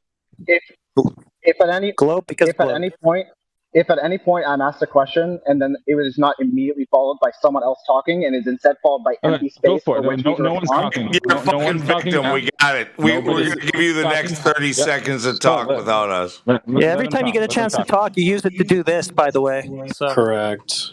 Yeah, so go for it. No one, everyone, let him answer. Go for it. Thank you. The difference of altitude in our horizon of distant objects corresponds with the expected curvature of the Earth. The hell is that, man? No, it doesn't. It's curving the globe. That's bull, man. You're so full of it. Where did you measure 8 inches per mile squared on in your explanation just there? How did you get to 8 inches per mile squared? He said it's curving, therefore it's a globe. Because globe. Specifically in the example that I sent. If you do the math on the two altitudes of these peaks. The math? Yeah, we're not talking about the math. So are you talking about things lowering lowering your view, such as the Black Swan, which everything is further out and higher up? Every time we look at the horizon, is what is further out from us is higher up in our view? You're saying it's lower. It's never lower. When was it lower, ever? Well, but Sonny, before you even go there, like you mentioned math. I already mentioned math a moment ago, and that's what we're trying to prove. In your math, do you use the R, a radius value, in your math to determine what you're talking about? Because if you do, you're gonna come up with 3959, and that's what we're asking for. We're asking for that. I do not use where the number came from, because the math. We're not arguing the math. I do not use the radius. Oh, so you did. Well, that's the thing that we've been asking you to prove this entire time. So why you're still waffling around and talking about other stuff? I do not use the radius. Okay, Oh, so he you has just his own demand the radius radius. claim? Or you got your own radius, No. or what is it? I use the difference in the altitude of these peaks and the difference of their observed height to calculate R. Okay, Wait. and you can do this too. What? Okay, but you said that the observation square with 8 inches per mile squared curvature. Then you just said a minute ago, right after that, that you're not using the radius, but the radius is the 8 inches per mile squared curvature. So again, what the hell are you talking about? I'm going to repeat exactly what I just said because it's the answer to your question. Well, yeah, what you're saying. You're saying you have your own globe that you've made up. No, you find R by doing observations of nature. Do not rely on R to make observations of nature. You don't validate it already. To be clear. So you look at two mountains, and what math do you do to get a sphere, real quick, and specifically the R value? How do you, based on just an observation of two mountains? Walk me through it, please. I'll type it out.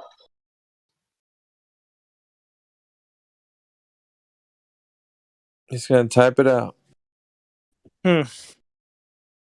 It's weird that he's still trying to show us that the observations square with 8 inches per mile squared, when earlier he spent about 4 hours trying to explain away exactly why they didn't square with 8 inches per mile squared.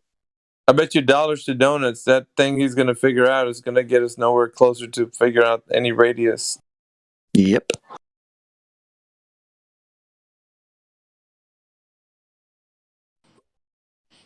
Weird. Everything aligns with 8 inches per mile squared now, but earlier this afternoon it was all about why it didn't align. I'm also really confused about like if he's using this observation to come up with the radius. How did you know the radius beforehand in order to come up with it to match the radius? I did not. I don't need to match anything. I'm looking for what the radius is. Yeah, you're right. You don't need to match anything. Certainly not your globe to reality. That's for sure. Because you haven't done that.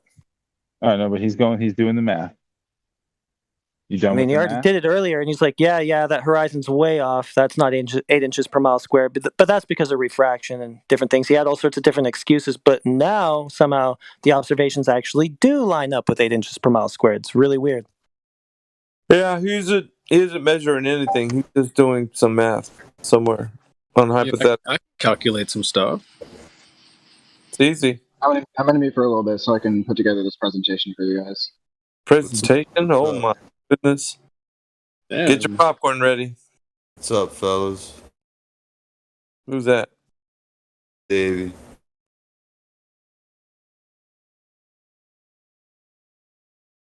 What's up, Davey? What's going on? What are you guys doing?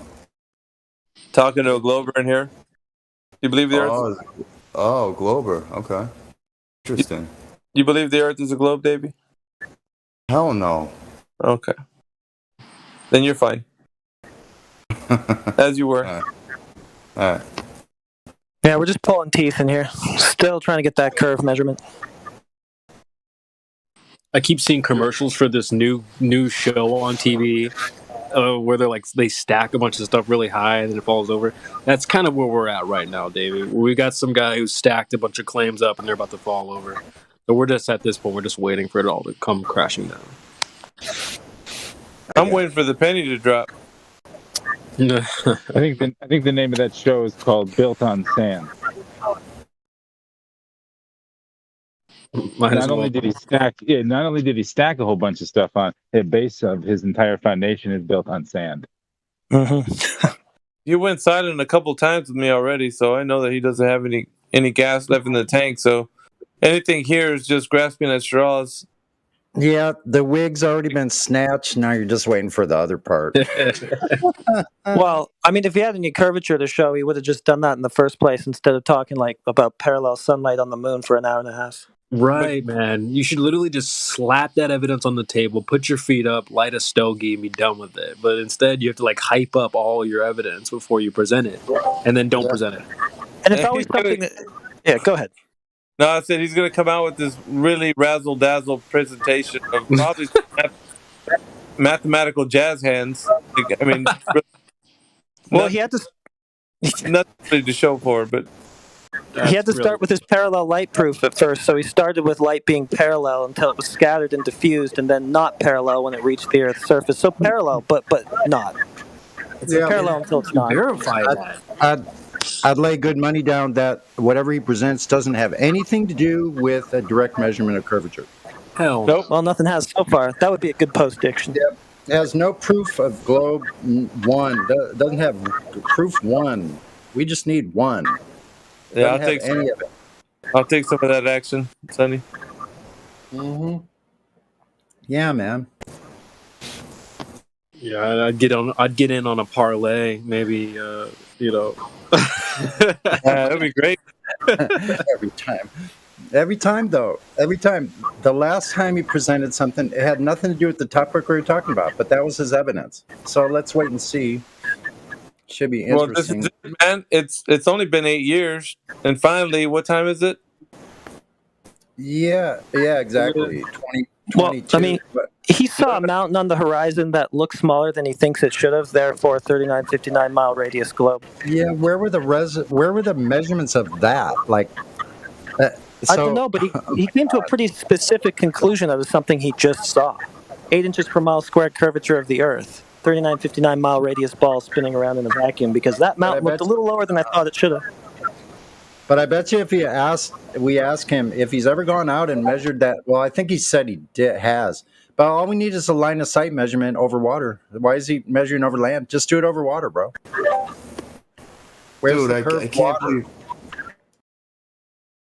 Look, if they show the curved water one time, I mean, repeatedly, if they do it repeatedly, that's it. Because 71% of this imaginary globe is supposed to be water. So if they measure curved water, they got 71% of their globe. But unfortunately, we haven't seen any of this ever.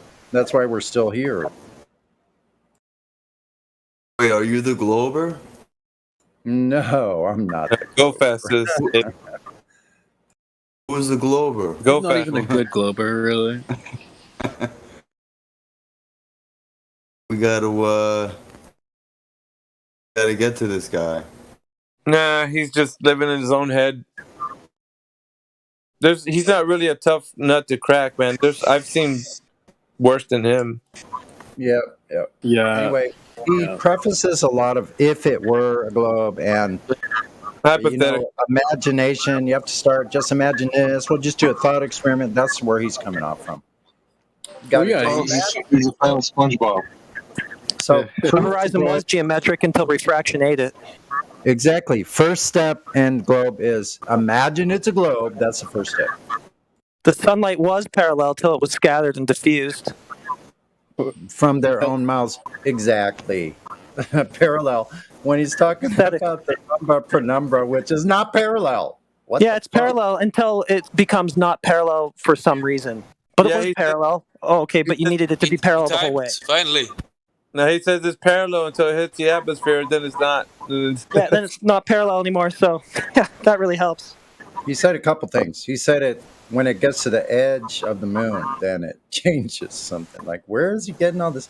I want citation for every statement. So it is parallel until the part where it actually matters. He's way behind, yeah. He's way behind on what he's supposed to be posting. He's saying a lot of stuff, but he's not posting the proof. We're all about proofsies. He's making an infographic, so he's drawing us another globe cartoon. Has he got a pie chart, like flow chart? What's on here?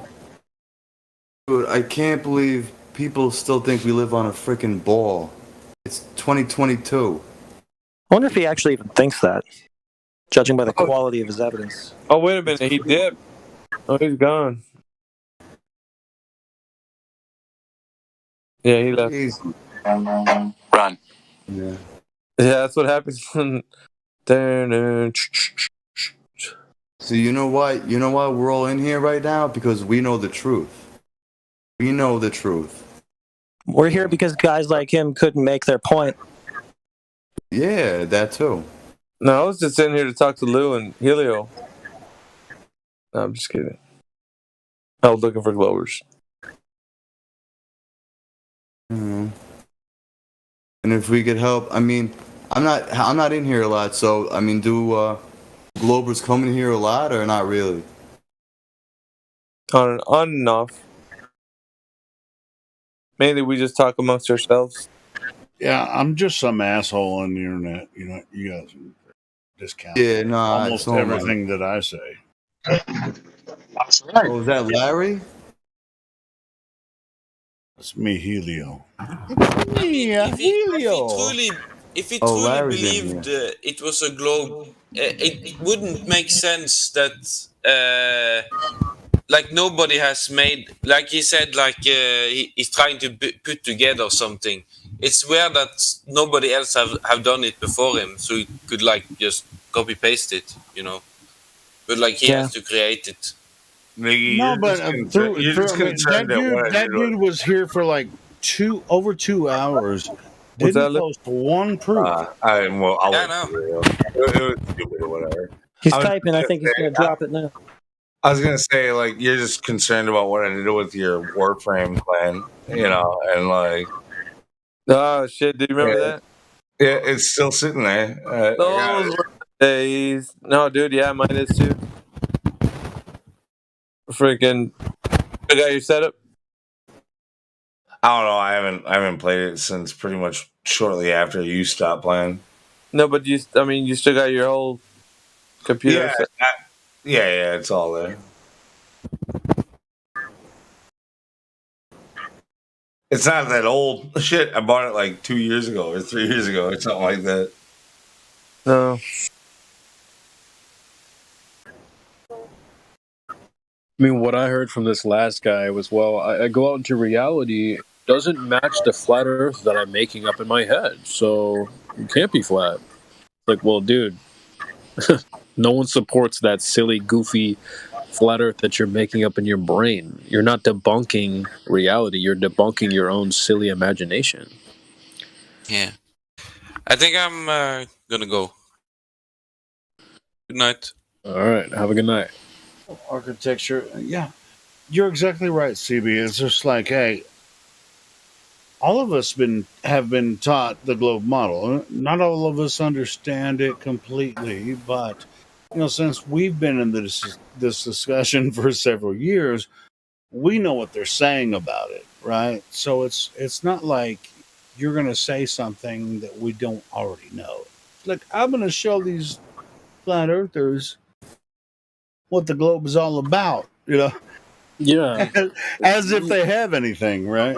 You hear him retell the story like no one's ever It's heard like, it before. bro, I already know it. Yeah. Oh, but to be honest, the general public doesn't know some of the shit that we know about what they say about the globe Earth, right? Yeah, maybe they're saying it to So convince they come in themselves. here and say, well, they'll just say, well, gravity, bitch. And it was like, what do you mean by gravity?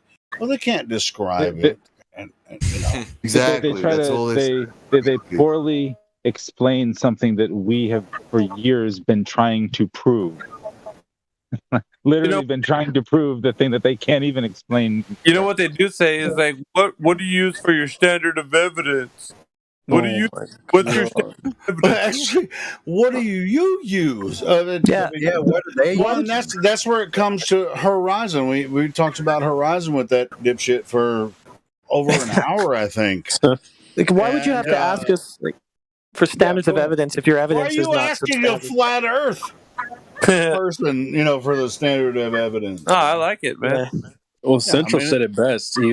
He pointed out how he wants us to lower our standards first, and then he Well, could sir, sneak just- some proofsies in there. Yeah, sure, and that's why I Lower try the to bar. meet someone where they are. It's like, oh, what do you mean by that? And get them to talk more than you talk. I mean, you're not. I mean, we are teachers and I won't say preachers, but we've been doing this for quite a long time. So it's just like you just want to edge them into it's like, what do you mean by that? When you say that, what do you mean by it? No, and But you flat want them earther, to can you just lower your standards of evidence a bit? You know, I'm Just lower thinking the of bar a bit, please. I'm thinking of examples. Like sometimes, like if you're on a business trip or something, you pay for something at a restaurant, you need a receipt. It's like, oh well, sir, what kind of evidence do you need? Oh, just give me the receipt, please. But do you have any other standards that you might? It's like, dude, I just need the receipt here. Like, just give me the thing. All right. That's not a bad point, Davey. I mean, people come in here and say, "Oh, you flat earthers believe this." No, actually, we've taken a good hard look at your standards of evidence for this, and for the most part, you guys don't even understand your own standards of evidence. You're just a believer. So, if you believe this, tell me why you believe it. And Well, they're stuck in the mindset of believing things, so they project that onto us here. Dude, he was saying yeah, nothing and else then they makes call sense. they call us religionists because we believe in a creator. He was saying, but nothing else Not makes sense. everyone. Only the globe makes sense. It's like, dude, what? It's easily debunkable.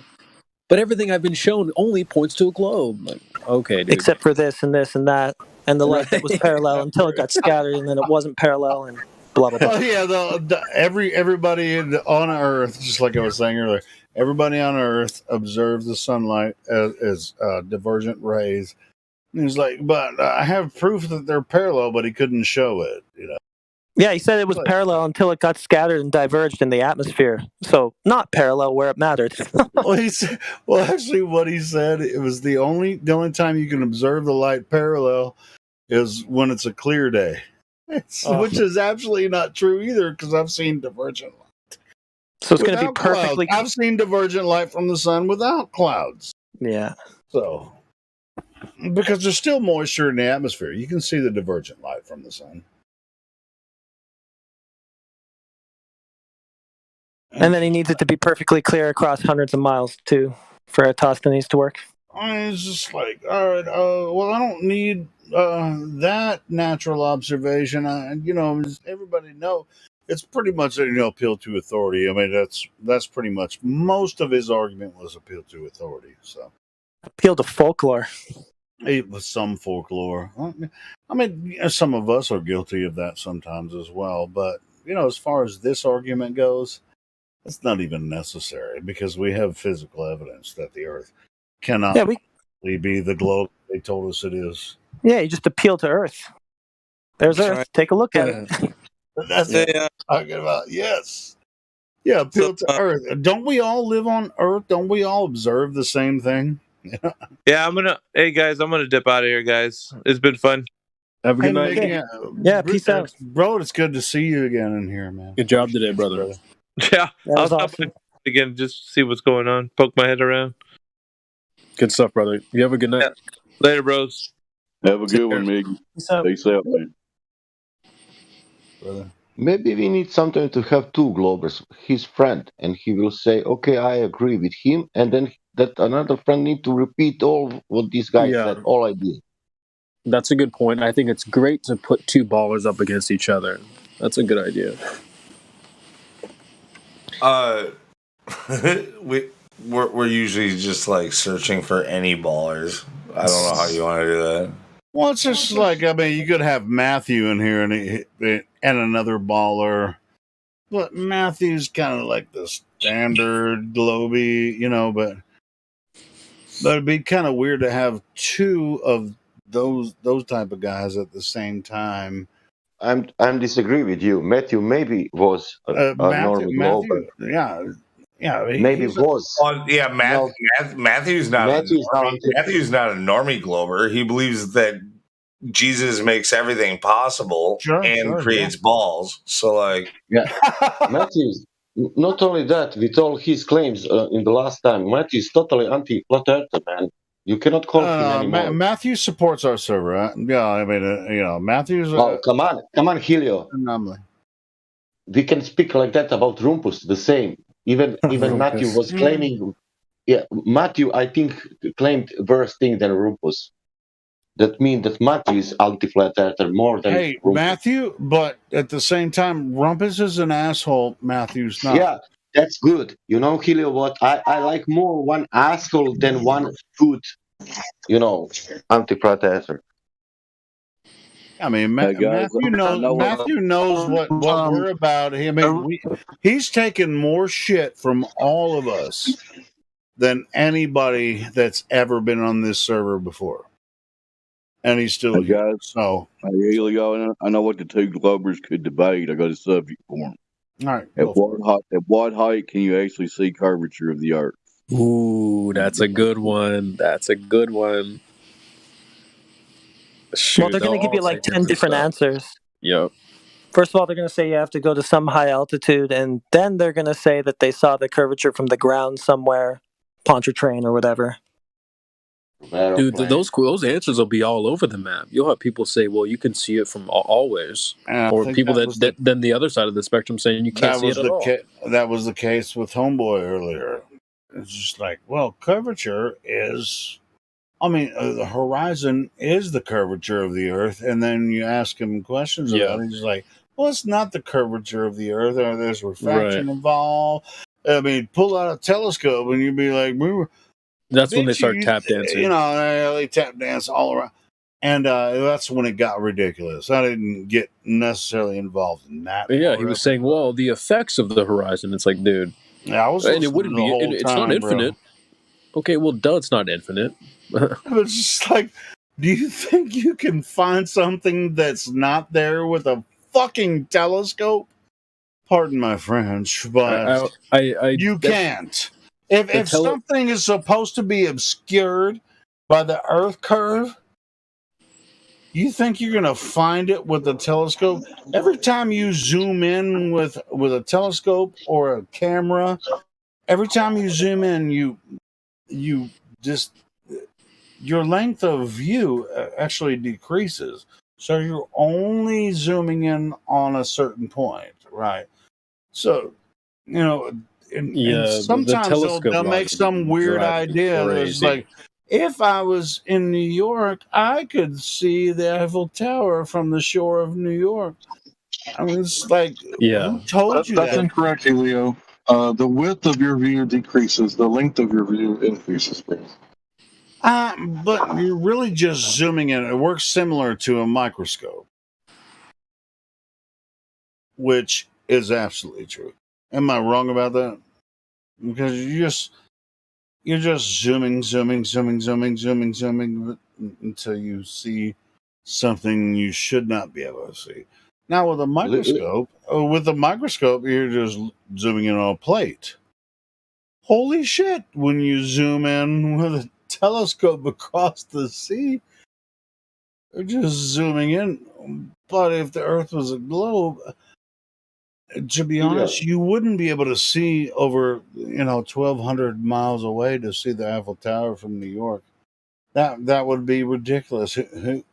Who in their right mind would think that you'd be able to see the Eiffel Tower from New York if you had a powerful? But if it was flat, then I could definitely see that. I bet you could. Yeah, so dumb, dude. Let's say I have radio show, and now on radio I need to have 5 minutes for the news, for meteorological news, and I'm now saying today weather will be 35 degrees, and because of this phenomenon we will see today more than usually. More than usually. Yeah, because today it's this kind of refraction. Today we will see more than usual. Sure, because refraction has to do with everything.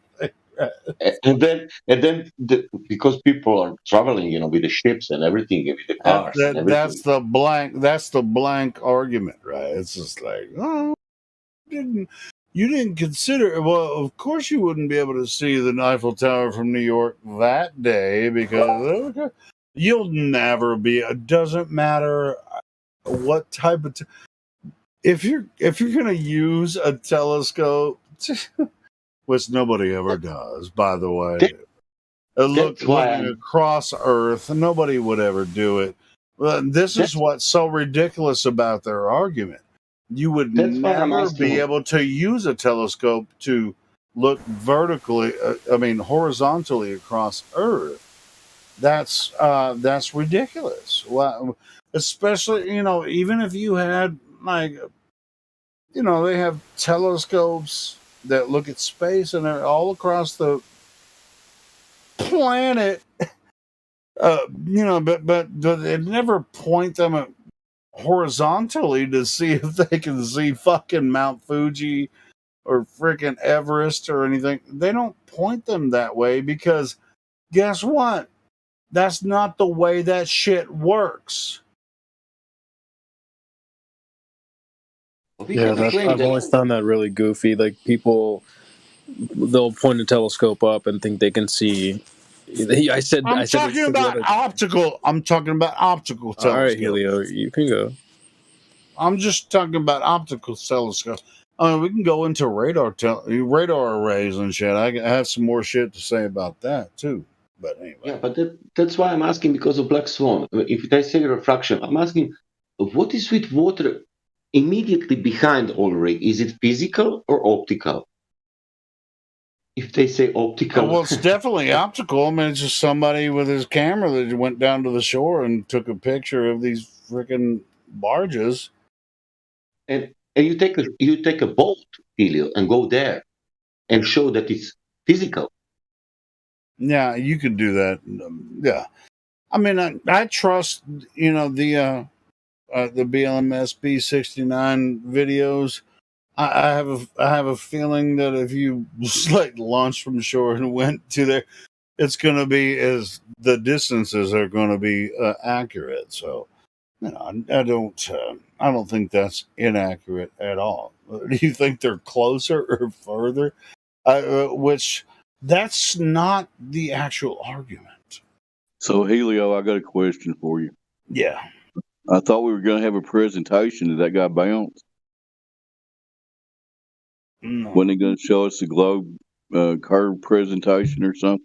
If I ran him off, probably my bad. Probably my bad.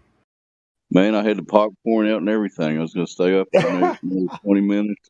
Hey, still cook that popcorn, bro. We got some more shit to talk about. The problem is Because we've been dealing with that dipshit for like over 3 hours now, I think. And he really didn't have anything to offer as evidence for the globe Earth. And so. He's going to come in tomorrow with a PowerPoint presentation, maybe. Really? You're going to come with one? No, I'm just saying, I'm guessing that guy might. He's going to stay up. I might if we work together. I might just like give a simple presentation of how the Earth cannot be a globe. I could do it in fucking 5 slides. I can do it in 5 seconds. There's no fucking curve. Oh God, Dave, man, it's good to hear from you, brother. Hope you're doing well, man. I still exist, and whatever this is, y'all continue.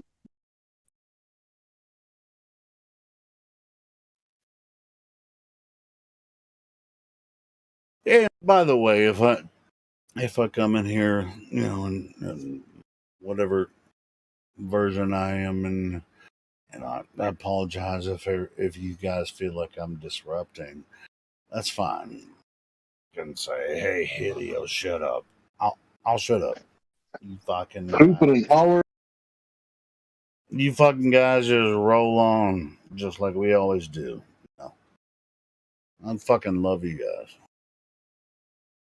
This is what we do. This is our purpose, man.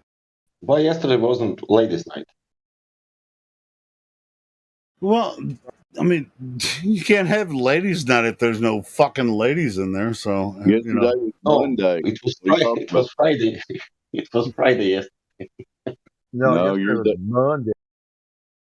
Today's Wednesday. There's a couple ladies in there. I was listening a little while, but I'm just saying, ladies, hey. Joking because of Miggy, because It is Wednesday, my dudes. I know Miggy said it's Saturday.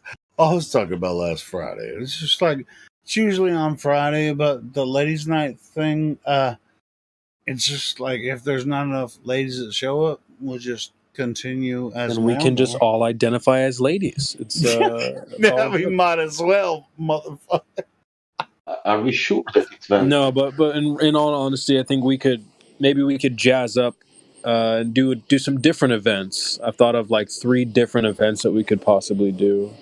I've always been in support of that because we do this 24 hours a day. But if you guys have some ideas about just some different events that we can do for an hour, or a couple hours, and you guys want to invite other people and have a conversation, I'll help support that as much as I can. But I'm just a fucking 9-to-5er that just hits restart on the 12-hour show. I can make a presentation about proof and evidence. Sure. Where does it start? Where does it start with your proven evidence? What does it start with? Flat Earth? No. Definitions, proven evidence. That presentation and all that. CB had some good show ideas. What were they, CB? One of them is court case, right? Yeah, one of them is like flat Earth, court day. You got to roll up with your little briefcase, your lawyer, present your case. So this is like an essential, it's like a legal thing, but not really legal. It's just it's a presentation of what if flat Earth were a legal thing. Is this what you're talking about, CB? Yeah, no. So it's like, well, you know how people always tend to appeal to motive and appeal to credentials, appeal to authority. So If you're a lawyer, we could make a presentation. Yeah, go ahead, Helio. No. I'm sorry. I'm being an idiot. I'm just interrupting. let me finish, and then you can respond. But all right, I want to hear what you have to say. Go ahead. I'm sorry, brother. Okay. Yeah, it's like, well, imagine you're a lawyer and you're in a courtroom and you're like, well, I've been a lawyer for 50 years. It's like, okay, well, do you have evidence for your case, for your client? So I think a court setting would prevent a lot of these fallacies, and it would really, hopefully, it would get them to start presenting evidence as a judge would require. So go ahead. Oh, I was wondering, are you talking about like presenting in a fictional case for flat Earth? Is that what you're? No, if you're like I think he's pointing out that the peer review process is flawed. Yeah, but I mean, who the fuck are you gonna go up against? Freaking prove flat. But I mean, just a fictional case. I mean, if we just made a story, nothing fictional, Helio. Nothing. We're not talking about doing fictional. It's never fictional. I mean, we're totally honest about flat Earth. We're flat Earth. Yeah. But we can make a story, and we could actually make a. Well, never mind. I mean, if you don't want to do that, but well, CB, real quick, I was fixing that. I mean, but actually, I don't know what you're talking about. I don't think you're getting it, Helio. But okay, the Globe claim is on trial. I'm picturing like the Globe claims are on trial. We're not trying to prove anything. We're asking them to prove their case, right, CB? All right, on trial where? Here, here in the server. Somebody will be the judge, somebody will be the Globe lawyer, somebody will be the Flat Earth lawyer. And you'll have objections that's sustained. Every time the Globe says a fallacy, it's going to be sustained by the judge. Okay. Yeah, it would just be, it would be some kind of fun. If you roll in here, if you're a Glober, you got to put your tie on. Certainly, it would be better than the bullshit that happened for like 3 hours earlier. That Zen Garcia case is actually a pretty good precedent, actually set. Like, yeah, that was good. The judge in a court setting said, "No, you haven't proven your case, not by like law definition." So in this concept, in this concept, who's gonna be the defense lawyer? Any of us. We just need someone to be a judge. No, wait. Well, No, I it mean, needs to be someone so fairly you wouldn't reasonable. choose a Glober. Both of us are flat earthers. Defense and claimant. All the other one. Both of us are flat earthers, and we just put on a show. No, like we. Helio, please just shut up. Yeah, maybe you should be. Maybe you should shut up, Helio. Well, I definitely will, and I want to hear this concept. I'm curious about this. Yeah, so we get people coming here. It's an event, right? So you could ping VC verify, that kind of thing. So we're looking for the people to join the event. And if you're going to speak up about the Globe, all right, great. Present your case. All rise. There's a whole jury here listening. Anyone can be the lawyer on the flat Earth side. I think any of us would be capable of that. About finding a good judge would be a little challenging. Maybe see what QE's up to, or somebody it's definitely crypto. You already know crypto. Yeah, that's great too. Yep, definitely. So when one of those guys, somebody like that could be a good judge. That'd be helpful. But yeah, that'd be fun. If somebody wants to set this up, that'd be a fun date. But that's just one of the. No, I thought you were about to describe the whole proceeding to me, but I'm the asshole for asking questions about because I listen. What do you mean? What do you mean? Have you been to court before, Helio? Well, I listen to a lot. Or he always ducks the guy who's handing out the subpoena. No, I don't. Well, I don't have to Bro, explain the whole procedure. I go to court I'm when sure I you're need to aware go of to how court. court Man, works. hold You have to on, present hold your on. case. Have don't you ever bring up watched Law and Order, Helio? Come on, man. Hey, come on, man. What? Yeah, Chris, I've been listening to everything you say, and I just come back If we're gonna do and a listen to Flat. pretend court proceeding, we're actually gonna need Isa here. Did you So hear? that motherfucker is gonna be Isa Mahalski is gonna be my defense lawyer, and y'all motherfuckers ain't gonna win. Hey, Helio. Did you hear Larry trying to speak? I did, but he knows. He knows what I do. Stop rumpusing the room. Let him speak. Yeah, let Larry speak. Oh, Helio, you were there. Tell him about East of my house. Fire sport. Go ahead, bro. Get the floor. Yeah, wouldn't he be the best defense lawyer you could have? In a mock situation, at least.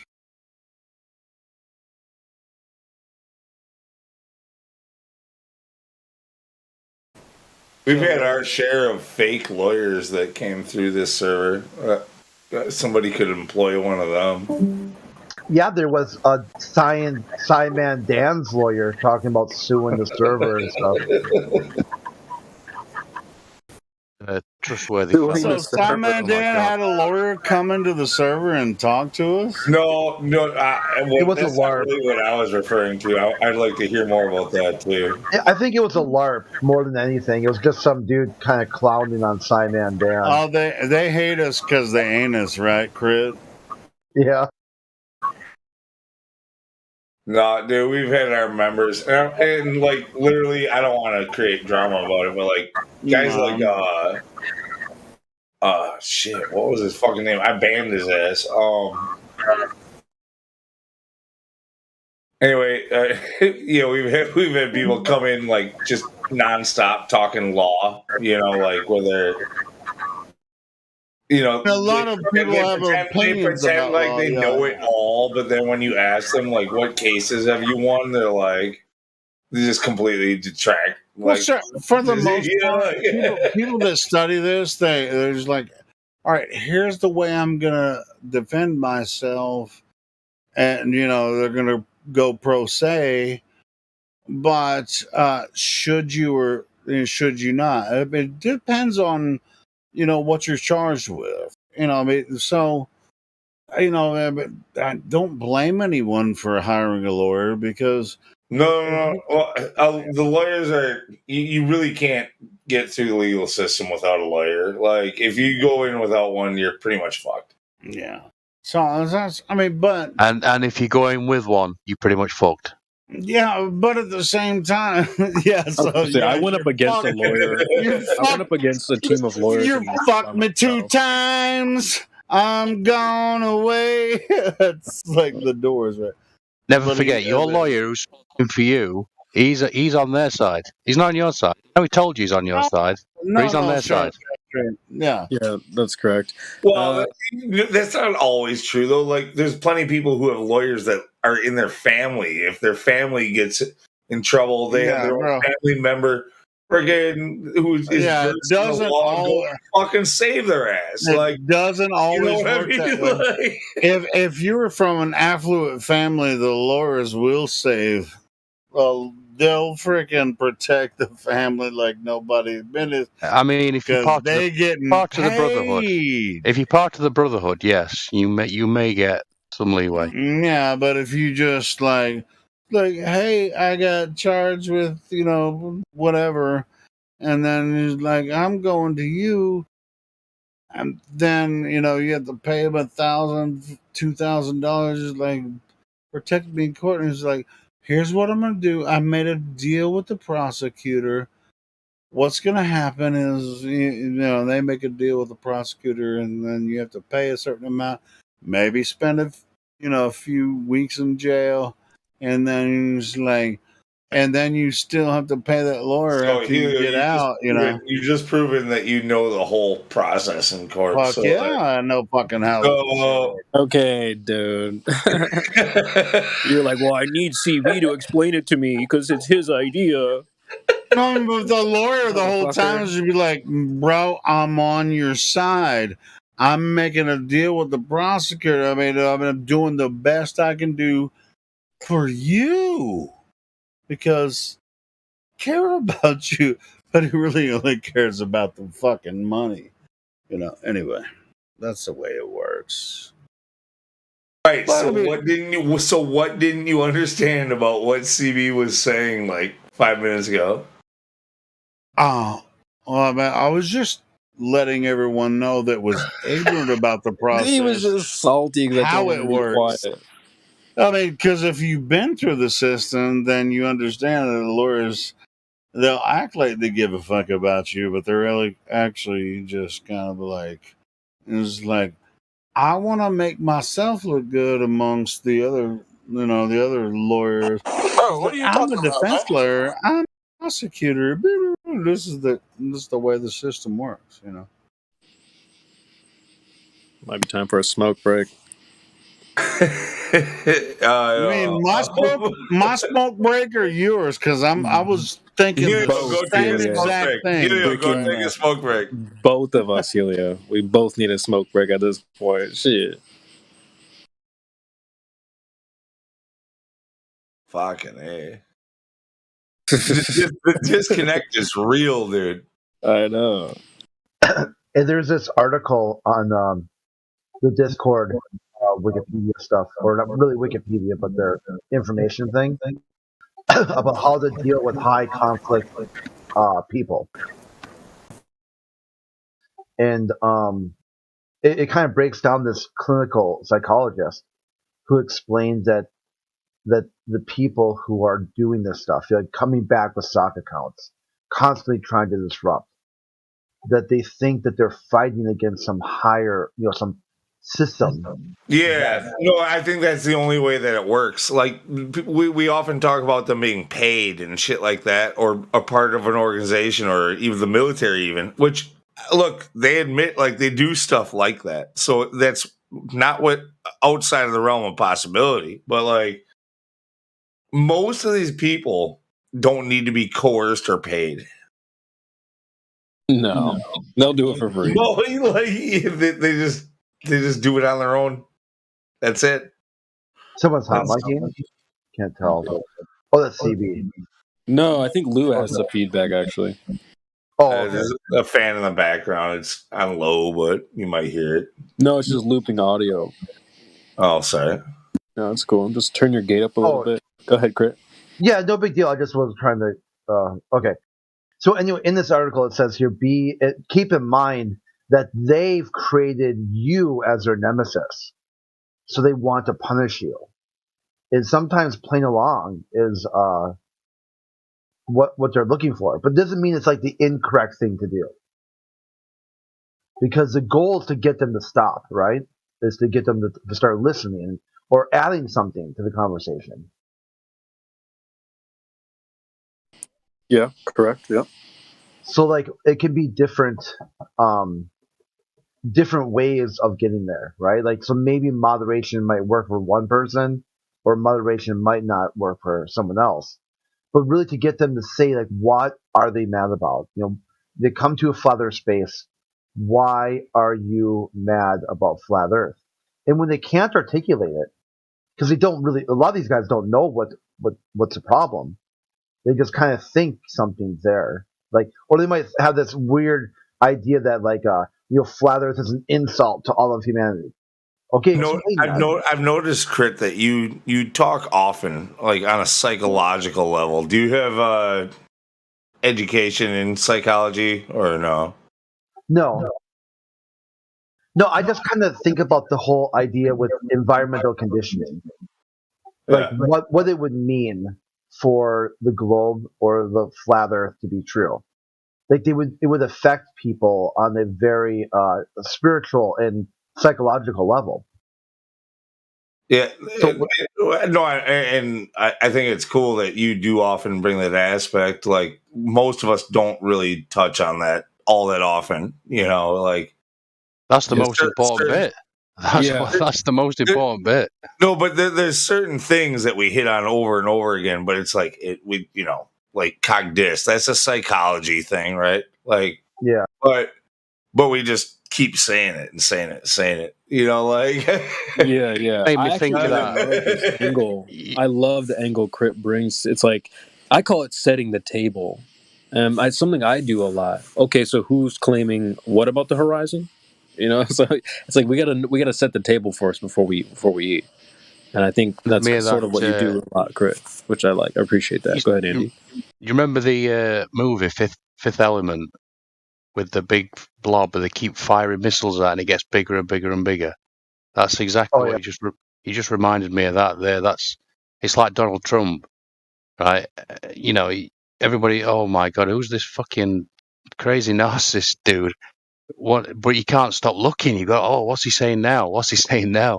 And it just gets bigger and bigger and bigger. And it's like, don't feed it. Don't feed it. Hello. Well, people can't help themselves. And that's what you just reminded me on there. And I keep seeing it in these, like under Nathan Oakley's chat. I just want to say, don't reply. Just don't reply. But people can't help themselves. So, I mean, what do you do? Yeah, man. There's a balance, right? There's a balance between like feeding a troll and getting reps for yourself. You know what I mean? So, but I definitely think that there is a line there somewhere. I'm a pretty analytical person, and so I'm like looking at this in a way that it's too structured for most flat earthers, I know. But like, it's like if you could assemble a team, like you got a guy who's just like all analytical, another guy who's all psychological, another guy who's all, you know, but has his shit down. Like whatever you have, I don't know what the combination would be, but you have like a panel of 3 or 4 guys, you know, that between the 3 of them, they're each individually different in what they're focused on, but hammering it home. Yes, Lou. Yes, I've been thinking this for a while. That's one of my favorite elements of this whole server and like being a flat earther. Is like there are different styles, different. It's like there's, you know, if you're starting 5, you have different. Everyone's playing a different role. So I really like that you brought that up. Yeah, I've been thinking this for a little while now. It's like MMA. I'm in MMA, right? And there's a thing called MMA math, and it doesn't work, right? So fighter A beats fighter B. Fighter B beats fighter C, and they don't all. It doesn't work the way you think it would. So there's different styles. They say styles make fights. So yeah, you put in a certain player that would work well. Like Crit was saying, like you there's no one way. So sort of jump on your point, Lou, but I really like that. I agree with it. Yeah, no, I'm glad you like it. You ran with it a little bit, and but I don't disagree with any of it. So cool. Yeah, like that's exactly what I was getting into. Is that so many of people in here have a lot to offer, and in different specialities, and not necessarily because they have professional training in it or schooling, right? You know, but a lot of people still can add a lot of value. They have merit on their own grounds. You know, like they've proven themselves. And if you can find the right combination of people, often a Glober comes in and everybody wants to jump because we're just waiting for one. But like, and it sucks if you're not gonna fit into that conversation. It sucks. It's hard, but it'd be nice to coordinate in a way where it's like we know this combination of people like seems to do really well together. You know, like be strategical about it. Yo, that's funny. Yeah, get a buddy, a debate buddy. I feel like me and Central sometimes we work well together because we have a similar style. But yeah, that's a good point there as well. Get the starting 5. Right? We need a lineup. I was going to claim Central because I kind of go abstract into space a little bit, and then Central brings me back to the Earth. So yeah, he's always bringing it back. Always bringing it back. And like, Together let's say and you could Larry some have a money team too for a for like mic. sorry, you could have a team too for like so. I mean, often we don't want to go too biblical, but if you get that guy in that comes in that he believes in creation and God and all that stuff, but he just doesn't believe in flat Earth. Like, I could definitely select a team for that. You know what I mean? Like, there's and people need to recognize those situations and be like, oh, okay, these people in this room right now are usually really good in this topic. I'm going to step back, for now. And when what I'm good at comes up, that's when I'm going to come in. But often we're fighting for the mic and fighting each other and derailing from whatever's happening with the Glober, and Yeah. it's counteractive. The mic sharing is probably one of the more difficult parts, but overall, this is just like a pro tip for everybody. Like, grab the mic, get your point in, and pass it off. You know what I mean? Like, yeah, I think I'm pretty good at that. I think I'm just gonna brag on myself. Like, I think I'm pretty good at like getting in, getting my point, being concise, and then offering it to someone else. I don't know. Am I wrong? I would say most of the time that's true, but that's probably true for all of us. Just need a new mic, Larry. That's all. Just get a new headset, dude. Yeah, someone pass him a mic. No, I'm just kidding. Dude, I'll send you $20. I swear. Because Hey, on that point, I really like what you guys are talking about. Should we just stay here, or should we Crit sent me a link to another server, said, hey man, I think you'll really enjoy this. And I've been there. These guys are pretty cool. They're starting a flat earth section in their server, and it's just like, we don't always have to hang out here, but we always do. So should this be the only place we hang? All right, well, I like where you're going with that. So, like, I talked about having teams. That this group of 3 or 4 works well together, and maybe they handle this topic well. Maybe you found another server you want to go in and talk about flat Earth. If you find out that server that you're going in happens to be a faith-based server in religion, well, I know what team I want to send to that. Yeah, I mean, if they're a science-based server, I've got another list of people I'd like to send to them. Sure. Yeah. And I haven't joined that server yet that Crit sent me. I'm going to join it right now. And if they want to talk about flat Earth, I'd gladly join with Crit and talk to them. So I was just going to say, you reminded me, CB, of that brilliant speech by Bruce Lee where he sort of talked about being like water. That was the whole point of it, is to adapt to whichever fighting style, the style of no style. It's an absolutely beautiful speech, and I know everybody knows it here. I hope they do. And it's definitely worth looking up because... Sure, now's a good time, Helio. Say that again. Great point, Andy. Great point there. Yeah. Sorry, I missed that. Larry, did you say something? What'd you say? He was just saying something to Helio. What'd you say, Larry?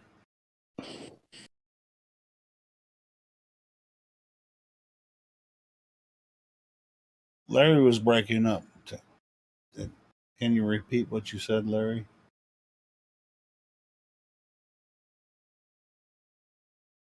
Wallington. Water, my friend. It's water. Water. What does he say? What did he go? The teapot. I like when he says teapot. I'm a little teapot, short and stout. You put water into a pot, becomes the body. You put it in a teapot, it becomes the teapot. Tip me over and pour me out.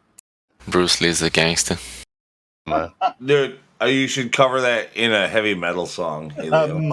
I probably should. It's like, just not like, I'm a little teapot, short and stout.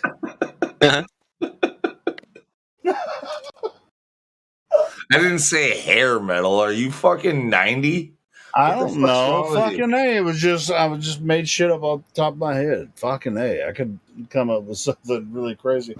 I've been, guilty pleasure. I watched some of the freaking America's Got Talent videos and shit, and I'm just like, holy fucking shit! 12-year-olds that can sing like angels and shit. I'm like, what the entire fuck is going on? It was like when I was 12, I could sing pretty goddamn good, but not like that.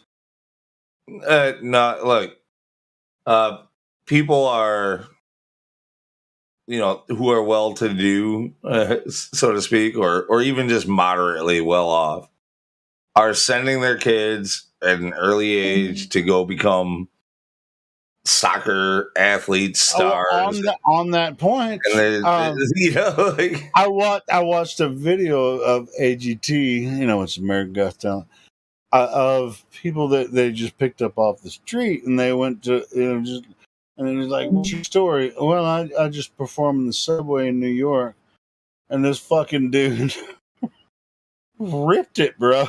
I was like, but anyway, I mean, who knows with those. Anyway, my point was that at an early age, like somehow, many parents, they're afraid to let their kids go out and play without their supervision or without a chaperone or an adult. So they have to put them in, organized sports and, stuff like that. Sure. And that's how the kids get their activity. So these kids are getting trained early and blah, blah, blah. And the parents are hoping wait. The parents are hoping that they can cash in on it, whatever it is. But check this out, though. I'm a singer. And actually, I love the song you did, but I'm a singer, but you're not. No. I'm a terrible singer. What was but great I loved your freaking cover and shit. I mean, it's really good. Thank you, because I put a lot of work into it. It's just for me when I do something like that, it's effortless for me. Well, but but no. But the thing is that the reason why it's hard for me to cover something or whatever else is again, I have to go over it. I want it to sound like the original. I'm too picky about that. Like you would go out there because you would go out there and be like, I'm gonna make this my own. Do you think Weird Al Yankovic cared if it sounded like them? It didn't sound like them. He was the best parody artist. I don't know. Look, I'm pointing it out because I know it's a flaw with me with music. Like if I'm doing a cover, I want it to sound like similar to the original at least. Yeah, me too. I want it to capture the feel. But it hold on, Lou. It definitely sounds like you. So fuck them. And when I do a parody, it sounds like me, so fuck them all, and that's fine, so anyway, so it's like when you go on America's Got Talent, which I never have, but when I see I've seen some videos in the past couple of days of some freaking 12, 13-year-olds go on America's Got Talent, fucking just blow everybody's mind. I was like, how the fuck are you 13 years old and can sing like that? It's freaking insane. And it kind of reminds me of Michael Jackson. But you're talking about kids on TV. I seriously, the shit I've seen, I don't doubt that they're goddamn fucking robots. They might not even be real children. Sure. I mean, it's Hollywood, so they were chosen and they were just put up there. I get that. But the whole stage is like, hey, we're going to act like we didn't hear them before, and then just give a presentation. It's like, oh, I know how that shit works. My intervention the other day went well. What was your intervention? That's why I was afraid to do it, because you really need to talk to a sober person can you for them to sing? hear it. Oh, intervention. I came in. I was talking about alcoholics. Remember, Helio? Oh, really? I mean, am I causing problems? No, not really. It's just I don't think it looks good if somebody, is listening in. They want to hear something about a flat Earth, and then all they hear is a drunk.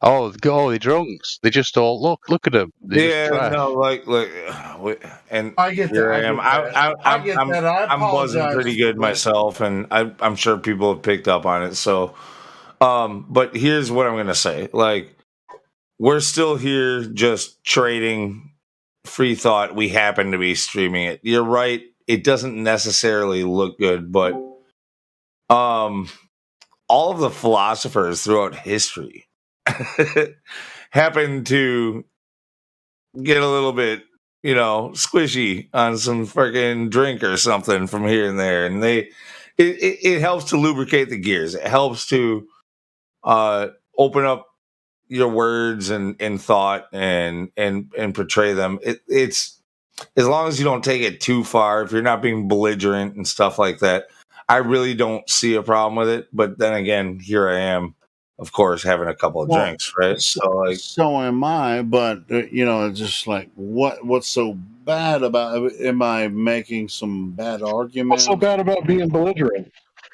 Well, I mean, belligerent. If I was belligerent drunk, which You I have are a been belligerent before, drunk, Helio. I can be, and I can be totally out of control sometimes. But I don't think I am tonight.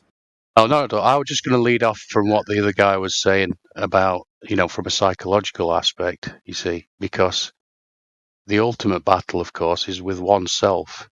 That's what we need to, that's what I want to focus on. I know that's difficult right now for you. Sure, and that's the most important battle of all, you see, because we love to battle other people so we don't have to face that thing, whatever it is. We've all got skeletons, and I think there's some inherent stuff in there as well that nobody wants to face. Sure, but unless you face it, you'll never get sober unless you face it, my friend. That's what I'm trying to say. Well, is that the goal, to get sober? Well, if you want to be coherent, either that or the great. No. I don't think that should be the focus. Like, it should be to have a clear head and to have a good understanding. Like, you don't have to be completely straight edge and like eating only vegetables. I've been to meetings, if that's what you're asking. I've been to meetings. Oh, I've never been to a meeting. I've listened to all the meetings. Incidentally, that's a good point. You can listen to the meetings, AA meetings on YouTube, and I'd highly recommend to anybody. I've actually been to a few, so it's just I'm not affiliated with Alcoholics Anonymous. I'm not them, that way. I'm not saying I'm not a drunk, but it's not. I'm just saying I'm not.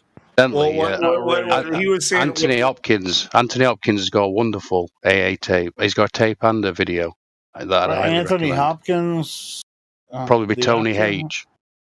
Wait, Anthony Hopkins, the actor. The actor, yeah, it's great. Well, send me a link. I'll check it out. It's definitely. Hey, I was wondering, can you guys hear me? Okay. Yeah, we can hear you, Larry.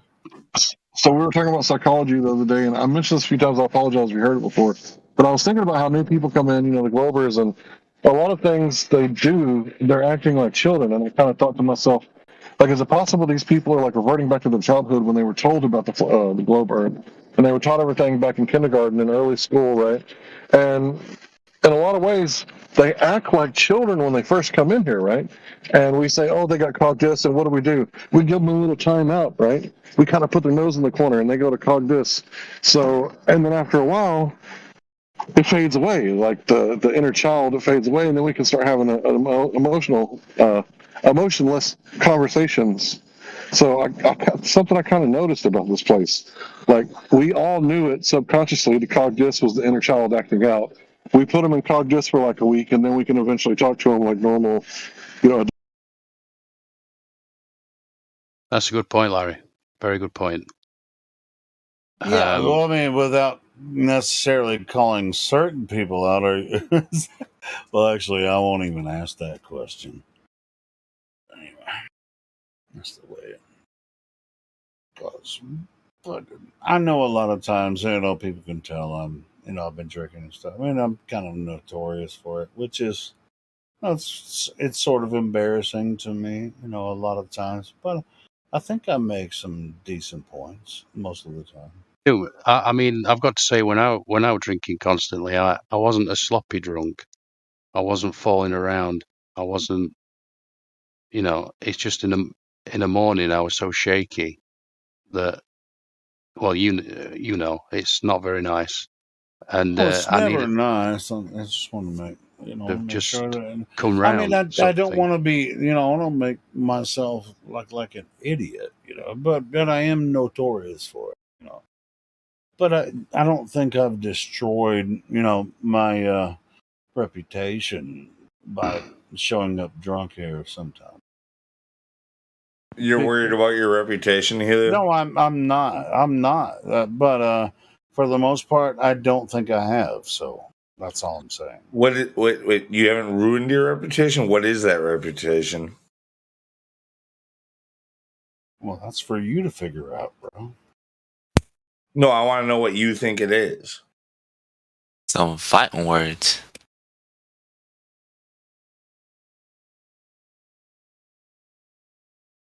No, it's not really. I'm not intending a fight. I'm just trying to get realization. Well, sure. I mean, I get No, just playing around, bro. messages, through the platform, through emails and shit.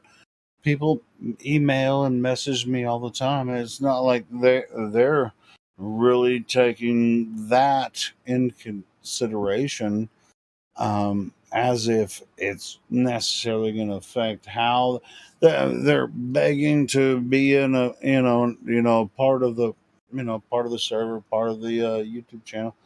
So as far as the platform goes, I don't I know I'm being a dick, but when I just calm down, even if I'm drinking, I just talk to you guys. That's basically what I'm getting at. I don't think I'm an over bloviated dickhead. When I Bro, go back and listen to yourself talk. Every time you talk at the same time someone else talks, you take up your voice like a few notches so that you're over talking just a little bit. Oh, do you want me to go up a couple notches and No. Yeah, that's what I said. I ain't gonna lie. You guys are right, but all right. So the only feedback I get about that is never. So, all right. So Helio is just some drunk idiot. That's just. And it's like only feedback I get is like, "Can you unban me?" What feedback do you guys? That's not called feedback, dude. That's people taking advantage of you to try to get unbanned. All right. So how much feedback do you get, Lou? 0. Like hardly anybody contacts me. Yeah, I know. But people like me. Yeah, no. They like me. People It's like not me, because but I'm people like drunk. me, but I don't accept their friend requests. Fuck them. I don't either. I'm just saying, even though I have, I'm inebriated, I can still pay attention to what the fuck's going on, bro. My point is that there's something inside that I can't really explain what it is, but it wants you dead, and it's winning in your case, Helio. Absolutely. Carl Jung called it the shadow. What wants me dead? What wants me dead? So Eckhart Tolle calls it the emotional pain body. The Jews called it the Yetzer Hara. It was put into man when he was made. I don't know where it is, What but if I know it's I defy that motherfucker? What if I defy that shit? Lose him to it. That's the point. Really? Yes, it's winning and it's destroying you. So what are you going to do about it? Alcohol will. We're not going to go through my bullshit here online. That's the point, isn't I can it? tell you a real life. I mean, I don't even really want to do it actually on the live stream, but maybe I will. See, that's the point. You don't want to here's deal with it. No. Here's a real story from a real friend that I had who ended up dying. Okay, like in my early 20s, and premonition like that I had leading up to it. It fucking weird. Like, so I mean, obviously, if you are hanging out with a party group of people and they're all doing drugs and alcohol and all kinds of stuff, right? Like, you expect consequences might happen, but you don't ever expect it's going to happen to you. But what's weird is, like, there was one particular person in our little clique of people who was sure taking a little too far, and maybe it's just good insight, like maybe it's good intuition, whatever. But like, in a chat with my friend, I'm driving down the road and we're talking about our friend Brandon, and I said to I said to my friend, at the time, you have to understand, it felt like I had just like an epiphany, you know, like I just all of a sudden it hit me, and I like felt. I'm pretty empathetic. Like I don't know. Right, you felt like he was having some real problems. Yeah, and all of a sudden I just brought it up to my friend, and I was like, you know, Brandon, like something about what's going on. For some reason I have a bad feeling, and I don't know if he's gonna. I think something bad's gonna happen with him very soon. And the truth is that I was afraid to say that I thought he was gonna die. Yeah, that he wouldn't believe you, even if you told him. And sure enough, like it was like 2 weeks past, and all of a sudden one day he went missing. We all met every day after work, you know, like, and hung out at this house and drank beer and listened to fucking techno music, fucking. And like, not techno, but whatever, EDM. It was mostly house. It was actually mostly house. If you want to get specific. And so he's just not there, and he's not there, and you're just like, holy fuck, where the fuck is Brendan? And you couldn't find him, and then what happened? No, you don't have to try to guess the rest of the story, but you're not far off. Like, no, in the morning, one morning, I was a apprentice electrician at the time, and on the radio, and this is very rare, they never do this, but there's a bridge in Milwaukee where there's like, I don't know, it's the biggest bridge in Milwaukee, the Hone Bridge, and they announced on the news that like 2 people committed suicide the night before by jumping off the bridge in 2 separate incidences, and something about it when I heard it at like 7:30 in the morning while at work. No, like I was like, I right away. I just fuck. in my head, I was like, that's Brandon. I knew it was Brandon. I knew like, and it bothered me. And then at the end of the day ended. I went to the house where we all hung out, chilled, blah blah blah.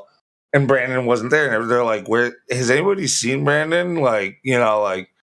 And he left his like wallet behind and fucking and I said like there was no reason to suspect that he might have done this, but I told the people that were in the house, I was like you know what I heard on the news, and they were like, don't even say such a thing, Damn, Lou, with all the shit you've been saying for the past few days, and now you're saying this, a friend of yours fucking... Yeah, dude, no, I have premonitions, man. I fucking do. It's fucking weird. Yeah, me too. That's what I'm saying.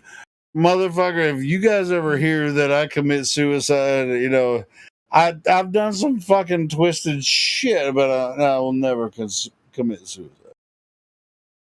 Yeah, anyway, so then all of a sudden, like 20 minutes later, 15 minutes later, like all of a sudden a phone call, somebody gets a phone call, like, and what, you know, in shock. And everybody's like, what did they say? You know, like, and all of a sudden, sure enough, we find out that our friend had committed suicide by jumping off the bridge. My God. You know, and like, dude, I don't know. It's just it was a very almost psychedelic feeling experience. Like when you're in that state, like I'm seeing things before they happen, just only slightly, like or having. It's just instinctual. It's not like I'm really seeing it. It's just that like I had a feeling, Look, if you and were like talking about spiritual stuff, I've been listening to an audiobook on YouTube about that's not not on a bridge. Well, it's similar to like being on a bridge, but it's someone killing themselves. But with the whole story is around about hanging and shit. This is really weird, bro. Hey, you like audiobooks? Yeah, I listen to audiobooks. I listen to that shit more than I listen to you bastards. What kind of audiobooks do It's you just like? like murder mysteries and sci-fi and shit. I listen to all that shit all day long. Oh yeah? Yeah. Okay. I'll give you a good book to listen to. You like murder stuff, at least. Sure, I mean, that doesn't have to necessarily do with murder. It just has to be a good story. I don't give a fuck if it's about murder. It just has to be a good story. All right. Well, I mean, I suggest you listen to The Butcher. It's called. The Butcher. I think I might have listened to that before. Can you send me a link? Is it on YouTube? Yeah, it's on YouTube. It's about this guy karate. Crazy book. All right, well, send me a link and then I'll listen to that one after I finish this next book. And yeah, no problem, no problem. This guy, supposedly friggin'. I'm not going to give any spoilers about this book. Pretty trippy. There's some S&M shit involved. So anyway, going back to what we're talking about, Lou's story. This poor kid, what the Jews call the Yetzer Hara, the wayward spirit, it won the battle quite clearly. Dude, And, you want? how old was this guy, Lou? At the time, he was probably like 20, 21, 22. I forget exactly. But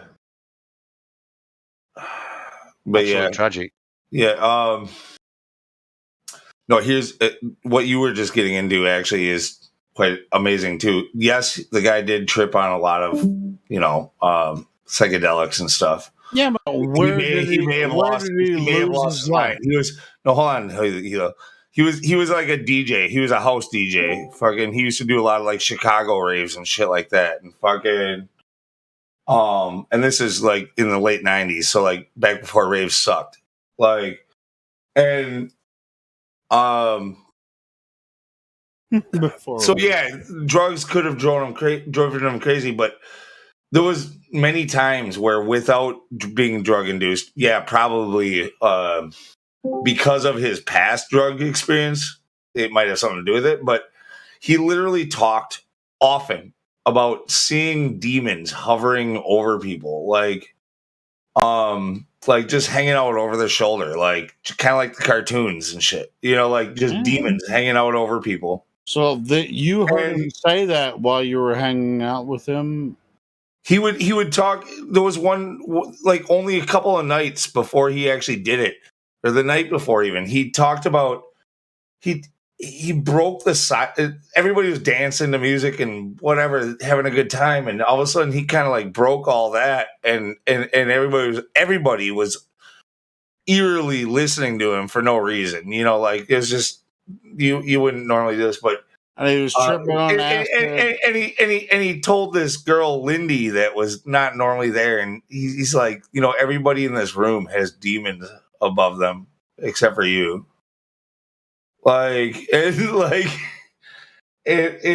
I don't know. It's just weird. He literally was visualizing like good and evil that was clinging on to people, and then the next day he freaking did that. And yeah, it was all fucked up. Was she a churchgoer? He was undiagnosed. Hey Lou, is it possible that he was an undiagnosed schizophrenic? Because that's kind of what that sounds like. Yeah, it's possible, but no, I think it was drug induced. So, do you think? Yeah, but was she Hey, was she dude, a I've churchgoer? taken more acid than any of you motherfuckers probably have ever taken. No, that's just an assumption. But I Was think she it's a church